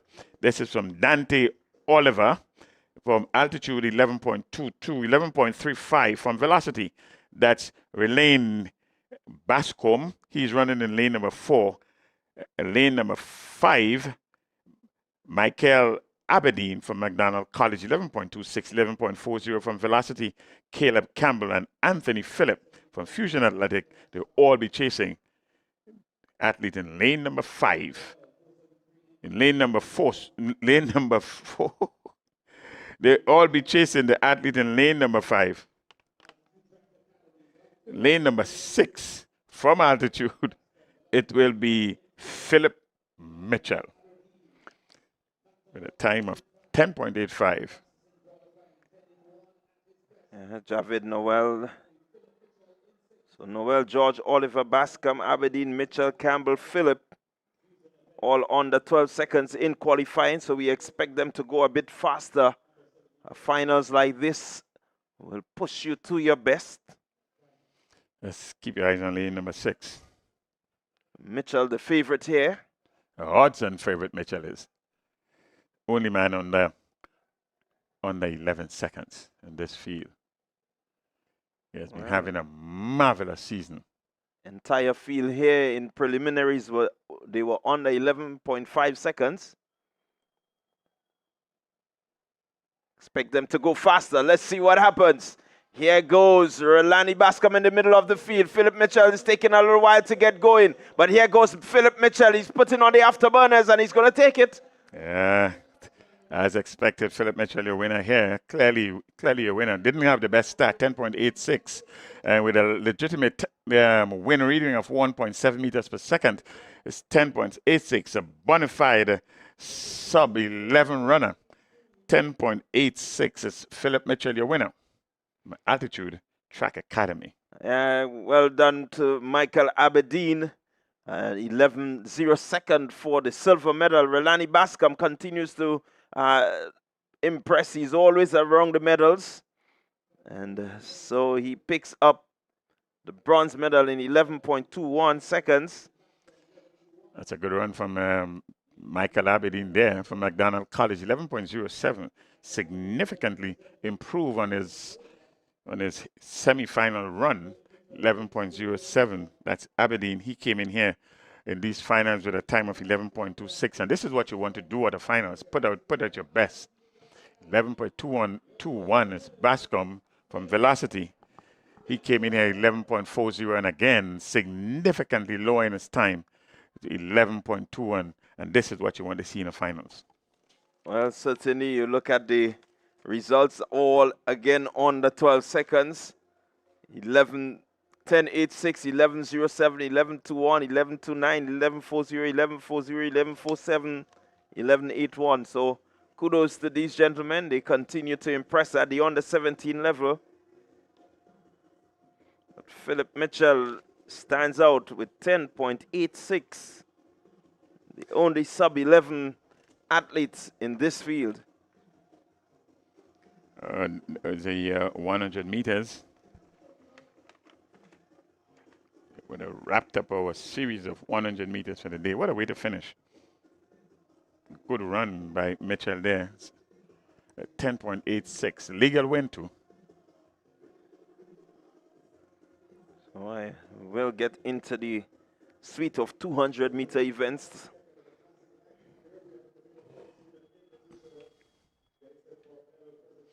We should have a medal presentation coming up next before we go into those 200 meters.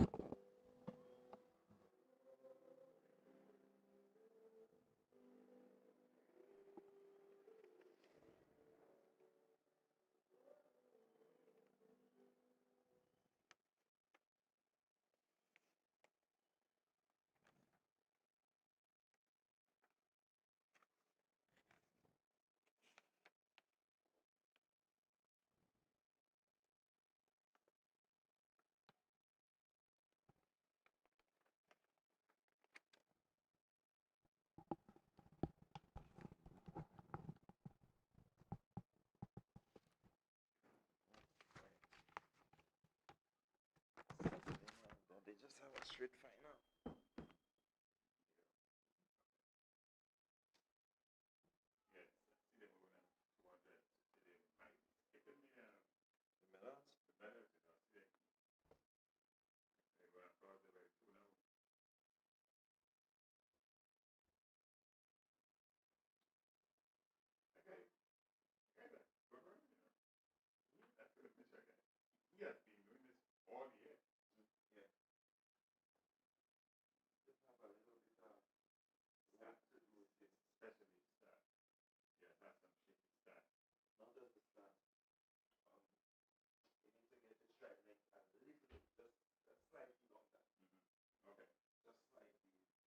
It's not bad, but it needs to be longer so that I could actually get more power out of it.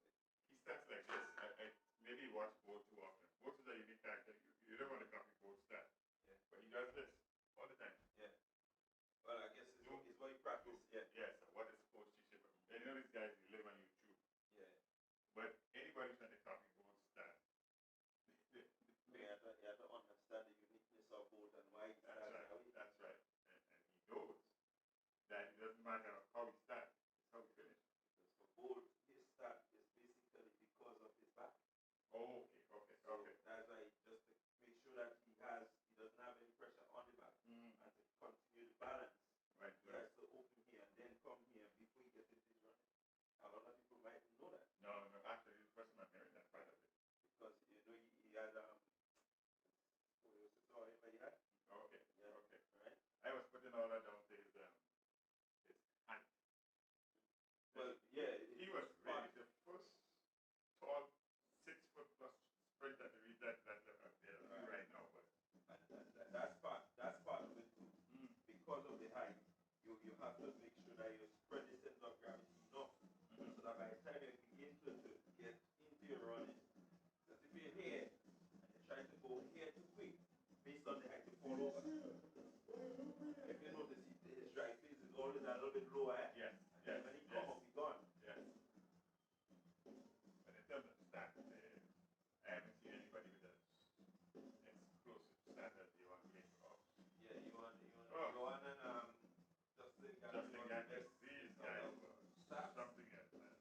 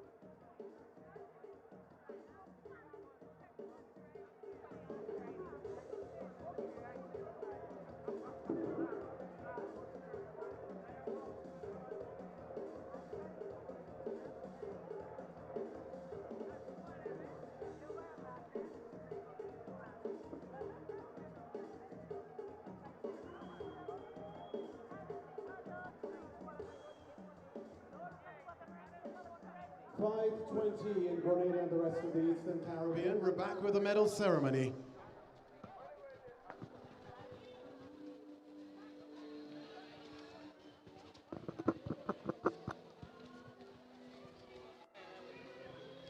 Ladies and gentlemen, please welcome Mrs. Amanda Japal George, manager of Poli Natural Spring Water.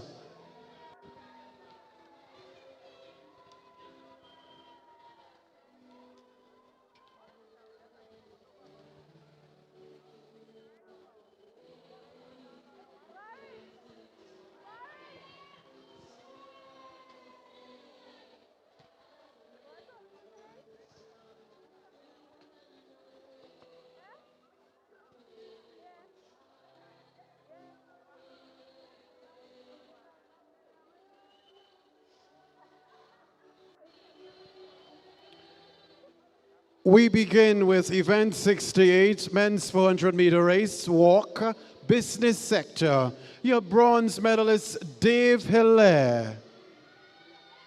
Jet Setter Sports Club, 2 minutes 04.28 seconds.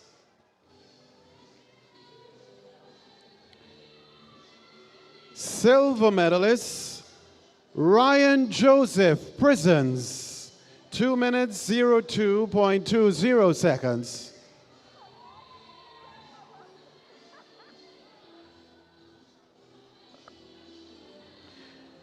And your gold medalists in this event, Elvis Wellington.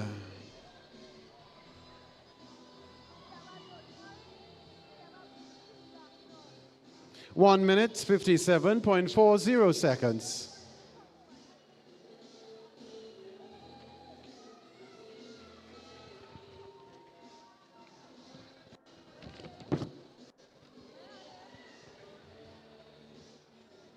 We can back up to event 67, women's 400-meter race walk, business sector.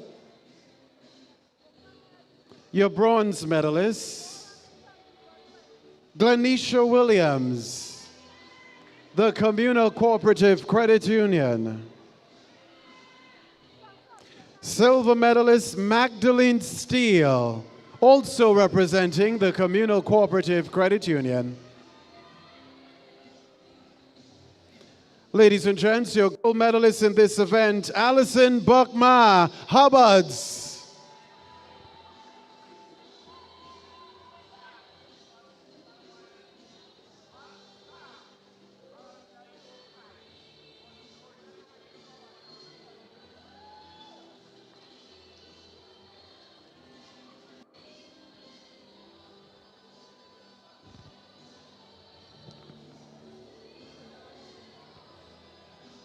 We go now to the women's 1,500 meters. This is a walk race. Bronze medalist, Magdalene Steele, the Communal Cooperative Credit Union. Silver medalist, Belinda Harford, the Communal Cooperative Credit Union. And your gold medalist, Alison Buckma, Hubbards.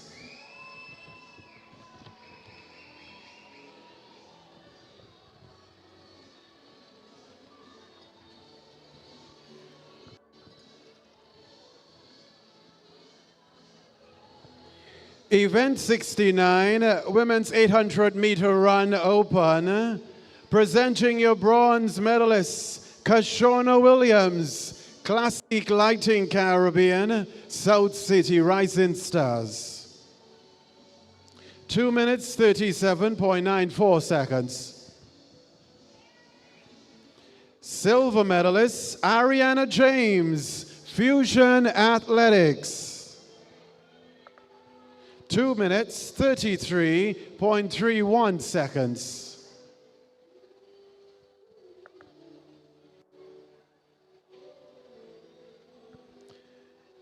And your gold medalist in this event, Anna Logie, representing Classique Lighting Caribbean, finish line. 2 minutes 20.01 seconds.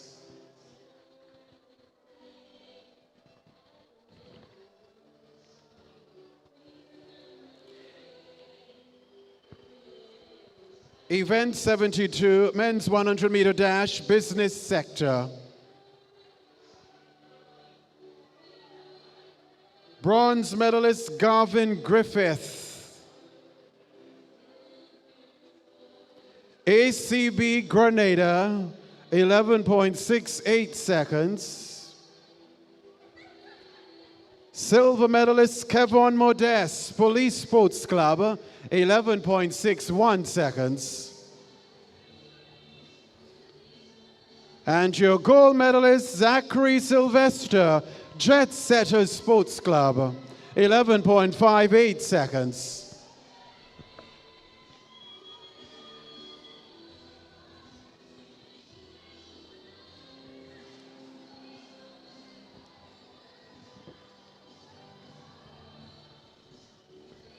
Event 63, girls 100-meter dash, under 15.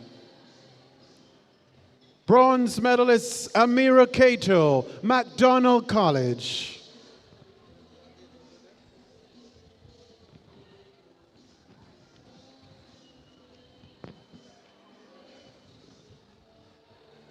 Silver medalist Raina Hosford, Sprinters Athletic Club, 12.78 seconds. And your gold medalist in this event, Haley Tyrell, Altitude Track Academy.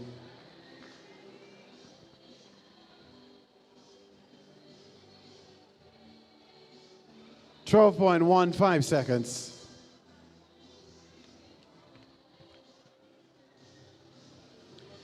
Event 64, boys, 100-meter dash, under 15.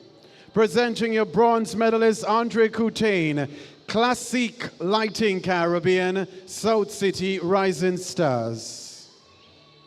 12.12 seconds. Silver medalist, LaShawn Calise, Altitude Track Academy, 12.02 seconds.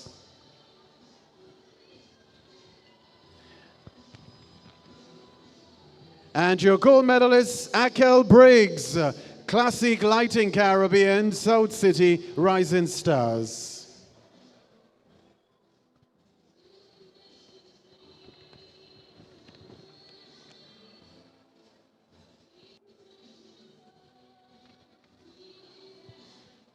Event 65, girls 100-meter dash, under 17, presenting your bronze medalist, Kaya Swan.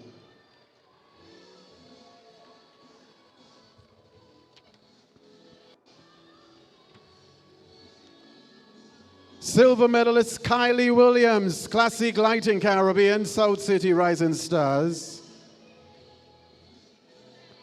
And your gold medalist Brianna Oliver, Altitude Track Academy, 12.39 seconds.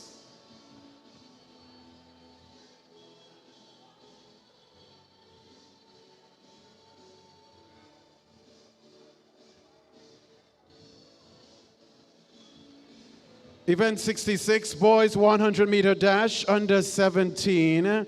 Bronze medalist Rolani Bascom, Velocity, 11.21 seconds. Silver medalist Michael Aberdeen, McDonald College, 11.07 seconds.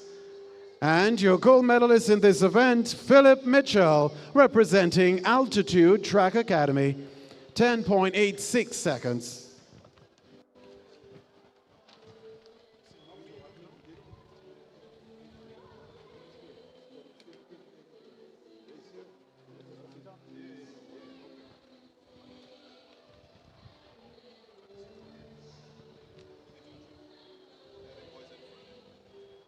We move now to event 70, men's 800-meter run open, presenting your bronze medalist, Taj Thomas, Fusion Athletics.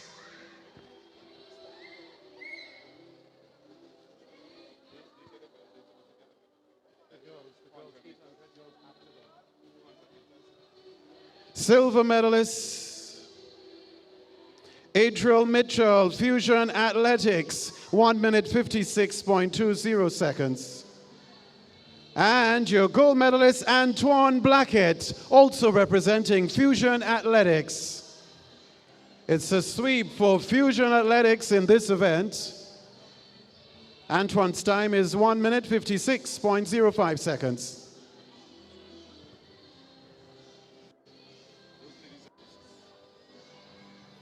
Event 71, women's 100-meter dash, business sector. Your bronze medalist, Alicia Prescott, Digicel, Grenada. 14.77 seconds. Silver medalist, Tisha Checkley, Huggins. 14.14 seconds. And your gold medalist in this event, Carla Patrick, representing Jet Setters Sports Club, 13.49 seconds.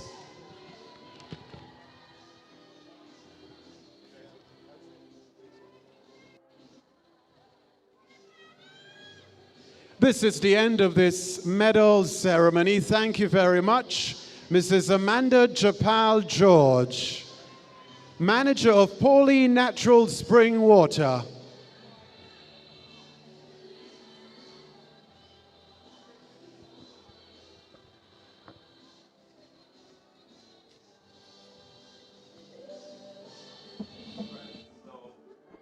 We want to welcome you back to the events on the track. We just had the medal presentation.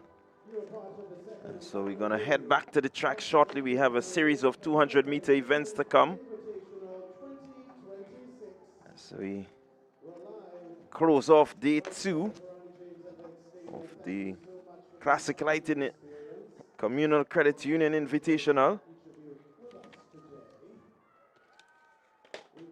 The 200-meter under 20 girls and boys to come. I can tell you this is 2 very, very crucial events for some of the under 20 athletes we have here in Grenada. And those of you who support good, keen rivalry among the top athletes will be looking forward to this event, the girls 200-meter dash under 20. And we can expect good, keen competition here.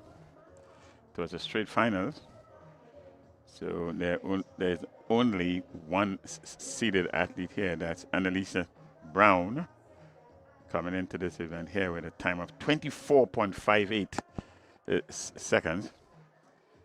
But we can expect some running from Peaches Panchu, that's listed here. I haven't seen her all meet, but if she's here, she should bring some competition in this event. Yeah, Annalisa Brown has been running this event and running very well. She's going to be joined by Kimaya Alexander from Altitude Track Club. Kimaya has been running well. We seem to have this 3 athletes on the lineup to face the starters here in lanes number 5, 6, and 8.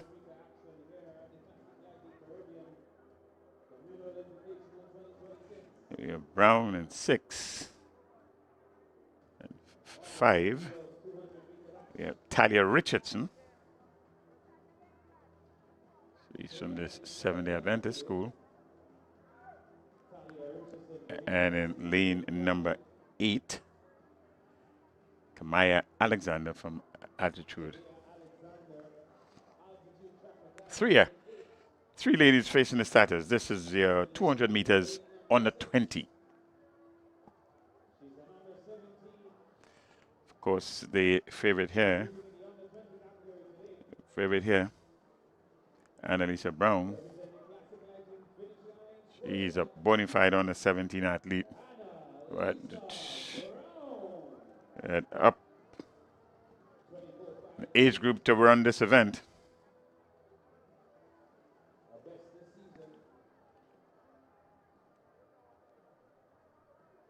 This should get going shortly.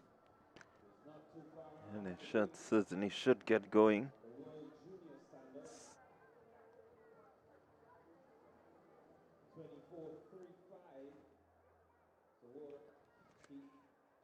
So it's the girls under 20 dash. 3 athletes in this one. Lanes 5 athlete there from 7 Days Adventist. In Talia Richardson in lane 6, your favorite. Annalisa Brown, Classic Lighting finish line. And in lane 8, Kamaya Alexander from Attitude.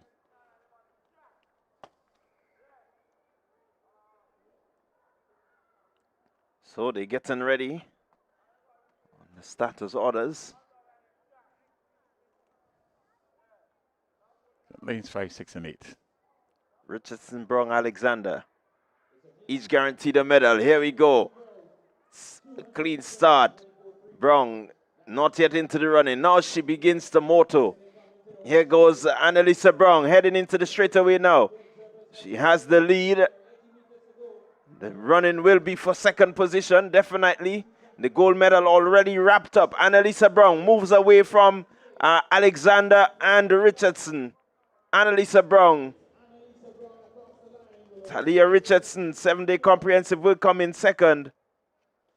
And Kimaya Alexander will pick up the bronze. 25.75 for Annalisa Brown. Yeah, winning and winning rather easily is Brown. Not much of a competition after 60 meters.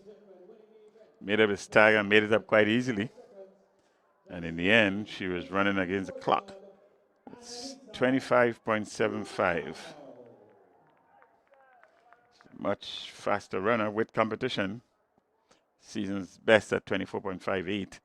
So she did what she had to do here in winning the 3 athletes.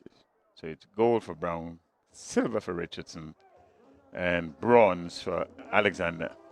Yeah, she certainly didn't get out of the blocks that quickly. Took her time, built the momentum.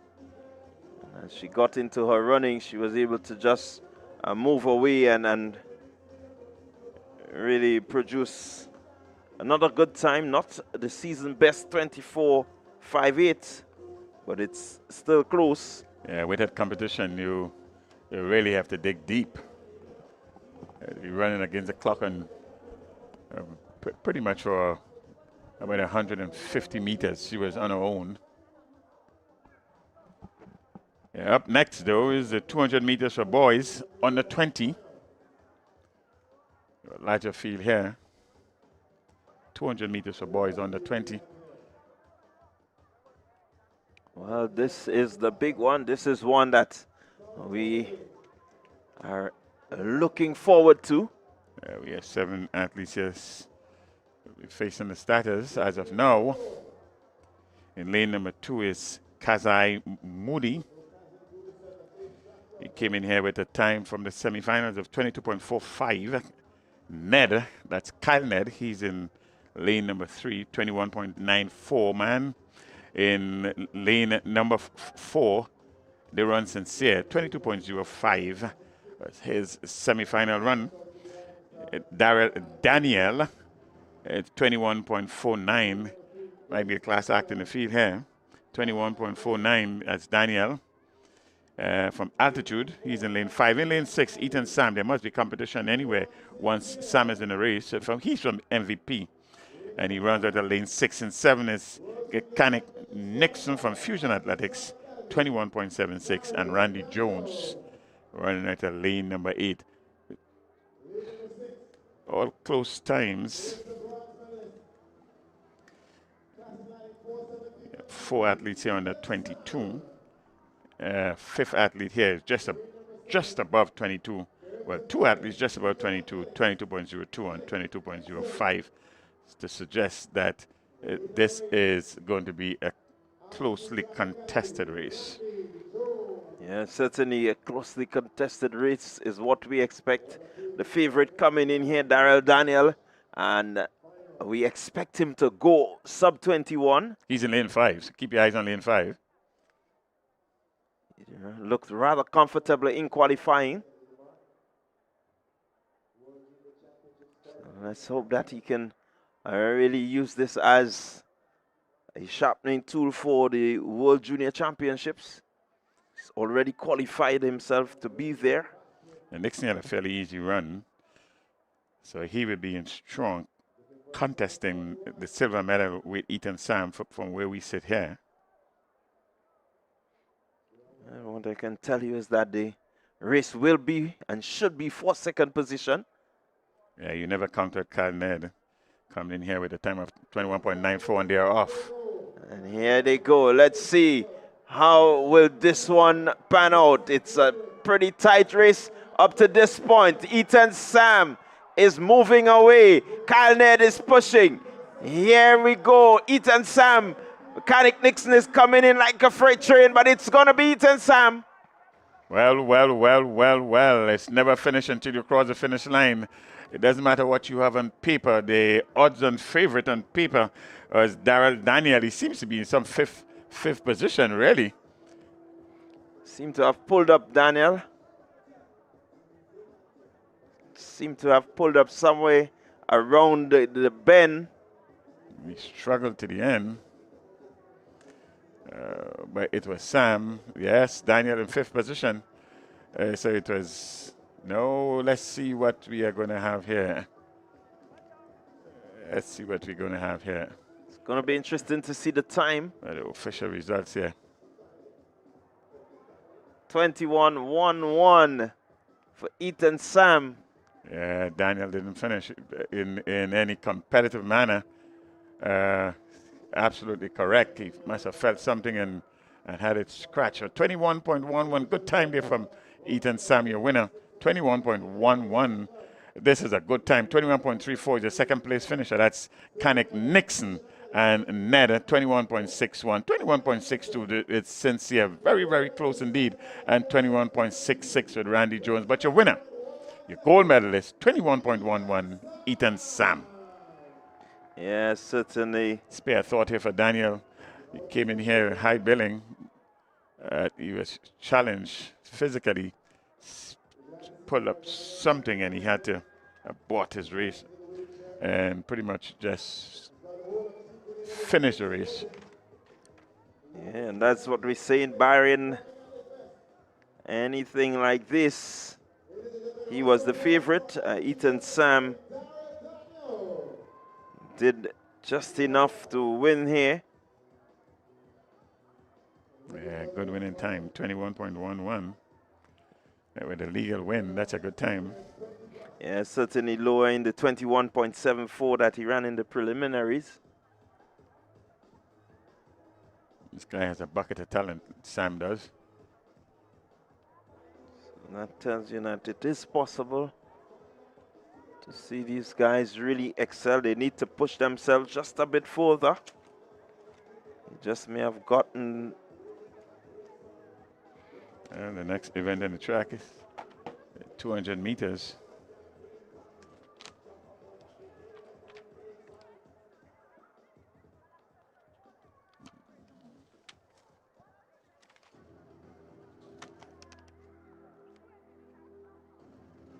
So that will be the 200 meter senior.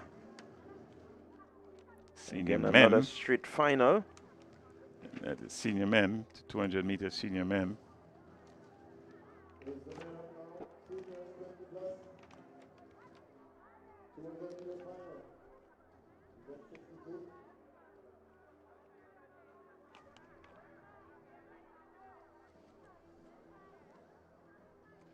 .200-meter senior men, straight finals. So we are not having the experience of the luxury of a semi-final run. Give you an idea of this seeded athletes in this one. What we can tell you though is from based on the season's best. Micah Francois, ace, a time of 21.06. Season's best time. give you an idea of the lane assignments just now. And Devontae Joseph, also from Ace, 21.94, 21.15 Samuel Green, and 21.63 is Matthew Paul.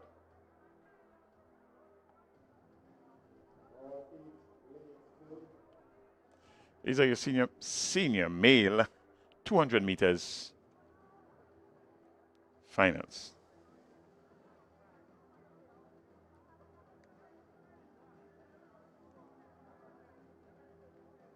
Athlete in lane 1, 2, 3, 4, 5, 6, 7, and 8. Give it lane assignments just now.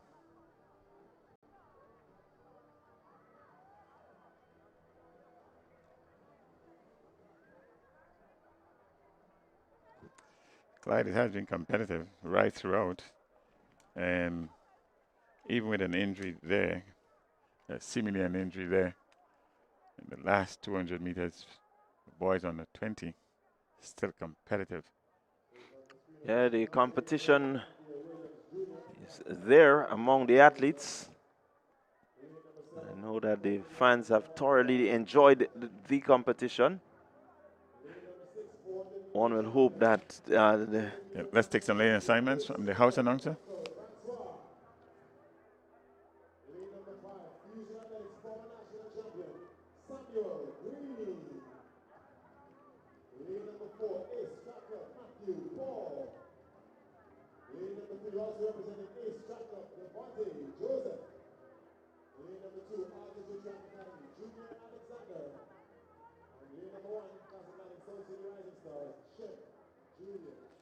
So lane assignments is Julian in lane number 1 and 2 is Alexander. That's Junior Alexander. Devontae Joseph in 3, 4 is Matthew Paul. Green, that's Samuel Green. He's in 5 and 6 is Michael Francois. Your seated athlete here with the best time coming in, and they're off and running. And here we go. It's Samuel Green looking to push against Francois. Green with a slight advantage coming into the head, into the straightaway. It's Green and Francois. Green and Francois pushing. They will go down to the line. Here comes Michael Francois going past Green. And he's going to the line. Michael Francois. Gold medal. Samuel Green will have to settle for the silver medal. Yeah, Francois came in with the best time, and he proved it in the end. Certainly the stronger runner. 400-meter man normally is Francois, and there he showed Green was leading up to the 110-meter mark, and Francois here caught up with him with 85 meters to go, and in the end, he was just too strong. The 400-meter strength come into play right here from Francois, and winning good in the end. At Green in second position. It will be interesting to see the times that these men return. Certainly a good strong run there from Francois. He had a bit of competition on his inside. And Green did a really good job, as you said, up to about 110, 115 meters. And then Francois decided to show him the strength that he has. It's a 200 meter. It's a good combination of a 100 meter speed and 400 meter strength. And you get that married well. You are well equipped to run at 200 meters. And we are used to Francois running good times at 400 meters and Green running really good time at 100 meters. So the perennial discussion of who suits the 200 meters best is yet to be answered. One remembered in the times past, the Carl Williams and Michael Johnson. Johnson coming down, and Carl Lewis, not Carl Williams. Carl Lewis going up. Yes, certainly too. Meet in the middle of 200, and who is the better athlete? Never really conclusively decided. No, well, it's difficult to really conclude because they both were able to dominate at the respective events. And when it comes to the 200, it's the in-between. This is what many times they use as their training tool to sharpen up whether it is the 400, whether it is the 100, you do a bit of 200 sprinting in between. Absolutely. We are yet to get the official results of the 200 meters for senior men, or for men, over 20s. That's yet to be posted. What we do know, we are comfortable with the three positions that we call, the 1, 2, and 3, but the times have not yet been posted. But it was Francois, followed by Green. And second, there we go. And here are the official results. In third place from Ace is 21.79. That's Matthew Paul. 21.55 is Samuel Green. And your winner, Michael Francois from Ace, 21.11. Yeah, another good run there from Francois. 21.11.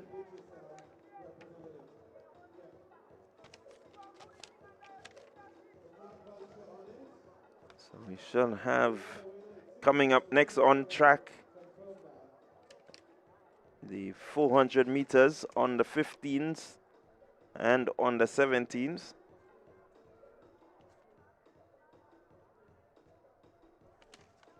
And from there we will get into some 4x1 relay events following the mixed superweight business sector. Can't miss that event. I am curious as to get a definition for super weight.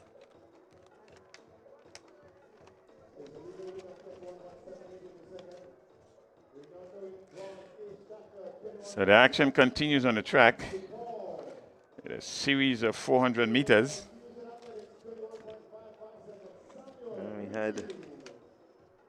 We've had some qualifying earlier in the 400 meter events.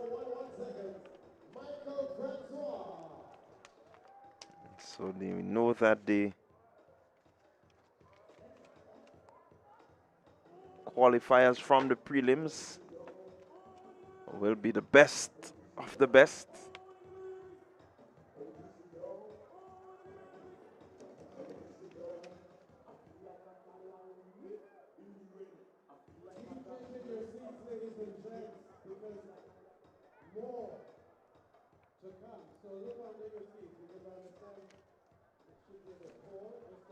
So as the officials set themselves, they get themselves ready for the 400 meter events.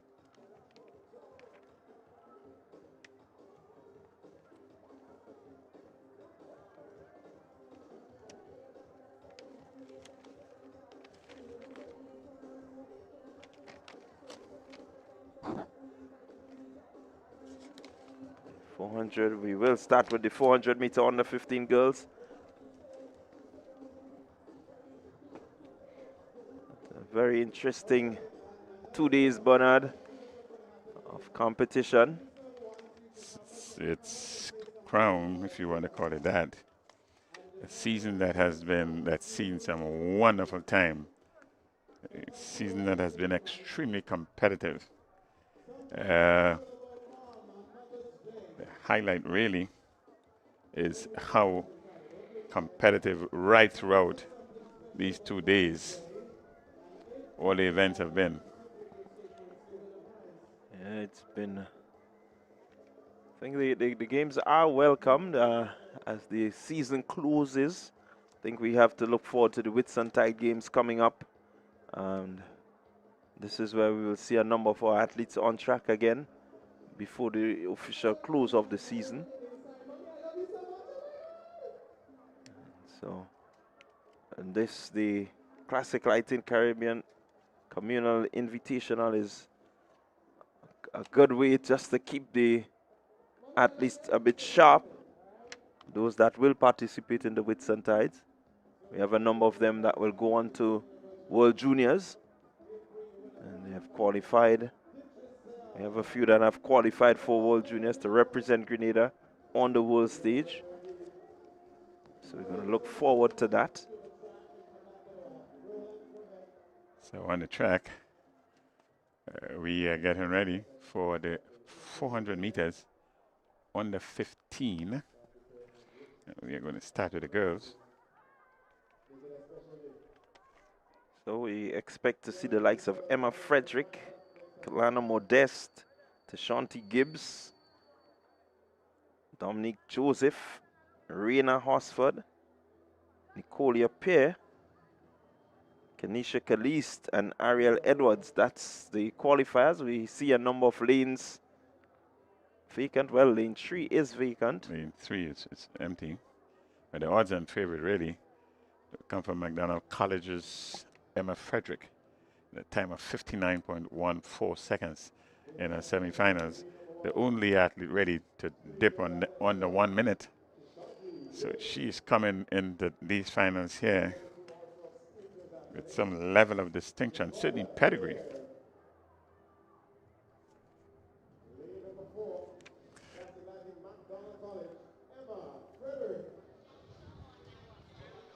Lane number 5, representing Fusion Athletics, Dominique Joseph. Lane number 6, Sprinters Athletics, Kenisa Kalist. Lane number 7, also of Sprinters Athletics, gold in the 200, Raina Hosford. She got some silver, she wants something more here in the 400. And lane number 8, Altitude Track Academy, Kelina Modeste. There you have it. That's your lane assignments. The 400 meters girls under 15. Lane 1 is Gibbs. Pierre is in 2. 4, that's Frederick, their favorite, is in 4. In 5, it's Dominic Joseph. In 6, it's Kenisha Kalise. In 7 is Raina Hosford. In 8 is Kelina Modeste from Altitude Track Academy. She's in lane number 8. Your favorite is in 4. Look for Emma Frederick in 4, McDonald College. Red top and blue bottom. Your favorite, and they're off. Frederick in the middle of the field in the red and blue outfit. And she looks to take command of this one. Hosford running well, Modeste running well also, but here comes Emma Frederick. The only athlete to dip under the minute is Frederick. 59.14 in qualifying. Let's see what she can do here. As she heads into just about the 150 region and closing. All by her lone self, Emma Frederick. She's racing and should be racing against the clock. Here she comes. Into the home straight she goes. Emma Frederick, she's followed there by the athlete Dominic Joseph, Fusion Athletic. Here goes Emma Frederick. Flash time 59.52. Frederick, the winner there, by some 40 meters to the second place finisher. Kelina Modeste may have just sneaked in to take the second position away from Dominic Joseph. That's what the time looked like. But we wait to see. Tell you, McDonald College have a good one in Frederick here. As we look at the replay here, Frederick comfortable. Just really going towards the line. Ensuring that she's comfortably across the line with the gold medal in hand. We are still awaiting the times, but clear winner, Emma Frederick, McDonald College. 59.52, so again under the minute, Emma Frederick. Kelana Modeste actually coming in and taking the second position, and Dominic Joseph will have to settle for the bronze. Good run there by Frederick. Born out to the time on the 1 minute. And Modeste ran well into second position. 1 minute 2.43 seconds. So that was a good run there by Modeste. 1 minute 2.43 seconds is Modeste in second position. So she would have lowered the time, Modeste did, in these finals there. And in third position, 1 minute 2.46 seconds is Dominic Joseph. So we're getting ready for the boys. He represents Fusion Athletics. Tyrese Brave Boy. He's got intercall medals under his belt. He wants another one here at the Classic Games. Lane number 2, Classic Lighting Finish Line Sports Club, Harmon Frank. Lane number 4, Altitude Track Academy, T-Sean Lambert. Lane 5, Fusion Athletics, Ethan Gunpot. Lane number 6, Classic Lighting South City Rising Stars, Andre Coutain. And lane number 7, Intercall gold medalist, representing St. Andrews Anglican Secondary, Deshaun Oliver. So there you have it, the lane assignments. The boys, 400 meters under 15, your odds on favorite here. A time of 54.18 coming into these finals. And the top finisher in the semifinals is Deshaun Oliver. Well, Oliver, the favorite here. He needs to be wary of Coutain. That's Andre Coutain. T-Sean Lambert, here we go. 400 meter under 15 boys. And out front very early is Deshaun Oliver in lane 7. Running on the outside lane, so he has already set himself on the inside. T-Sean Lambert making a good run. Tyrese Brave Boy in lane 1 also making a good run, but here is Oliver out front. Gunpot in the middle of the field, looking good. Deshaun Oliver into the straightaway. Here comes Lambert on his inside, but Oliver has the strength, he has the power, and is powering himself away from the rest of the field is Deshaun Oliver. And T-Sean Lambert will take second position. Andre Coutain will take the bronze.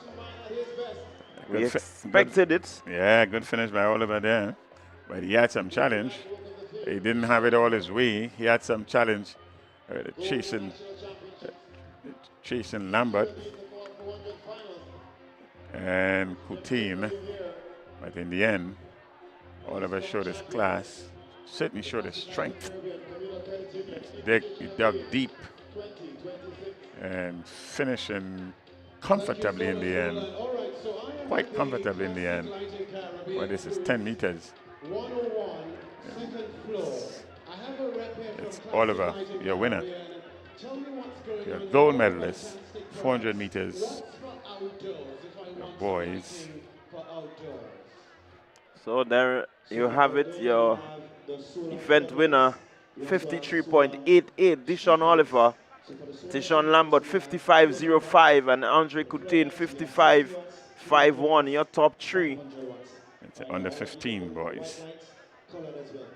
It's a good run, good run, 53. It's a good run. It's a much better time than what he came into these finals with. He came in here with 54.18 and finishing with 53.88. That's a significant improvement. Certainly a significant improvement, and running from lane 7. Running from lane 7. It's a good run from him. Didn't just lower his time, but he did. So did Lambert, 55.05. They're coming in here with a season's best then of 55.35. So he would have done very well also.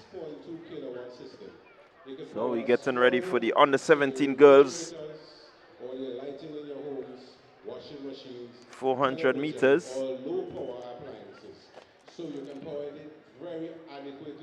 So under 17 girls, they're up next. We have a full field here. Yeah. So this one should be an interesting, exciting one. Lane 1 should be Kiara John, South City Rising Stars. Irina Alexander, South City Rising Stars, she should go in 2. Maya Stanislaus, East Track Club in 3. 4, Eliza Rose Benjamin, SGI. Ariana James, Fusion Athletic in 5. Olivia Latouche, South City Rising Stars, she should be in 6. Kylie Williams, South City Rising Stars, will go in 7. And Angelica Waldron of South City Rising Stars will round out the field. That's your field there on the lane assignment. 400 meters. The girls under 17.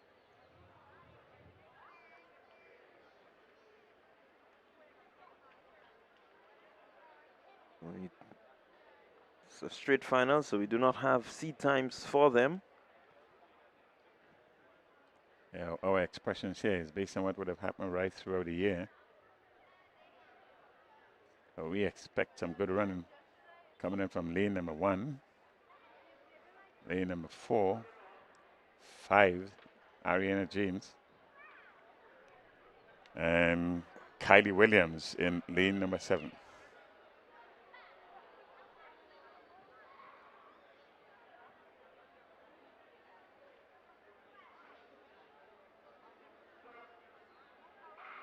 And here we go, 400 meter, under 17.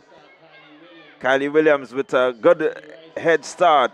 Fusion Athletic, Ariana James also making up some ground. Williams looking comfortable as she goes up the back straight. Looking relaxed and composed is Kylie Williams. And let's see if James can make up the stagger on her. She certainly has done so, Ariana James. And goes past Williams. And James looking good, looking strong as she heads towards the straightaway. Final approach for James. She now is in top flight and she's moving away. Fusion Athletic, Ariana James leading this one. Looking smooth. She's really running against time here. And a good strong finish from Ariana James. Fusion Athletic, Kylie Williams will have to settle for the silver.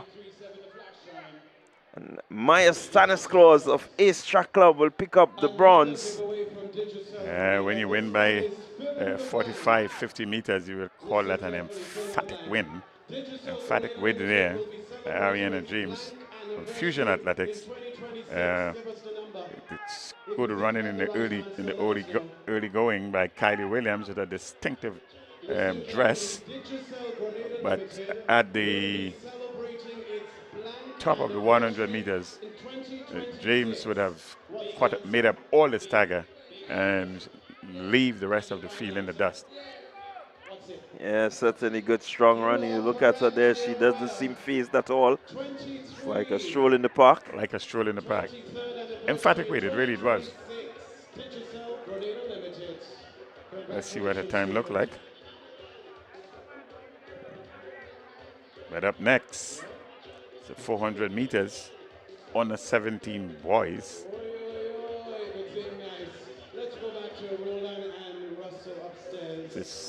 So James is 59.43. That's a marvelous time. Yeah, that's a really good run from Ariana James, 59.43 to take the win. I hasten to think this may be a season's best right here. 59.43 seconds.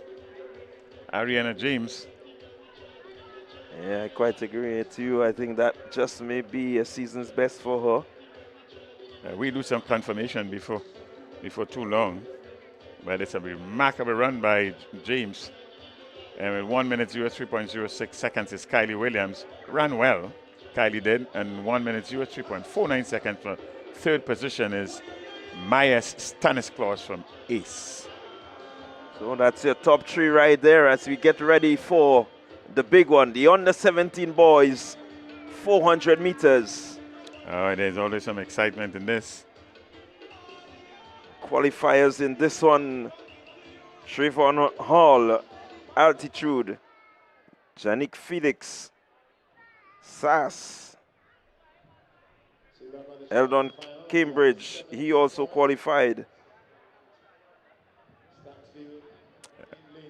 Okay, let's get some lane assignments from the house announcer here. Classic Lighting South City Rising Stars, Anikel Pice City. Lane number 2, Classic Lighting Finish Line Sports Club, Eldon, Cambridge. Lane number 3, St. Andrews Anglican Secondary, Janique Felix. Lane number 4, Intercall Gold Medalist, Classic Lighting Finish Line Sports Club, Giovanni Green. Lane number 5 is Altitude Track Academy, Keydon Hilaire. Lane number 6, Altitude Track Academy, Carifta Bronze in the 400 hurdles, Tevon Hall. Lane number 7, Altitude Track Academy, Mikkel Simon. And lane number 8, St. Andrews Anglican Secondary, Khalil Thomas. Clyde, this is going to be a close one. This is going to be competitive.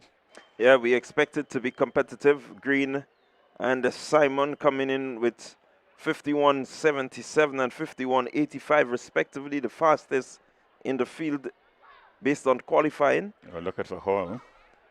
Got to keep your eyes on Hall and Felix, 52.36 and 56.85 as they go on their way. 400 meter on the 17s.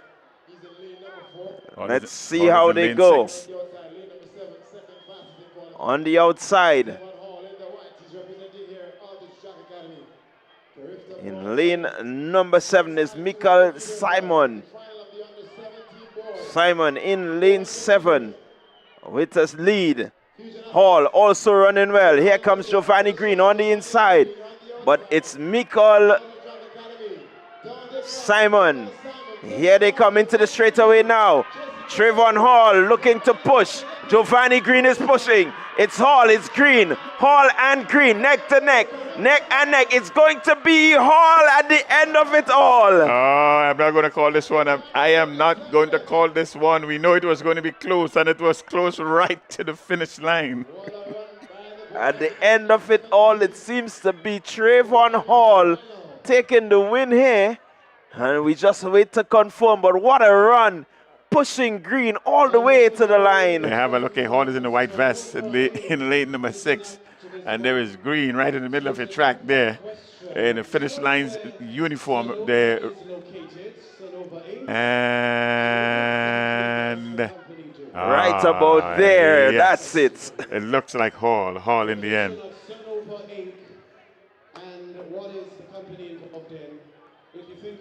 On the 2. Yeah, that was certainly a good determined run there from Trayvon Hall.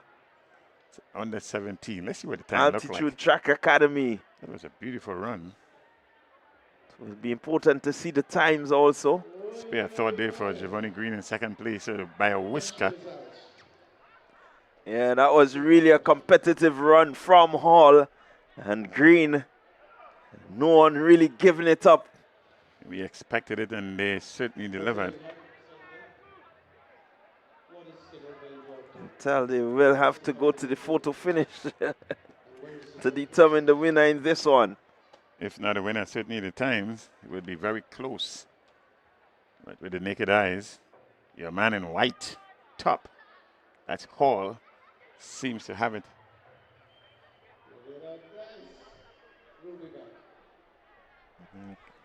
And Clyde, guess what's up next on the track? It's your favorite event, yet to be defined. It's the mixed superweight business sector. Well, we anticipate that event. It's going to be interesting to see what the superweight is all about. I remember in my youth, they used to have some crab races. And there was a race that was referred to as the Draggers Derby, meaning the one that would have come in last would be the winner. Quite an interesting race that was. I don't know if you remember what was referred to as Soldier Crab.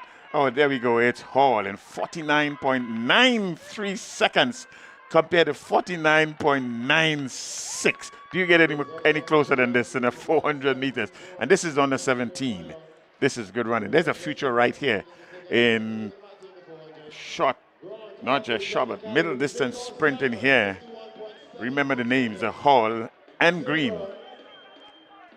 Yeah, really outstanding running from these two athletes. Trayvon Hall, he really wanted this. He pushed and pushed Green all the way to the line. coming in green with 51.77 and had to settle for second position with 49.96. That's a remarkable run from him.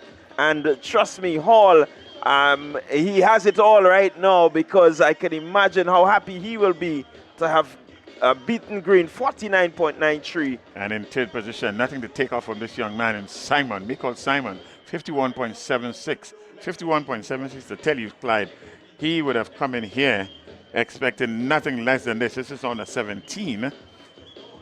It's Michael. Let's see what Michael looked like here coming into these finals. 51.76 is his time. 51.85, just as we thought. He would have bettered his semifinals time and bettered it quite significantly too. It's 51.85 compared to 51.76. What a race to finish off these 400 meters before we get into the big one. Yeah, certainly a good way to, I would think, bring a curtains down on the majority, if not all, except one of the individual events before we get into the relay events. Well, it's your race, so you should describe it from start to finish. Well, I'll be a silent observer here.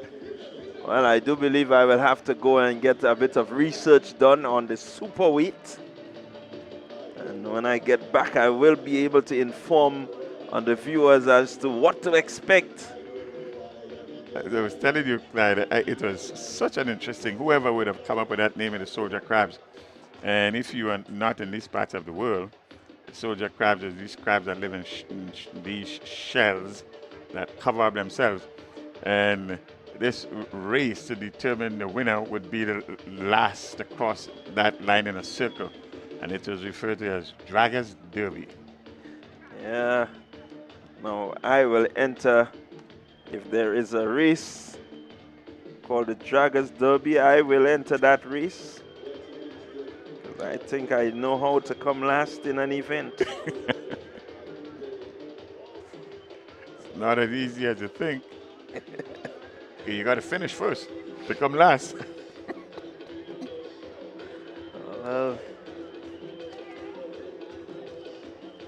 You are not missing any action.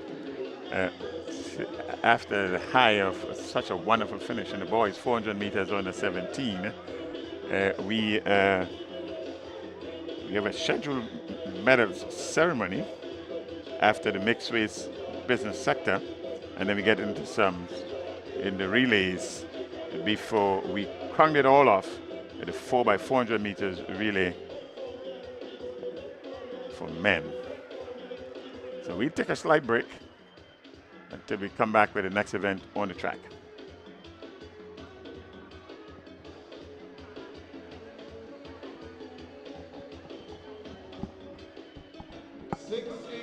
In Grenada, the rest of the Eastern Caribbean, it's time for another medal ceremony. They're going to do that medal event now. They teach people, man. They teach people with this thing there. Oh, yes. I think they teach it last day.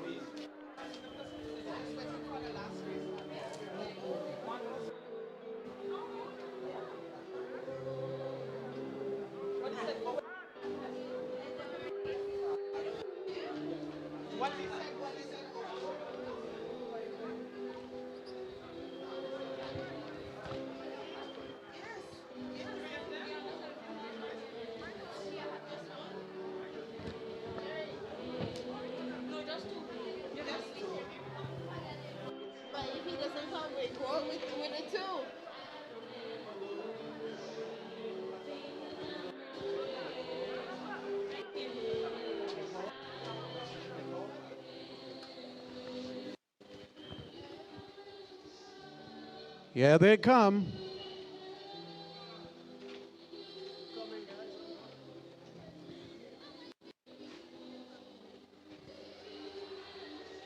Ladies and gentlemen, we're very pleased to have with us Mr. Chad Fraser, Chief Executive Officer of Sonova Inc.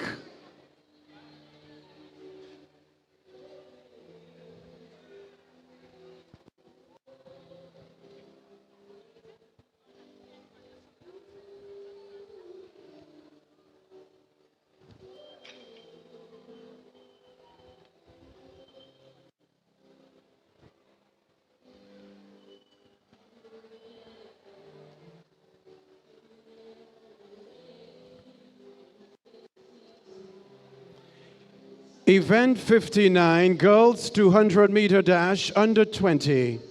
Bronze medalists, Kimaya Alexander, Altitude Track Academy. 27.84 seconds.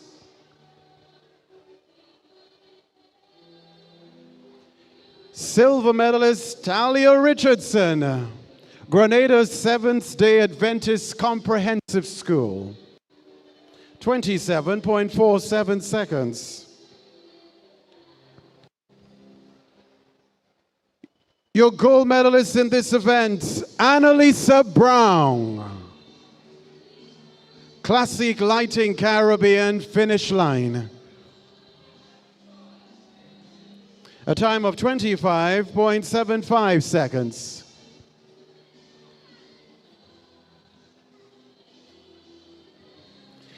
Event 60, boys 200-meter dash under 20, presenting your bronze medalist, Kyle Ned, ace.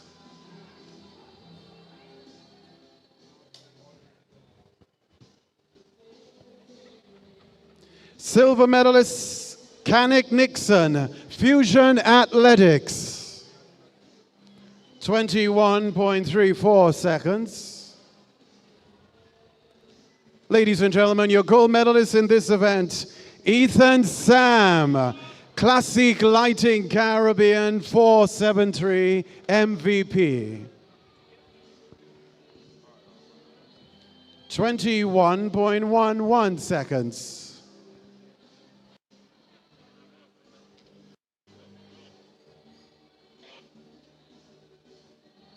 Event 62, men's 200-meter dash, senior.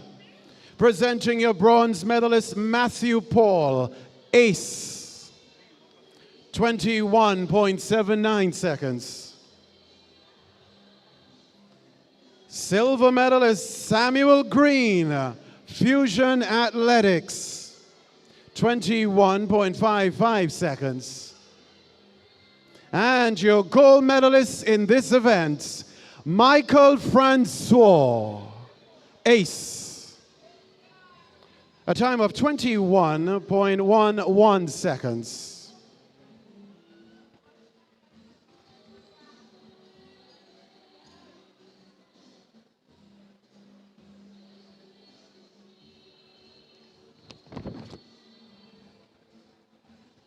Event 55, girls 400-meter dash under 15.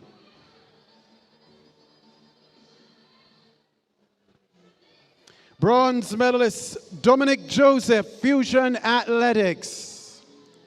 1 minute 02.46 seconds. Silver medalist Kaylina Modest, Altitude Track Academy. 1 minute 02.43 seconds. And your gold medalist, Emma Frederick, McDonald College. 59.52 seconds.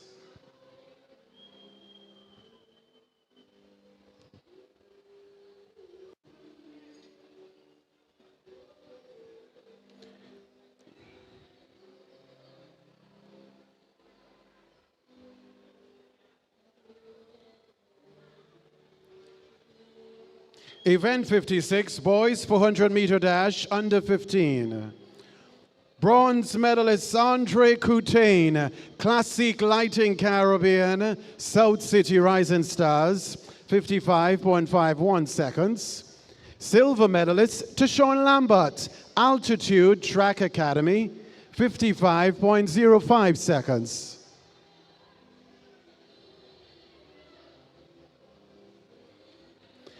Your gold medalist in this event, Deshaun Oliver, St. Andrew's Anglican Secondary. 53.88 seconds.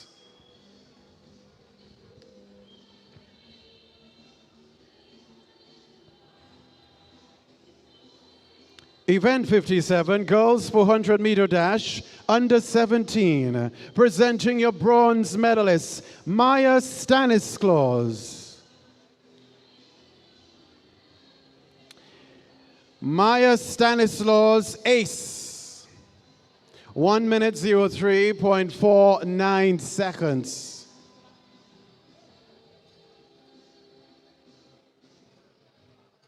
Silver medalist Kylie Williams, South City Rising Stars. 1 minute 03.06 seconds.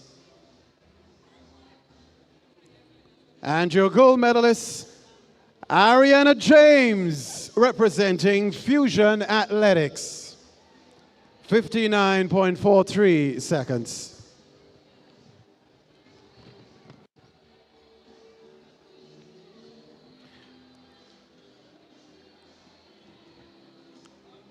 Event 58, boys 400-meter dash under 17. Presenting your bronze medalist, Nicole Simon, Altitude Track Academy. 51.76 seconds. Silver medalist, Giovanni Green, Classique Lighting Caribbean, finish line, 49.96 seconds.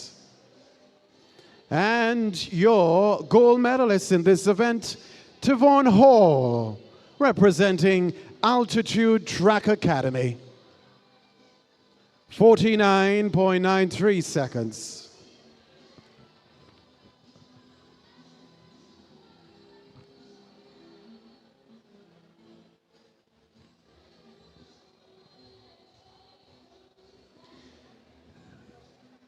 This is the end of this medal ceremony. Thank you very much, Mr. Chad Fraser, Chief Executive Officer of Sonova Inc.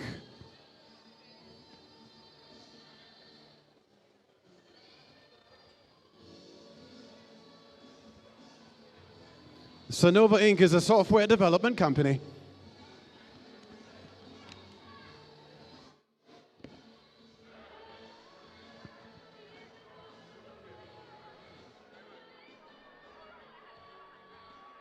It's now 6:28 in Grenada and the rest of the Eastern Caribbean. This is the second and final day of the Classique Lighting Caribbean Communal Credit Union Invitational. It's time for continued commentary. Let's go upstairs for now.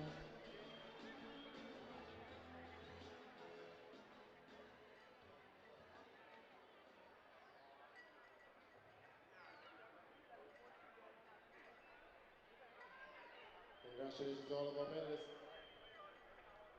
And you guys set their head back to the track for the final segment. It's relay action. 4x1 and the 4x4. All right, so we are back with you and we're getting ready for the relay events.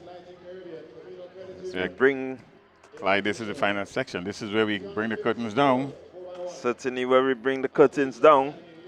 Sorry to disappoint you. You didn't get your last grand wish of your scheduled 400 meters. Well, maybe we will leave it for later, or we leave it for the next edition. But somehow I believe we will get the information on the super weight.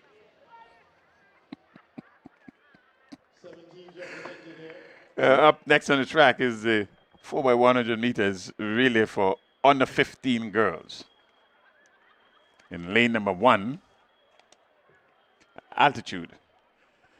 SGI is in lane number 2, South City Rising Stars.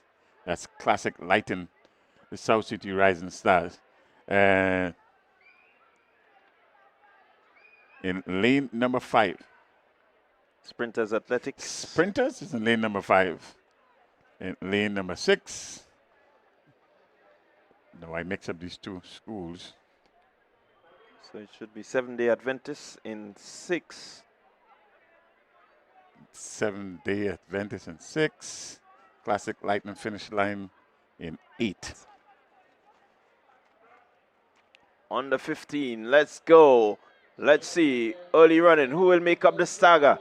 Classic Lightning finish line seem to have a good lead. Sprint Athletic running well in the middle of the track. First handover will be Sprinters Athletic. Sprinters, Hosford on the back straight. Keep your eyes on Classic Lightning finish line. They're also making a good run. But certainly Sprinters Athletic with a slight lead here now as the handover is made. On the inside, McDonald College moving quickly. Sprinters Athletic still with a slight lead. McDonald College and Sprinters. Altitude Track Academy with their anchor, Haley Tyrell, will run away with this one. Emma Frederick will follow.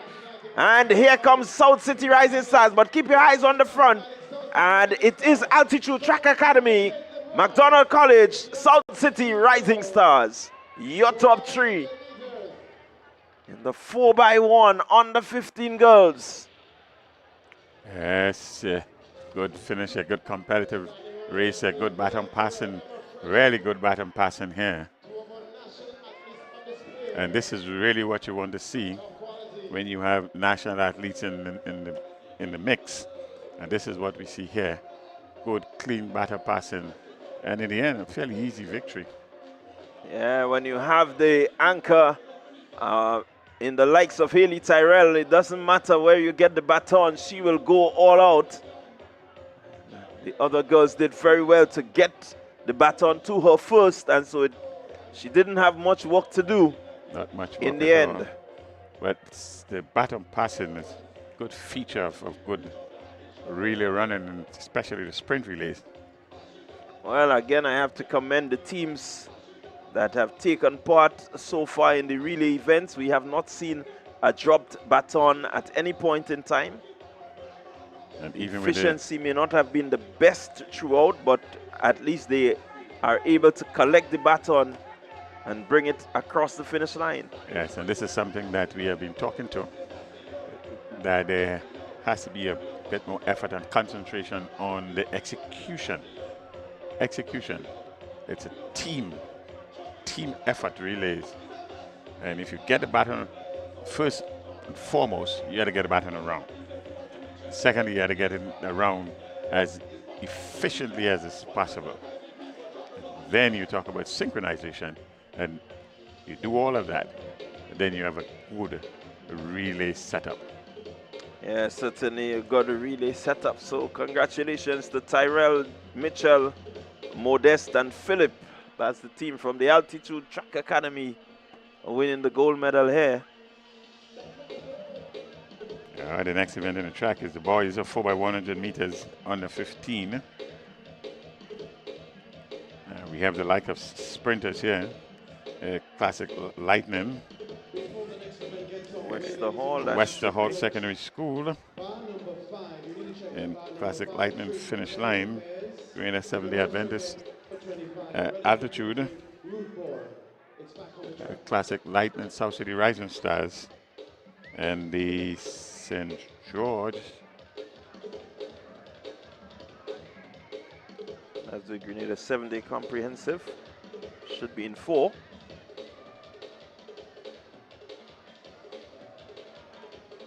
Seven-day comprehensive it is in 4. Oh, we still await the timed results for the girls 4x1 under 15. Know the results already. Altitude, McDonald College, and South City Rising Stars. It's just important that we get the times.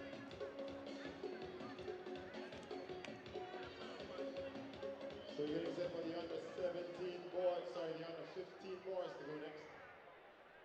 We're into the final segment. Got the under 17. We are winding down to what has been a wonderful 2 days of track and field. The end of the season. towards the end of the season, we still have one major event to be grace this stadium a little later in the year.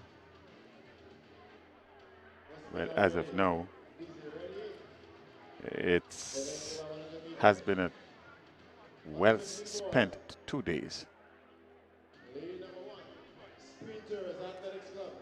Let's get some lane assignments here.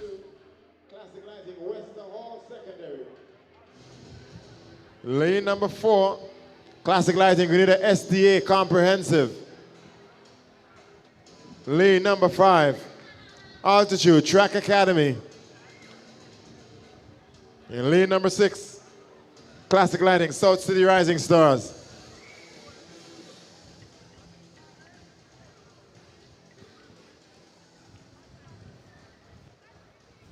So that's your lineup for the under 15 boys. They're up next.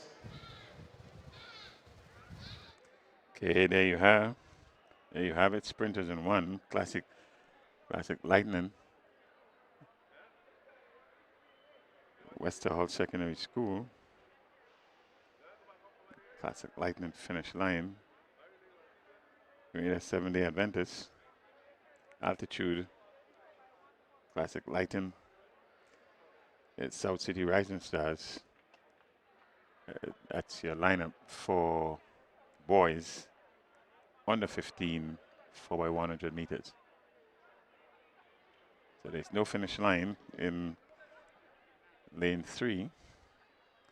It's no St. George's Institute in lane 7. So it's lanes 1, 2, 4, 5, and 6. And here we go, 4x1, under 15. Classic Lighting, South City Rising Stars running well. So too Altitude Track Academy. Handover pretty even among all the teams. It's going to be South City. Here comes Altitude Track Academy. Tishan Lambert handing over now. A bit of a fumble there, but they still have command of this one. Altitude Track Academy. On the inside is the Wester Hall Secondary as they're about to make the final handover.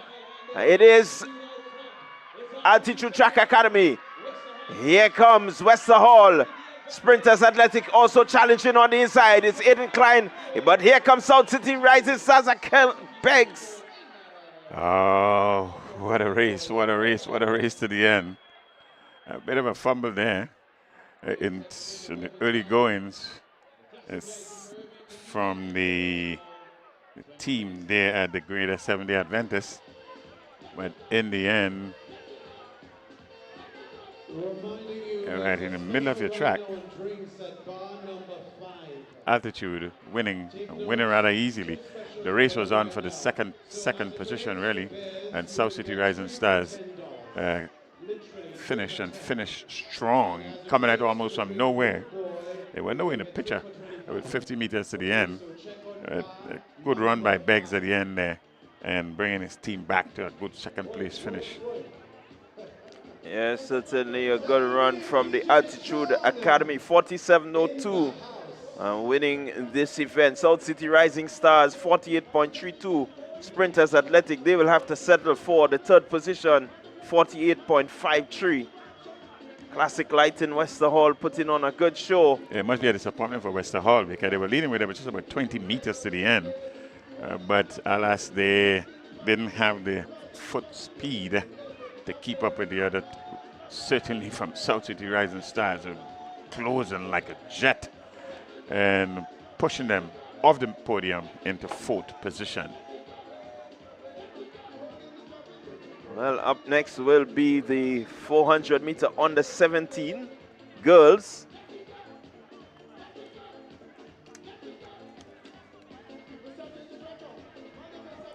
Three teams that are listed to compete in this one here. The 4x100 meters under 17 girls. And they should occupy lanes 2, 3, and 4. Well, we have 5 on screen. South City Rising Stars A and B seem to be here. We also seem to have two finish line teams. Is that what I'm seeing here? Finish line 1, Altitude Track Academy. Oh, altitude is here. They will be in 5. So lanes 1, 2, 3, 4, and 5 occupied. So this is good for the competition. The South City Rising Stars, let's call them A in lane 1. B should be in lane 1. B's in 1. The Classic Lightning finish line in lane 2 and 3. Grenada 7-day Adventist. Lane 3 and lane 4. Classic Lightning. The South City Rising Stars. A, they are in lane 4, and then Altitude Track Academy, lane number 5.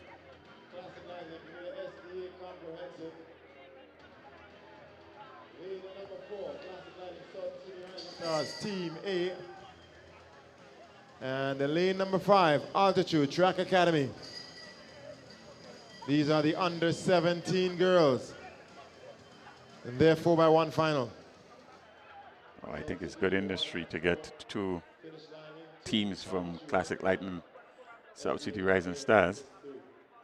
Yeah, they have the depth at the under 17 level. And here we go. They are under the status orders now. So let's see how they will go.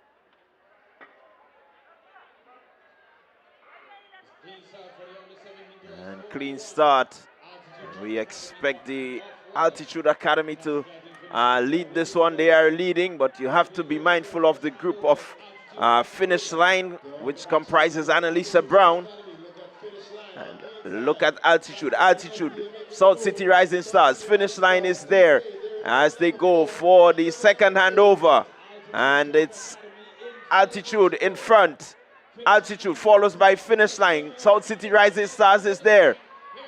Altitude Track Academy finish line. It's gonna be Annalisa Brown coming up against Haley Tyrell. Annalisa Brown and Haley Tyrell. What a battle it's on. But this Annalisa Brown will not be beaten. Haley Tyrell will have to settle for second. Very, very impressive indeed. And again, Clyde, the feature of this event, where there's maybe with the exception of one niggler of a baton foray in the early goings from Team B, from South City Rising Stars, the batter pattern was a feature of all the teams here. Good, nice, clean, smooth passing, but in the end, the finish line team just by about 10 meters. The winner, 49.06. In second position, the Altitude team, 49.70. Yeah, South City Rising Stars, they will take the bronze, 51.57.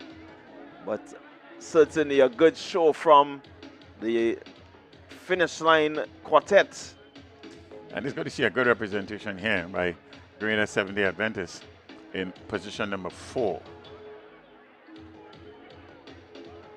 They came and they represented, and the young ladies here certainly would have something to talk about. In fact, the Grenada 7-day Adventist had a good representation right throughout this day today. Very good representation indeed. Yeah. Up next on the track, though, is the 4x100 meters. That's the corporate race. Both male and female. That will go right after the under 17 boys. I'm going way ahead of my time here. So it's a 4x100 meters for boys under 17. That's up next. It will be the boys' turn for the under 17s, and again, this one we expect to be keenly contested. Not seen any appearance in the field just yet.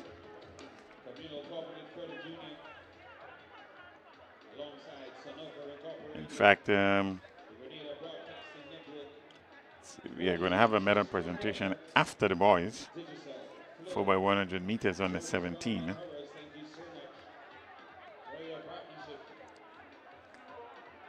Nice, there's a high puncturing to have it just before. Development Corporation, Dana's Tasty Foods, Nawasa, Grenada Paper Products, MTV, and the Grenada Informer. Thank you so much for your partnership, your patronage. The communal spirit. We're still waiting on the boys for the under 17 4x1. Fun and friendly rivalry inside the Kirani James Athletic Stadium. Then we expect to see the corporate women and men in their 4x1. Indeed, thanks as well to TNR Communications. We really appreciate your support over the years. You continue to show us your commitment to sports, its development. So thank you, the team at TNR Communications. Thanks so much. So we're getting close to the end of day 2 of the Classic Lighting Communal Credit Union Invitational 2026. It's been a very interesting 2 days. Time check is 6:46. We've seen competition among the primary schools. We've seen competition among the secondary schools, the clubs, corporate world. We've seen quite a number of business places competing against each other. It seems as though the under 17 boys have just made their way towards the starting lineup.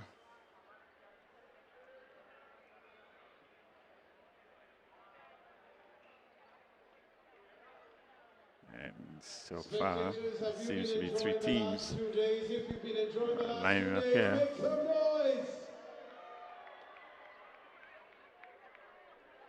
So the lineup suggests Grenada 7-day comprehensive, St. Andrews Anglican Secondary, Top Flight Athletics, Altitude Track Academy, Classic Light and Finish Line should be here.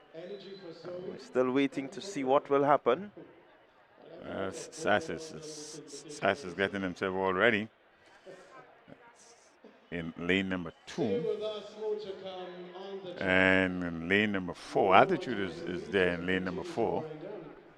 So that is SAS and Altitude. Excitement continues, fun continues, competition definitely continues, and friendly rivalry, of course, continues. And the other team We'll be back with more that's on the contesting track is in Classic a Lighting Finish Line in lane number 5. So lanes 2, 4, and 5.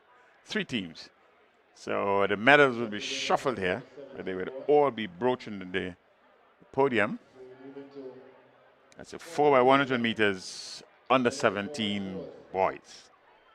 Yeah, certainly any team, every team here guaranteed a medal. It's just what color will be important. There's only one restriction here: you must finish. You finish, you are an automatic medalist. The color will depend on how you get a baton around. Who can get a baton around is quicker than the other team. So it's SAS in lane 2. In lane number 4, it's Altitude. And in 5, Classic Lighting Finish Line. So they're on the starters orders. It's going to be an exhibition of baton passing, efficient baton passing.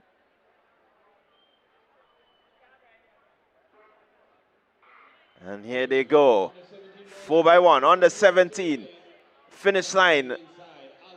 Altitude chasing right behind them on their heels. Handover made just about now. Altitude with the first handover.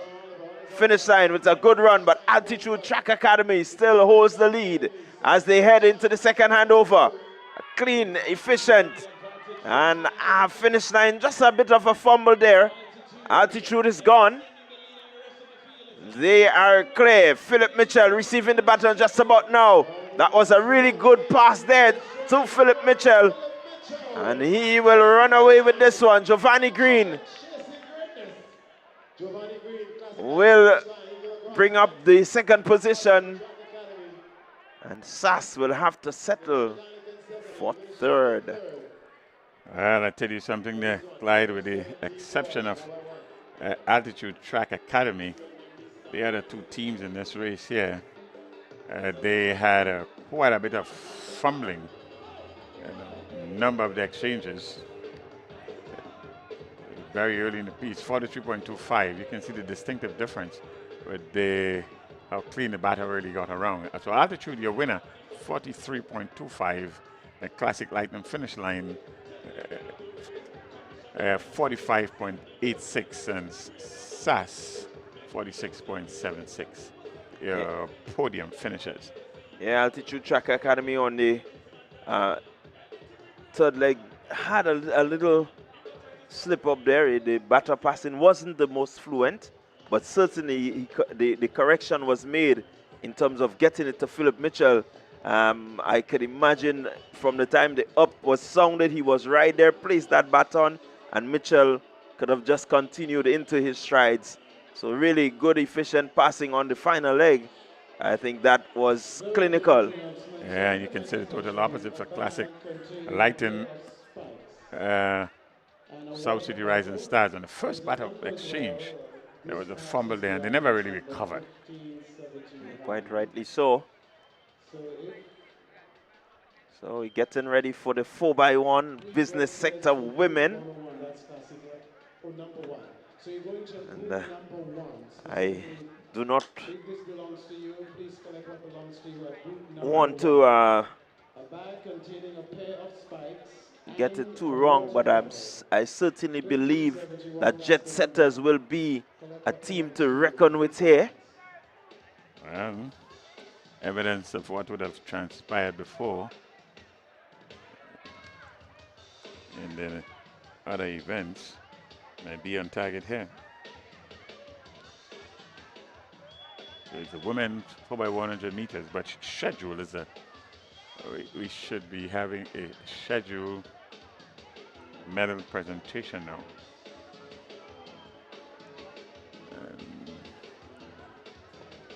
So it seems like only two teams will feature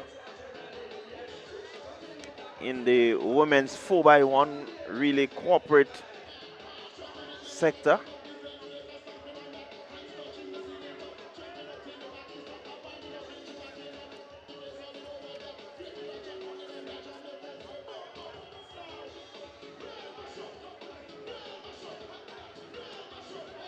Yeah, you're absolutely correct, Clyde. Is Digicel versus Jet Setters. And by all indication, what would have transpired before, overwhelming odds-on favorites would be Jet Setters to pull this one off.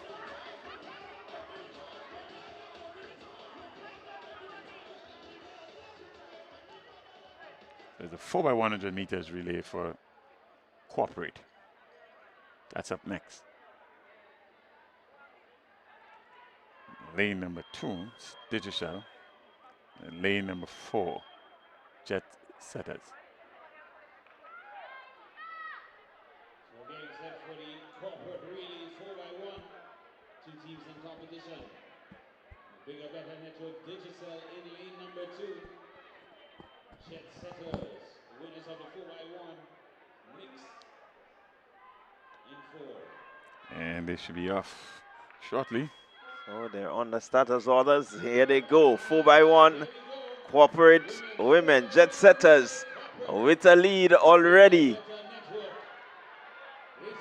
Jet Setters extending their lead very early. Handover made, the first handover with some 60-meter lead. Jet Setters, Digicel, they guaranteed a second place medal. Handover made just about now. And note there's no default for the distance that you would come second. Jet Setters with the anchor and 100-meter champion has the baton in her hands, and she will win by just about, I make it 75, 80 meters. That's Jet Setters. Shortly, Digicel will come into the frame.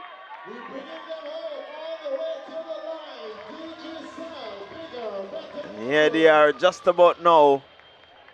Digicel. Oh, well, it's all good.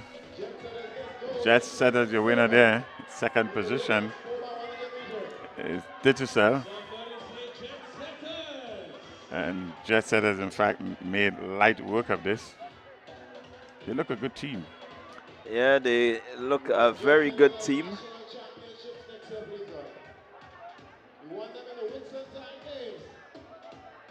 So, yeah, up next is the 4x100 meters.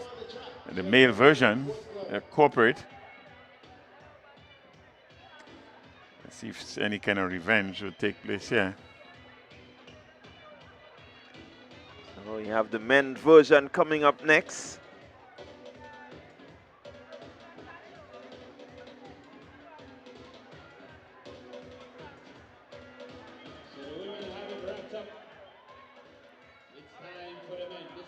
And then that should be followed by the 4x400 meters, both male and female, to bring the curtains down on the track and on the field.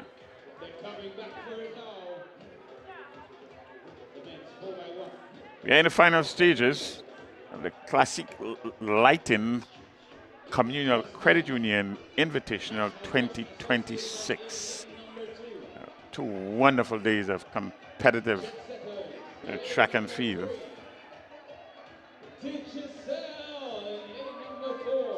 There have been some remarkable performances, been some good times. There have been very, very competitive events.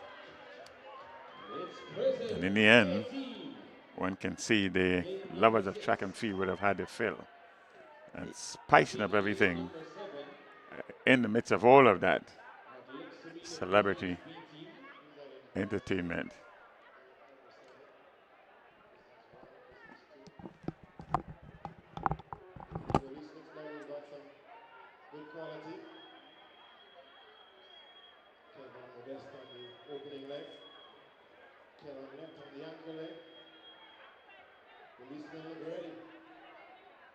So we have 6 teams. We have 6 teams that will be on show.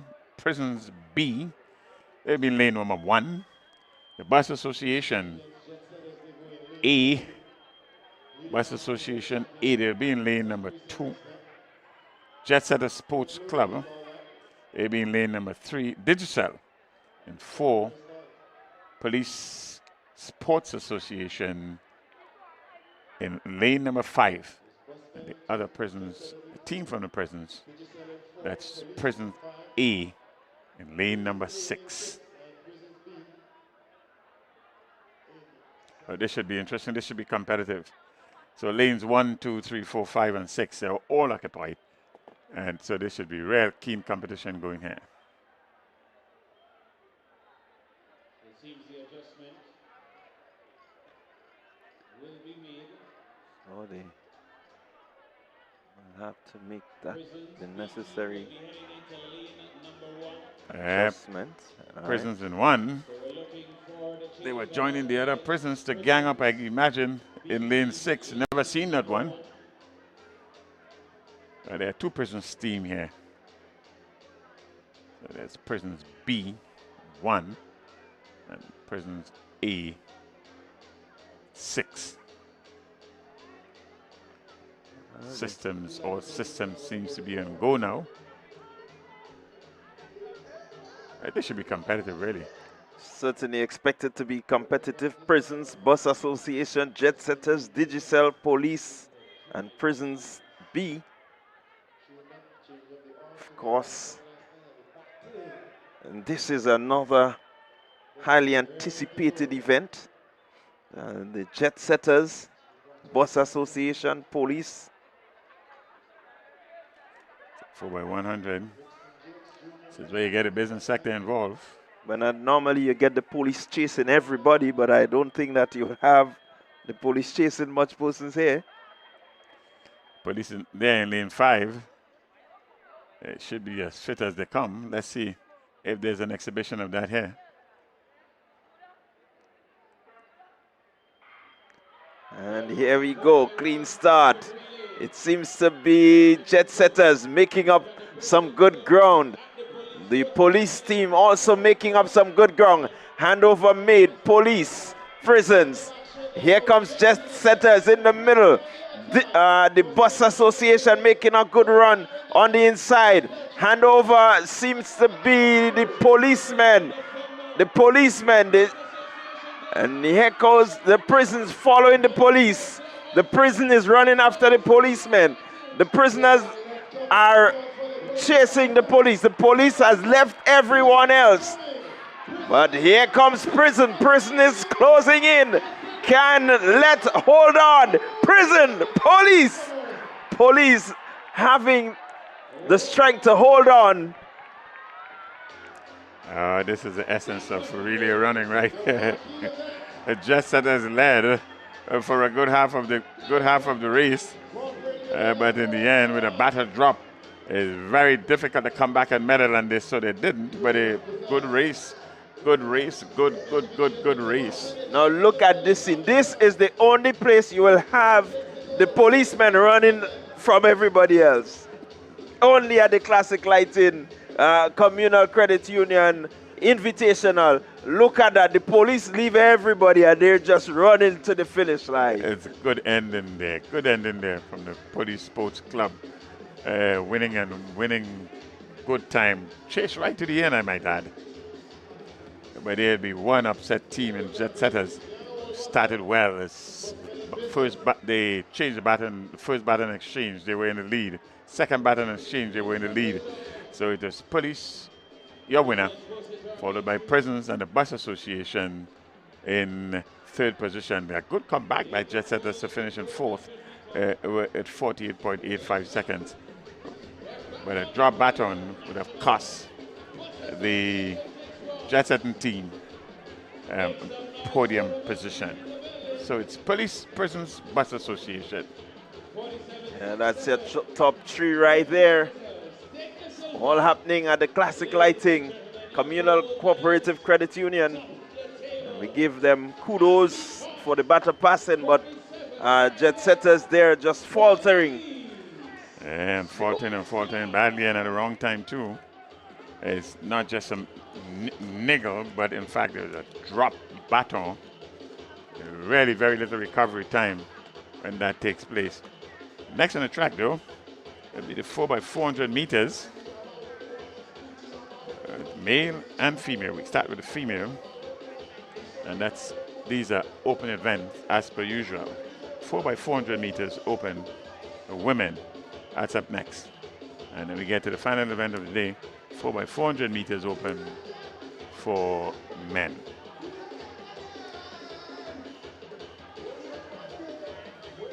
Overall, Clyde, I would say track and field is the winner over these last 2 days. Yeah, certainly track and field has won.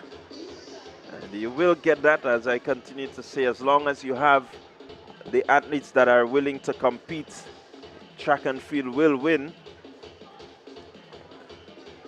What needs to happen now is that you relook and you see all that needs to restructure and formalize to ensure that you have this event becoming more and more competitive, more and more exposed to the public, so that it can garner the sort of support that I think the organizers are looking for. Certainly. Well, if this is any indication of what's up next, we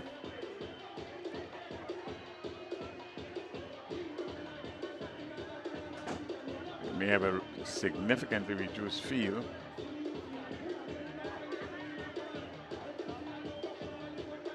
Well, it's the 4x4 for women, and so I can imagine that they will start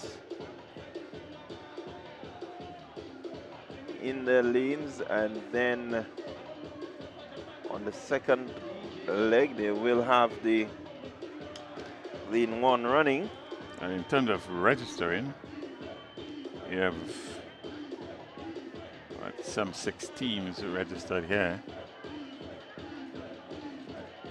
I'd be quite surprised if in fact all 6 but to take part in this event here, based on the evidence of what we would have seen earlier.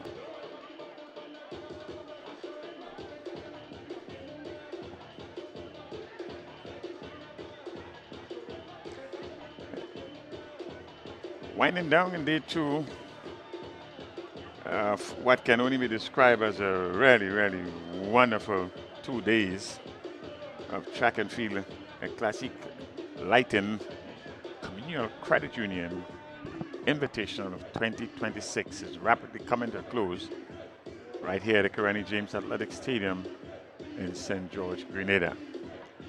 Well, it's the penultimate event to bring the curtains down on the 2 days of competition. We saw the primary school, we saw the secondary school, we saw the athletic clubs, business sector. They all were here, did their bit. So it comes down to these 2 final relays. We started on Saturday with a long jump for girls, open, followed by the high jump for men. That was another open invitation. And there we saw a classic duel between 2 wonderful young men, really duking it out, as you would probably say, both clearing heights of, new heights of 2 meters.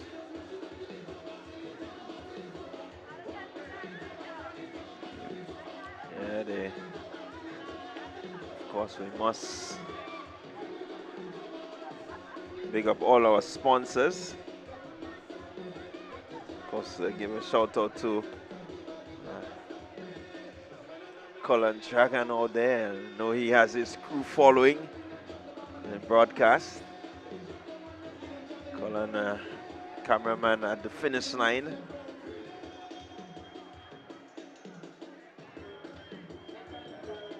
Big up to all the other cameramen and of course the guys on the inside of the production room. TNR Communication bringing you this live event. Certainly it has been 2 days of interesting events.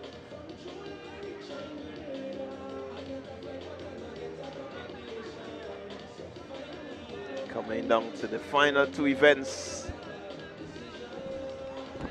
of the 2 days. Again, must say thank you to all the participating clubs, schools,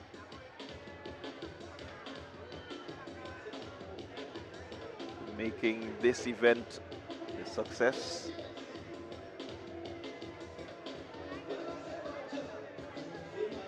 Again, we cannot say thank you without mentioning the patrons who have shown their commitment in coming out to the games. The supporters in the crowd who certainly have enjoyed, and those of you online, thank you for your support. Of course, we must big up the officials, the starters, even those that we do not see, those that are in the call rooms.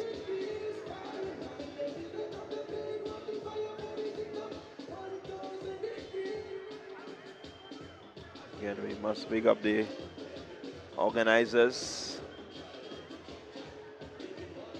of this event.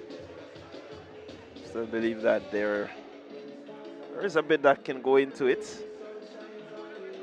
in terms of structuring it.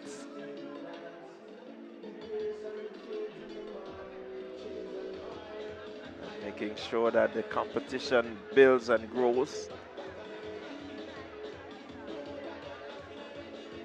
So day 2, 2 events to go. This the Classic Lighting Caribbean Communal Cooperative Credit Union Invitational.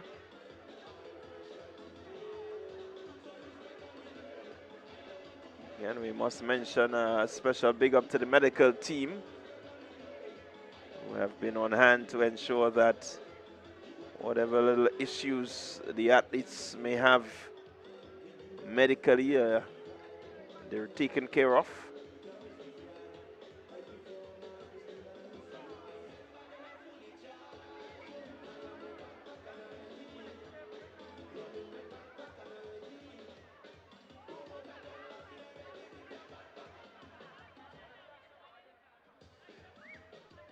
The penultimate event, the 4x4 relay women.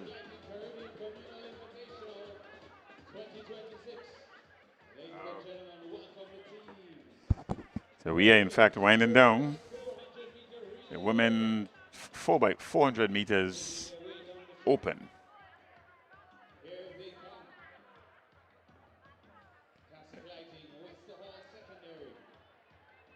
Let's take lane assignments. Classic Lighting, South City Rising Stars. And the Classic Lighting Finish Line Sports Club. We're getting set. We're getting set. We're moments away. We have 5 teams from the final registered here. female event of day number 2. Right here at the Grenada James Athletic Stadium. It's 5 teams registered here. Classic Lighting Communal Invitational 2026. Celebrities. Olympians. We're also asking the driver of P. Is that a B or E? So it's 5 teams registered for this final event on the track or on the field, anywhere. This is the final event for women. It's the 4x400 meters open. 2 teams from Classic Lighting finish line. Lane number 2 and lane number 6. The B team, lane number 2, and the A team in lane number 6. Altitude Track Academy being lane number 3. Lane number 4, Classic Lighting Westerhall Secondary. They would be in lane number 4. Classic Lightning South City Rising Stars and lane number 5. So 2, 3, 4, 5, and 6, the lanes that are occupied for the women's 4x400 meters open.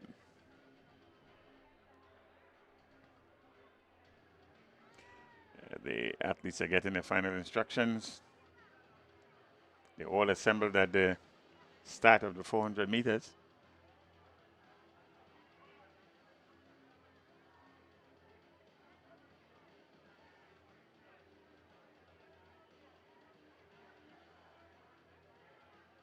So it's the 4x4 open relay. Finish line A and B. Westerhall Secondary and it's Classic Lighting Westerhall, South City Rising Stars. Of course, all 3 teams sponsored by Classic Lighting. 4 teams on display here. There's no altitude. It's South City Rising Stars and Westerhall flanked by finish line. 2 teams on the finish line.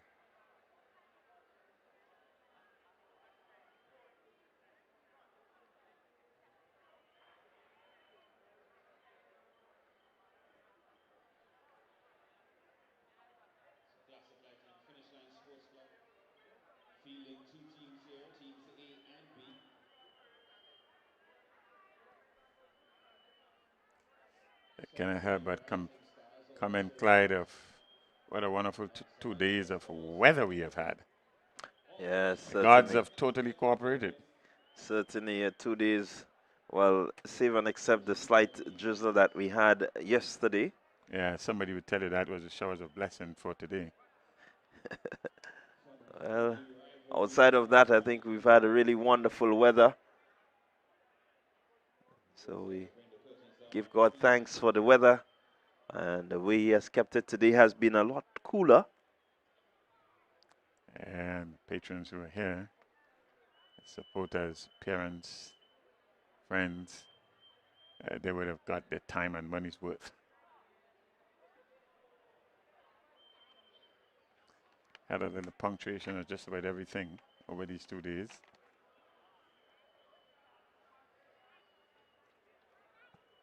A bit of a long jump, high jump. So the young ones, the primary school, the secondary school, the clubs, and corporate Grenada. Now that's a good package right there. And you cannot forget your special visitor. And the star in the midst. So we do Okay, have so here's a team from Ace.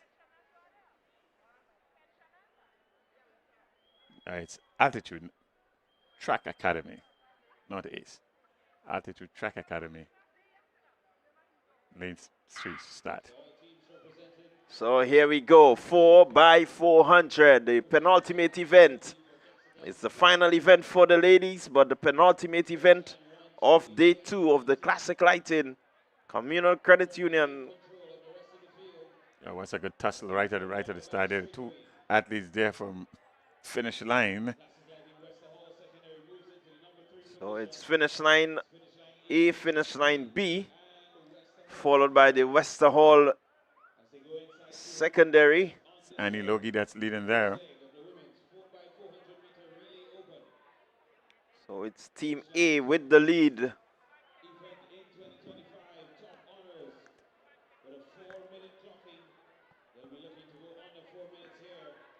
As Logie with just about a 30-40 meter lead over the rest of the pack. Here comes Altitude Track Academy as Logie makes the handover now.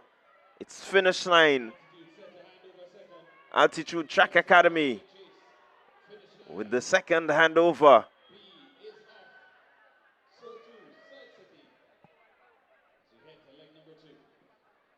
So it's A at the front, finish line A at the front.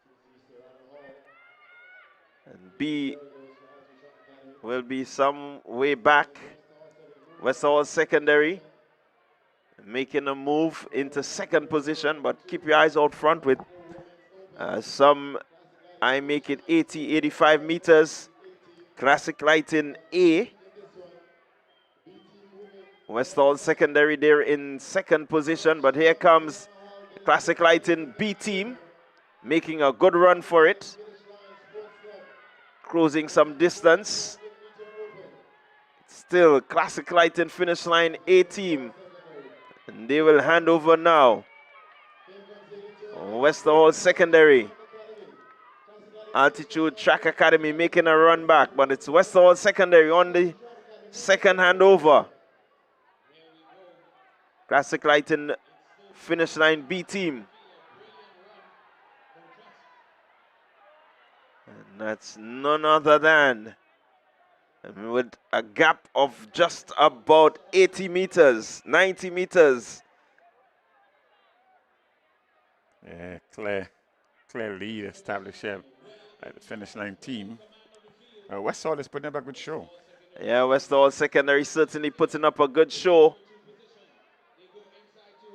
But finish line A team has this one on lockdown. The B team looking to make a move just about now on the Wester Hall athlete, but the handover will be made. Final handover. Wester Hall looking to hold on to the second position. Wester Hall still fighting, still holding on. Handover made now. Annalisa Brown, the anchor for Team A of Finish Line.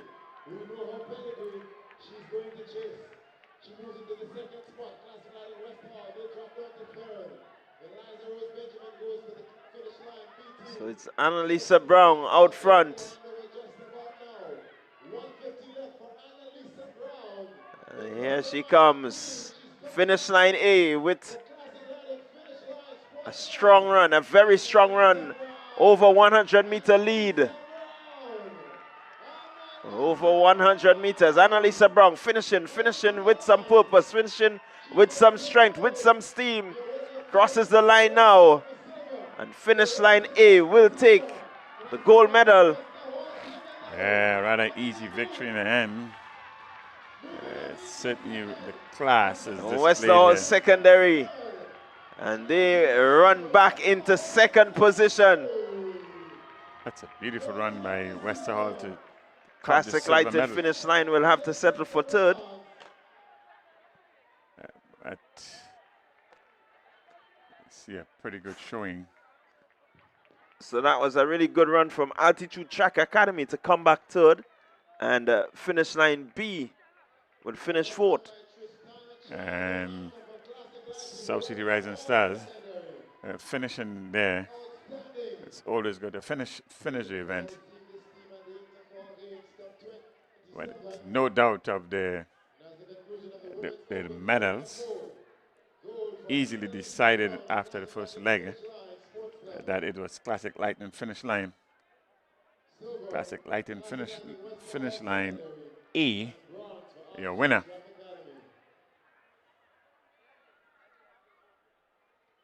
So we're getting there. We're getting down to the final event. One more to go. As we see the Finish Line A team.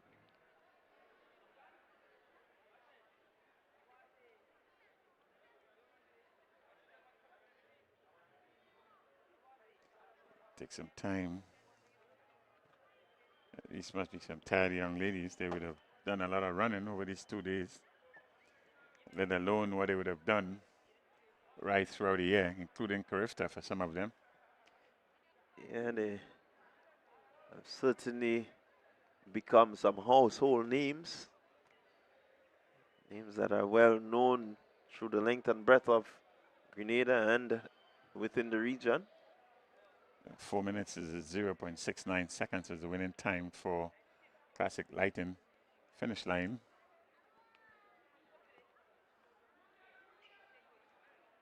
Yeah, Classic Lighting Westerhall Secondary coming in second.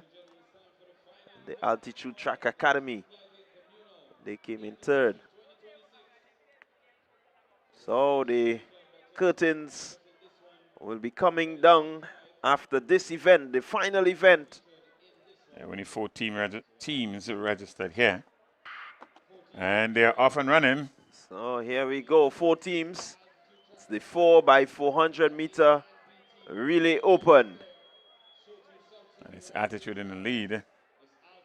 So Altitude A, Altitude B, South City Rising Stars and Fusion Athletics.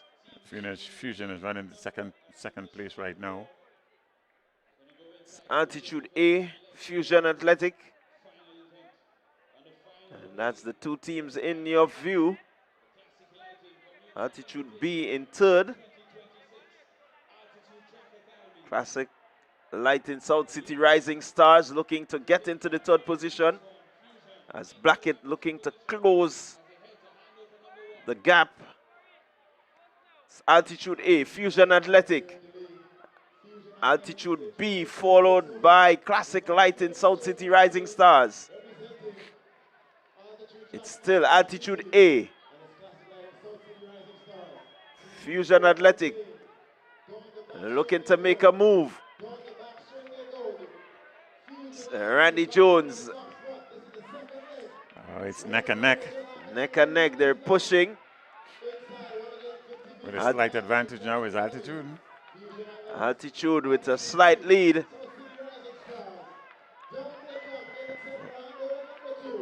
Israel Mitchell looking to push. Jones just seems to be going. Handover made just about now.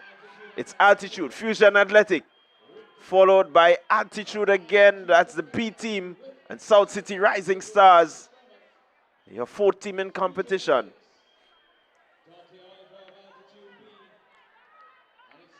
So here comes Fusion Athletic, going past Altitude A. Just about 200 meters remaining in this one. Fusion Athletic with the lead. Here comes Altitude Track Academy on his outside. Fusion holding on. Altitude Academy pushing back. Altitude pulling away. Increasing the gap. Sorry, it's Fusion pulling away. Final handover. It's the final handover. Samuel Green on the anchor for Fusion Athletic. And Christophe Caliste for the A team of Altitude. Altitude B in third position. It's Samuel Green, Fusion Athletic. Just about 200 meters remaining in this one. Can Caliste catch him? Also have some competition at the back, but at the front it's Fusion Athletic. Fusion Athletic, here comes Christophe Caliste, Altitude Track Academy. But Fusion running away with this one. Fusion will win the final event, the 4x400 meter open male. Altitude settling for second. A bit of competition between South City Rising Stars, and they have gotten the third position. Altitude B will have to settle for fourth. Good exposition there of 400 meters running. The 4x400 meters for men open. And in the end, it was Fusion Athletics 3 minutes, 19.54 seconds. And the gold medalists and Altitude Track Academy, 3 minutes, 22.66. And South City Rising Stars, Classic Lighting, 3 minutes, 29.14. Nipping the second, or the B team from Altitude, 3 minutes, 31.34. What a fitting way to bring the curtains down on the track, on the field, over these last 2 days. Well, that's your winning team for the 4x4 right there. Fusion Athletic. And so that brings the curtains down on what has been 2 days of really a good athletic competition, not just among the schools, but among the clubs and also the business community. And so once again, we say thank you to everyone who has tuned into this broadcast. Special big up to the team from TNR Communications.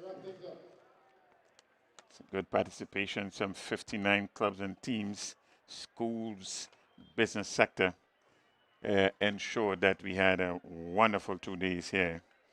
And the weather cooperated. In fact, it seems that everything was aligned to have a good competitive 2 days, and that's what it was in the end. Yeah, certainly a good 2 days of keen competition. Just another way to keep the athletes, fresh and looking forward to something. We still have the Whitsuntide games to come to more or less bring the curtains down on the national track and field season before these athletes take a break and then get back into preparation mode for the new season. We still have a number of athletes to go on to the World Juniors. So we want to wish them all the best in their preparation for World Juniors.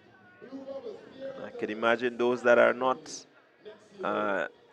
going off. We have a few of them that just will be preparing for the Whitsuntide games. And we've seen a growing interest in the Whitsuntide games. A number of countries come to Grenada for that purpose, to take part in the Whitsuntide. So hopefully we should have a really decent turnout. And Grenada, from the showing that we've had at the Carifta games and the Intercall games, the national championship, we should look to do well with some of the other competitors from the region. So on behalf of the organizers of this wonderful meet, we say thank you to Corporate Grenada. You have really stepped up and contributed significantly to ensuring that what you would have had over these last 2 days was a memorable one. And for some young people, this is the crowning of their track and field season. Many of them, they are getting into their examination mode if they are not already there. Certainly, we wish kids that are, the young people that are in school and the others who are writing exams, the best of luck. And to take some time out over these last 2 days, you have showcased and done yourself well. Thanks to Corporate Grenada, Communal Cooperative Credit Union, Sonova Incorporated, Grenada Broadcasting Network, Polynatural Spring Water, Digital Flow, Jonas Brown and Hubbard's Tropical Catering, These Sporting Goods, GIDC, Dana's Tasty Food.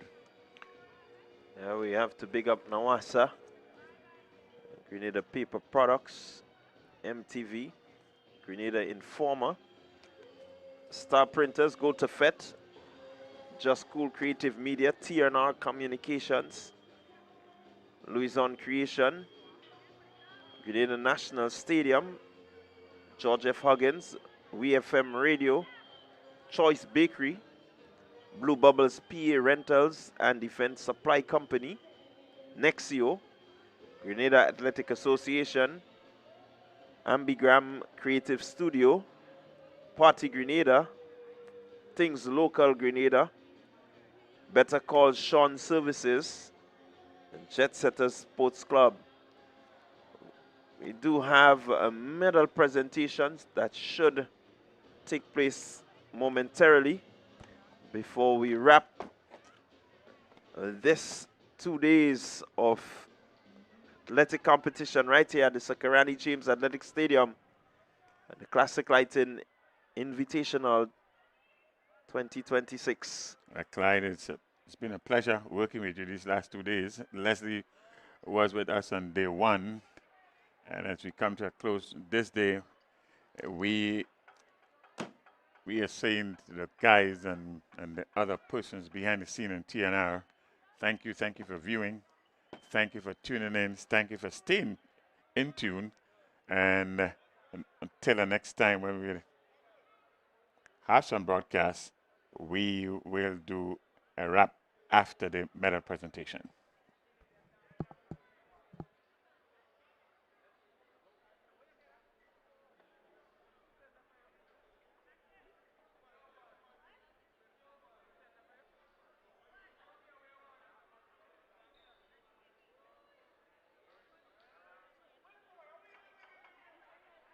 Grenada, this one is powered by Greatness.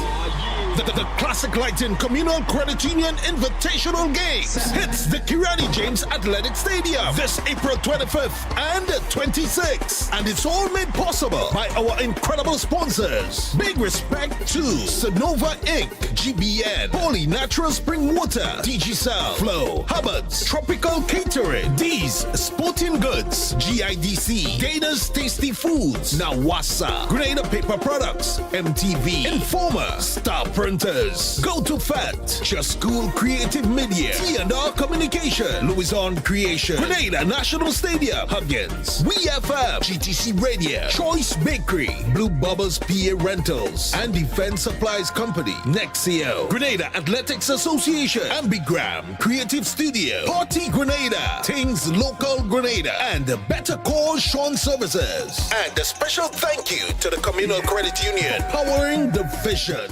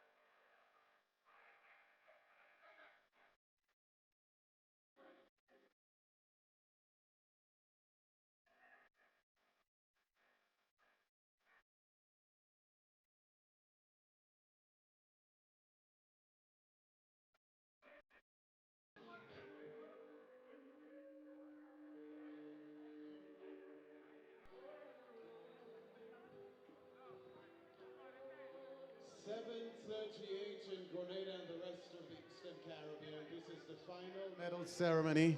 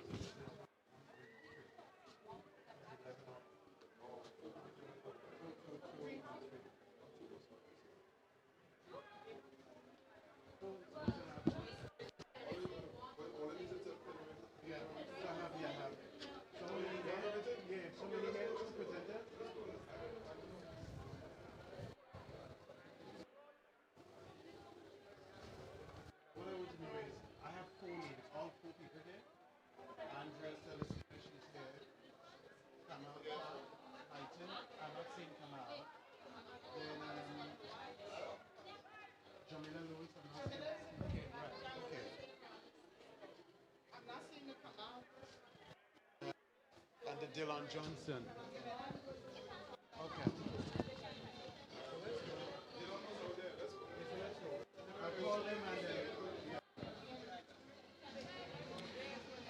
All right, please welcome the individuals for this, all of the winners for this final medal ceremony.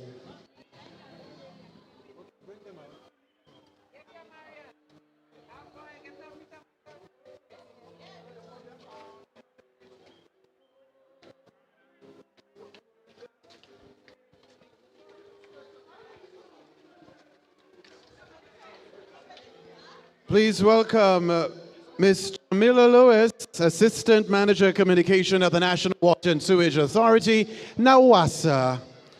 Mr. Dylan Johnson, Manager, Hubbard's Agency. Mr. Kamal Clark, CEO, Classique Lighting, Caribbean, Barbados.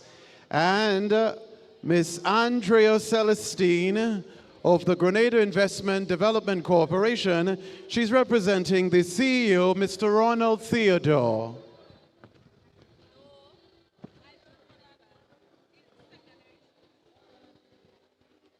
We begin with Mr. Clark as the lead presenter. Tug of War, Event 17, bronze medalist, Hubbard's.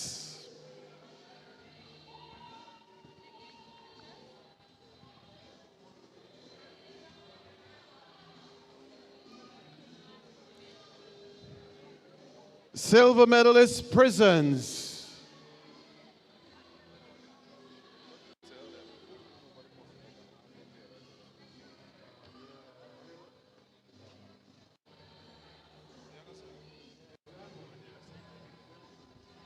And your gold medalist, NAWASA.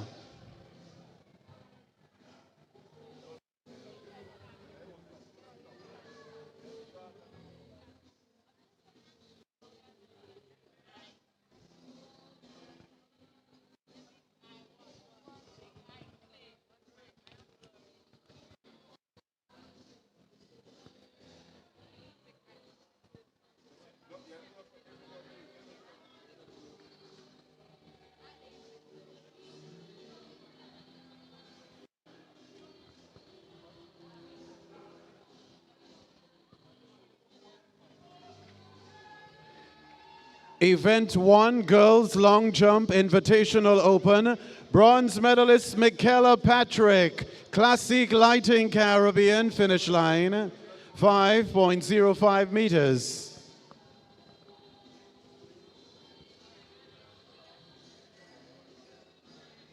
Silver medalist Kaylina Modest, Altitude Track Academy, 5.15 meters. And your gold medalist in this event, Christina Charles. Altitude Track Academy, 5.41 meters.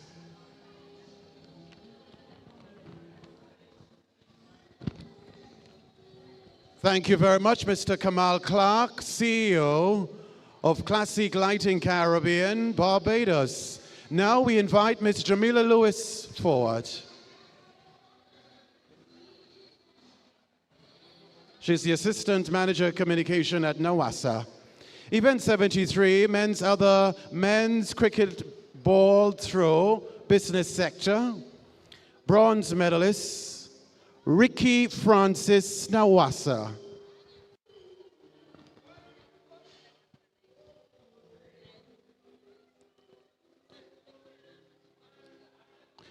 Silver medalist, Jamie Romaine, Bus Association.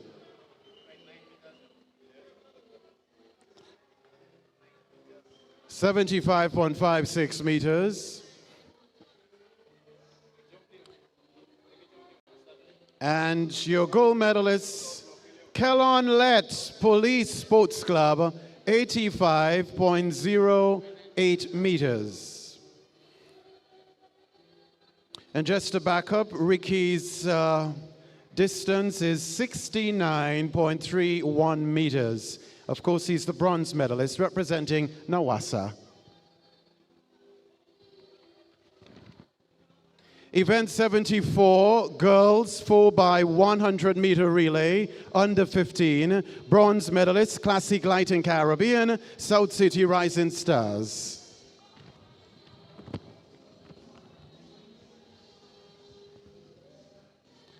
$53.23 seconds.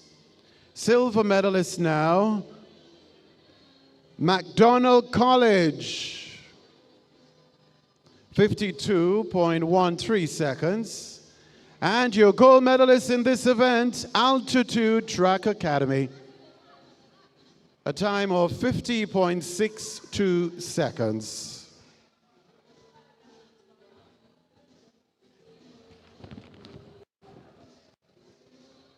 Thank you very much, Ms. Jamila Lewis, Assistant Manager Communication at NAWASA.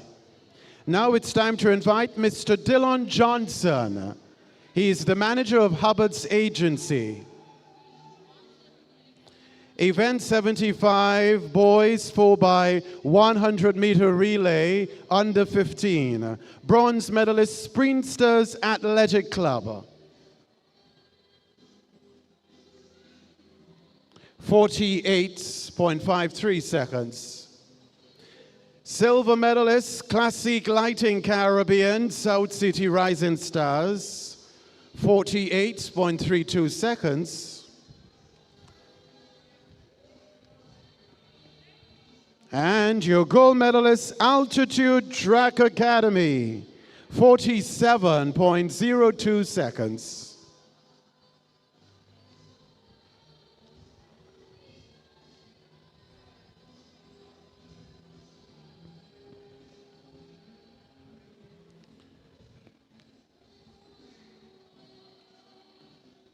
Event 76, girls 4x100 meter relay, under 17. Bronze medalists, Classique Lighting Caribbean, South City Rising Stars, 51.57 seconds.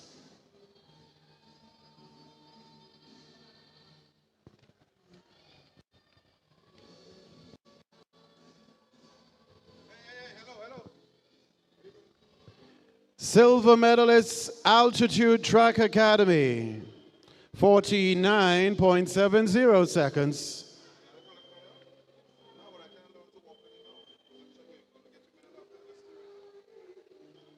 And your gold medalist in this event, Classique Lighting Caribbean, finish line, 49.06 seconds.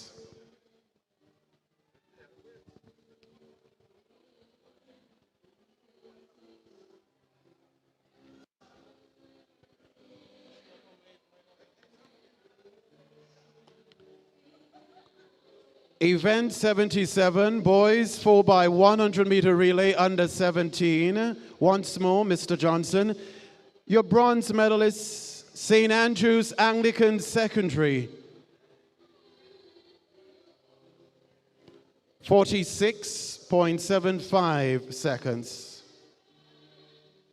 Silver medalist, Classic Lighting Caribbean, finish line, 45.86 seconds. And your gold medalist in this event, Altitude Track Academy, 43.25 seconds.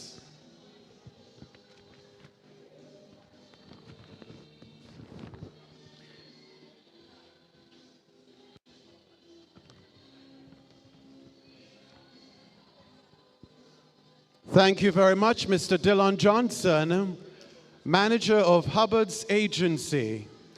Now we invite Ms. Andrea Celestine of the Grenada Investment Development Corporation. She's representing Mr. Ronald Theodore. He's the CEO at GIDC. Event 78, Women's 4x100 meter relay, corporate. Silver medalist, Digicel Grenada. 1 minute, 11.22 seconds.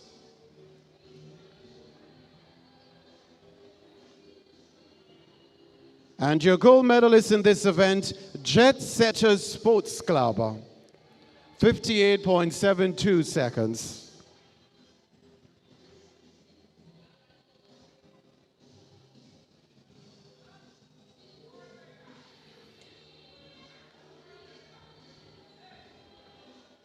Event 79, men's 4x100 meter relay, corporate. Bronze medalist, Bus Association, 48.63 seconds.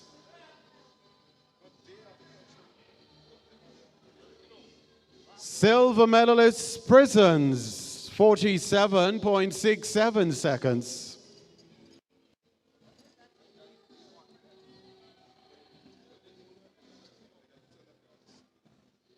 And your gold medalist, Police Sports Club, a time of 47.58 seconds.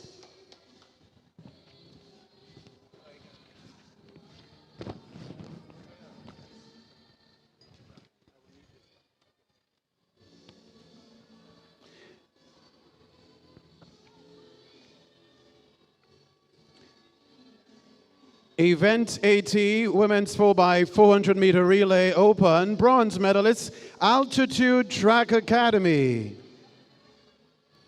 4 minutes, 22.64 seconds. Silver medalist, Classic Lighting Caribbean, Westerhall. 4 minutes, 19.98 seconds. And your gold medalist, Classic Lighting Caribbean, finish line, 4 minutes, 69 seconds.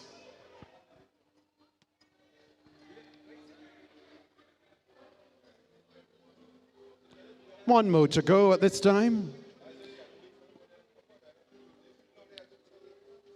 Event 81. Men's 4x400 meter relay open. Bronze medalist, Classic Lighting Caribbean, South City Rising Stars. 3 minutes, 29.14 seconds. Silver medalist, Altitude Track Academy. 3 minutes, 22.66 seconds.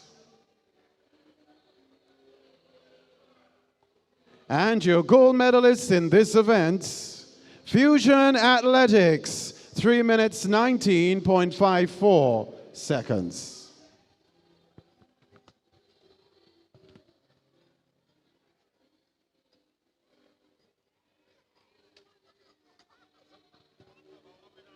Thank you very much, Ms. Andrea Celestine of the Grenada Investment Development Corporation, representing Mr. Ronald Theodore, who is the CEO at GIDC. Thanks as well to Mr. Kamal Clark, Chief Executive Officer of Classique Lighting Caribbean, Barbados, Ms. Jamila Lewis, Assistant Manager Communication at the National Water and Sewage Authority, NAWASA, and Mr. Dillon Johnson, Manager of Hubbard's Agency. All right, so there we had it, the final medal presentation to bring the curtains down on what has been a very interesting 2 days of athletic competition among the schools, the primary schools, the private primary schools, the public primary schools. We had the business sector, we had a number of track clubs represented in the Classic Lighting Communal Credit Union Invitational 2026. It's the second staging of this event. And so we must say thank you to all the sponsors who came on board to ensure that this event was a success. And I do believe that the organizers will be very pleased with what has transpired over the past 2 days. And so that brings the curtain down. This brings the curtain down on what we will say is a really good 2 days well spent. Again, I will say that there are a few areas that we need to look at in terms of building these games and ensuring that it becomes maybe one that the public sector can really look forward to. But certainly kudos to Mr. Bido and the Classic Lighting team, the Communal Credit Union team, and all the organizers who have participated. We must say, again, a special big up to TNR Communications, Cook Olivier, leading the team for over the past 2 days. Nazim Benjamin, as usual, the man behind the scenes with all the stream, the cameramen who have done a really good job. Of course, our commentary team. We must say thank you to all who have viewed. And we want to remind you, the next event to come from TNR Communication will be the Whitsuntide Games. That's on the 23rd and 24th of May. And I think this will bring the curtains down on the athletic season here in Grenada. So the next event is the Whitsuntide Games. Until then, you can continue to tune into TNR Communication. We'll see you at the Whitsuntide Games 2026, right here at the Sir Kirani James Athletic Stadium. So, from myself, Bernard Antoine, and Leslie Smith, it's good night, goodbye. See you at the Whitsuntide Games. Grenada, this one is powered by Greatness. The Classic Lighting Communal Credit Union Invitational Games hits the Kirani James Athletic Stadium this April 25th and 26th. And it's all made possible by our incredible sponsors. Big respect to Sonova Inc., GBN, Holy Natural Spring Water, DigiCell, Flow, Hubbard's, Tropical Catering, D's Sporting Goods, GIDC, Dana's Tasty Foods, Nawasa, Grenada Paper Products, MTV, Informer, Star Printers, Go to Fat, Just School Creative Media, T&R Communication, Louison Creation, Grenada National Stadium, Huggins, WeFM, GTC Radio, Choice Bakery, Blue Bubbles PA Rentals, and Defense Supplies Company, Nexio, Grenada Athletics Association, Ambigram, Creative Studio, Party Grenada, Things Local Grenada, and the Better Cause Sean Services. And a special thank you to the Communal Credit Union, powering the vision.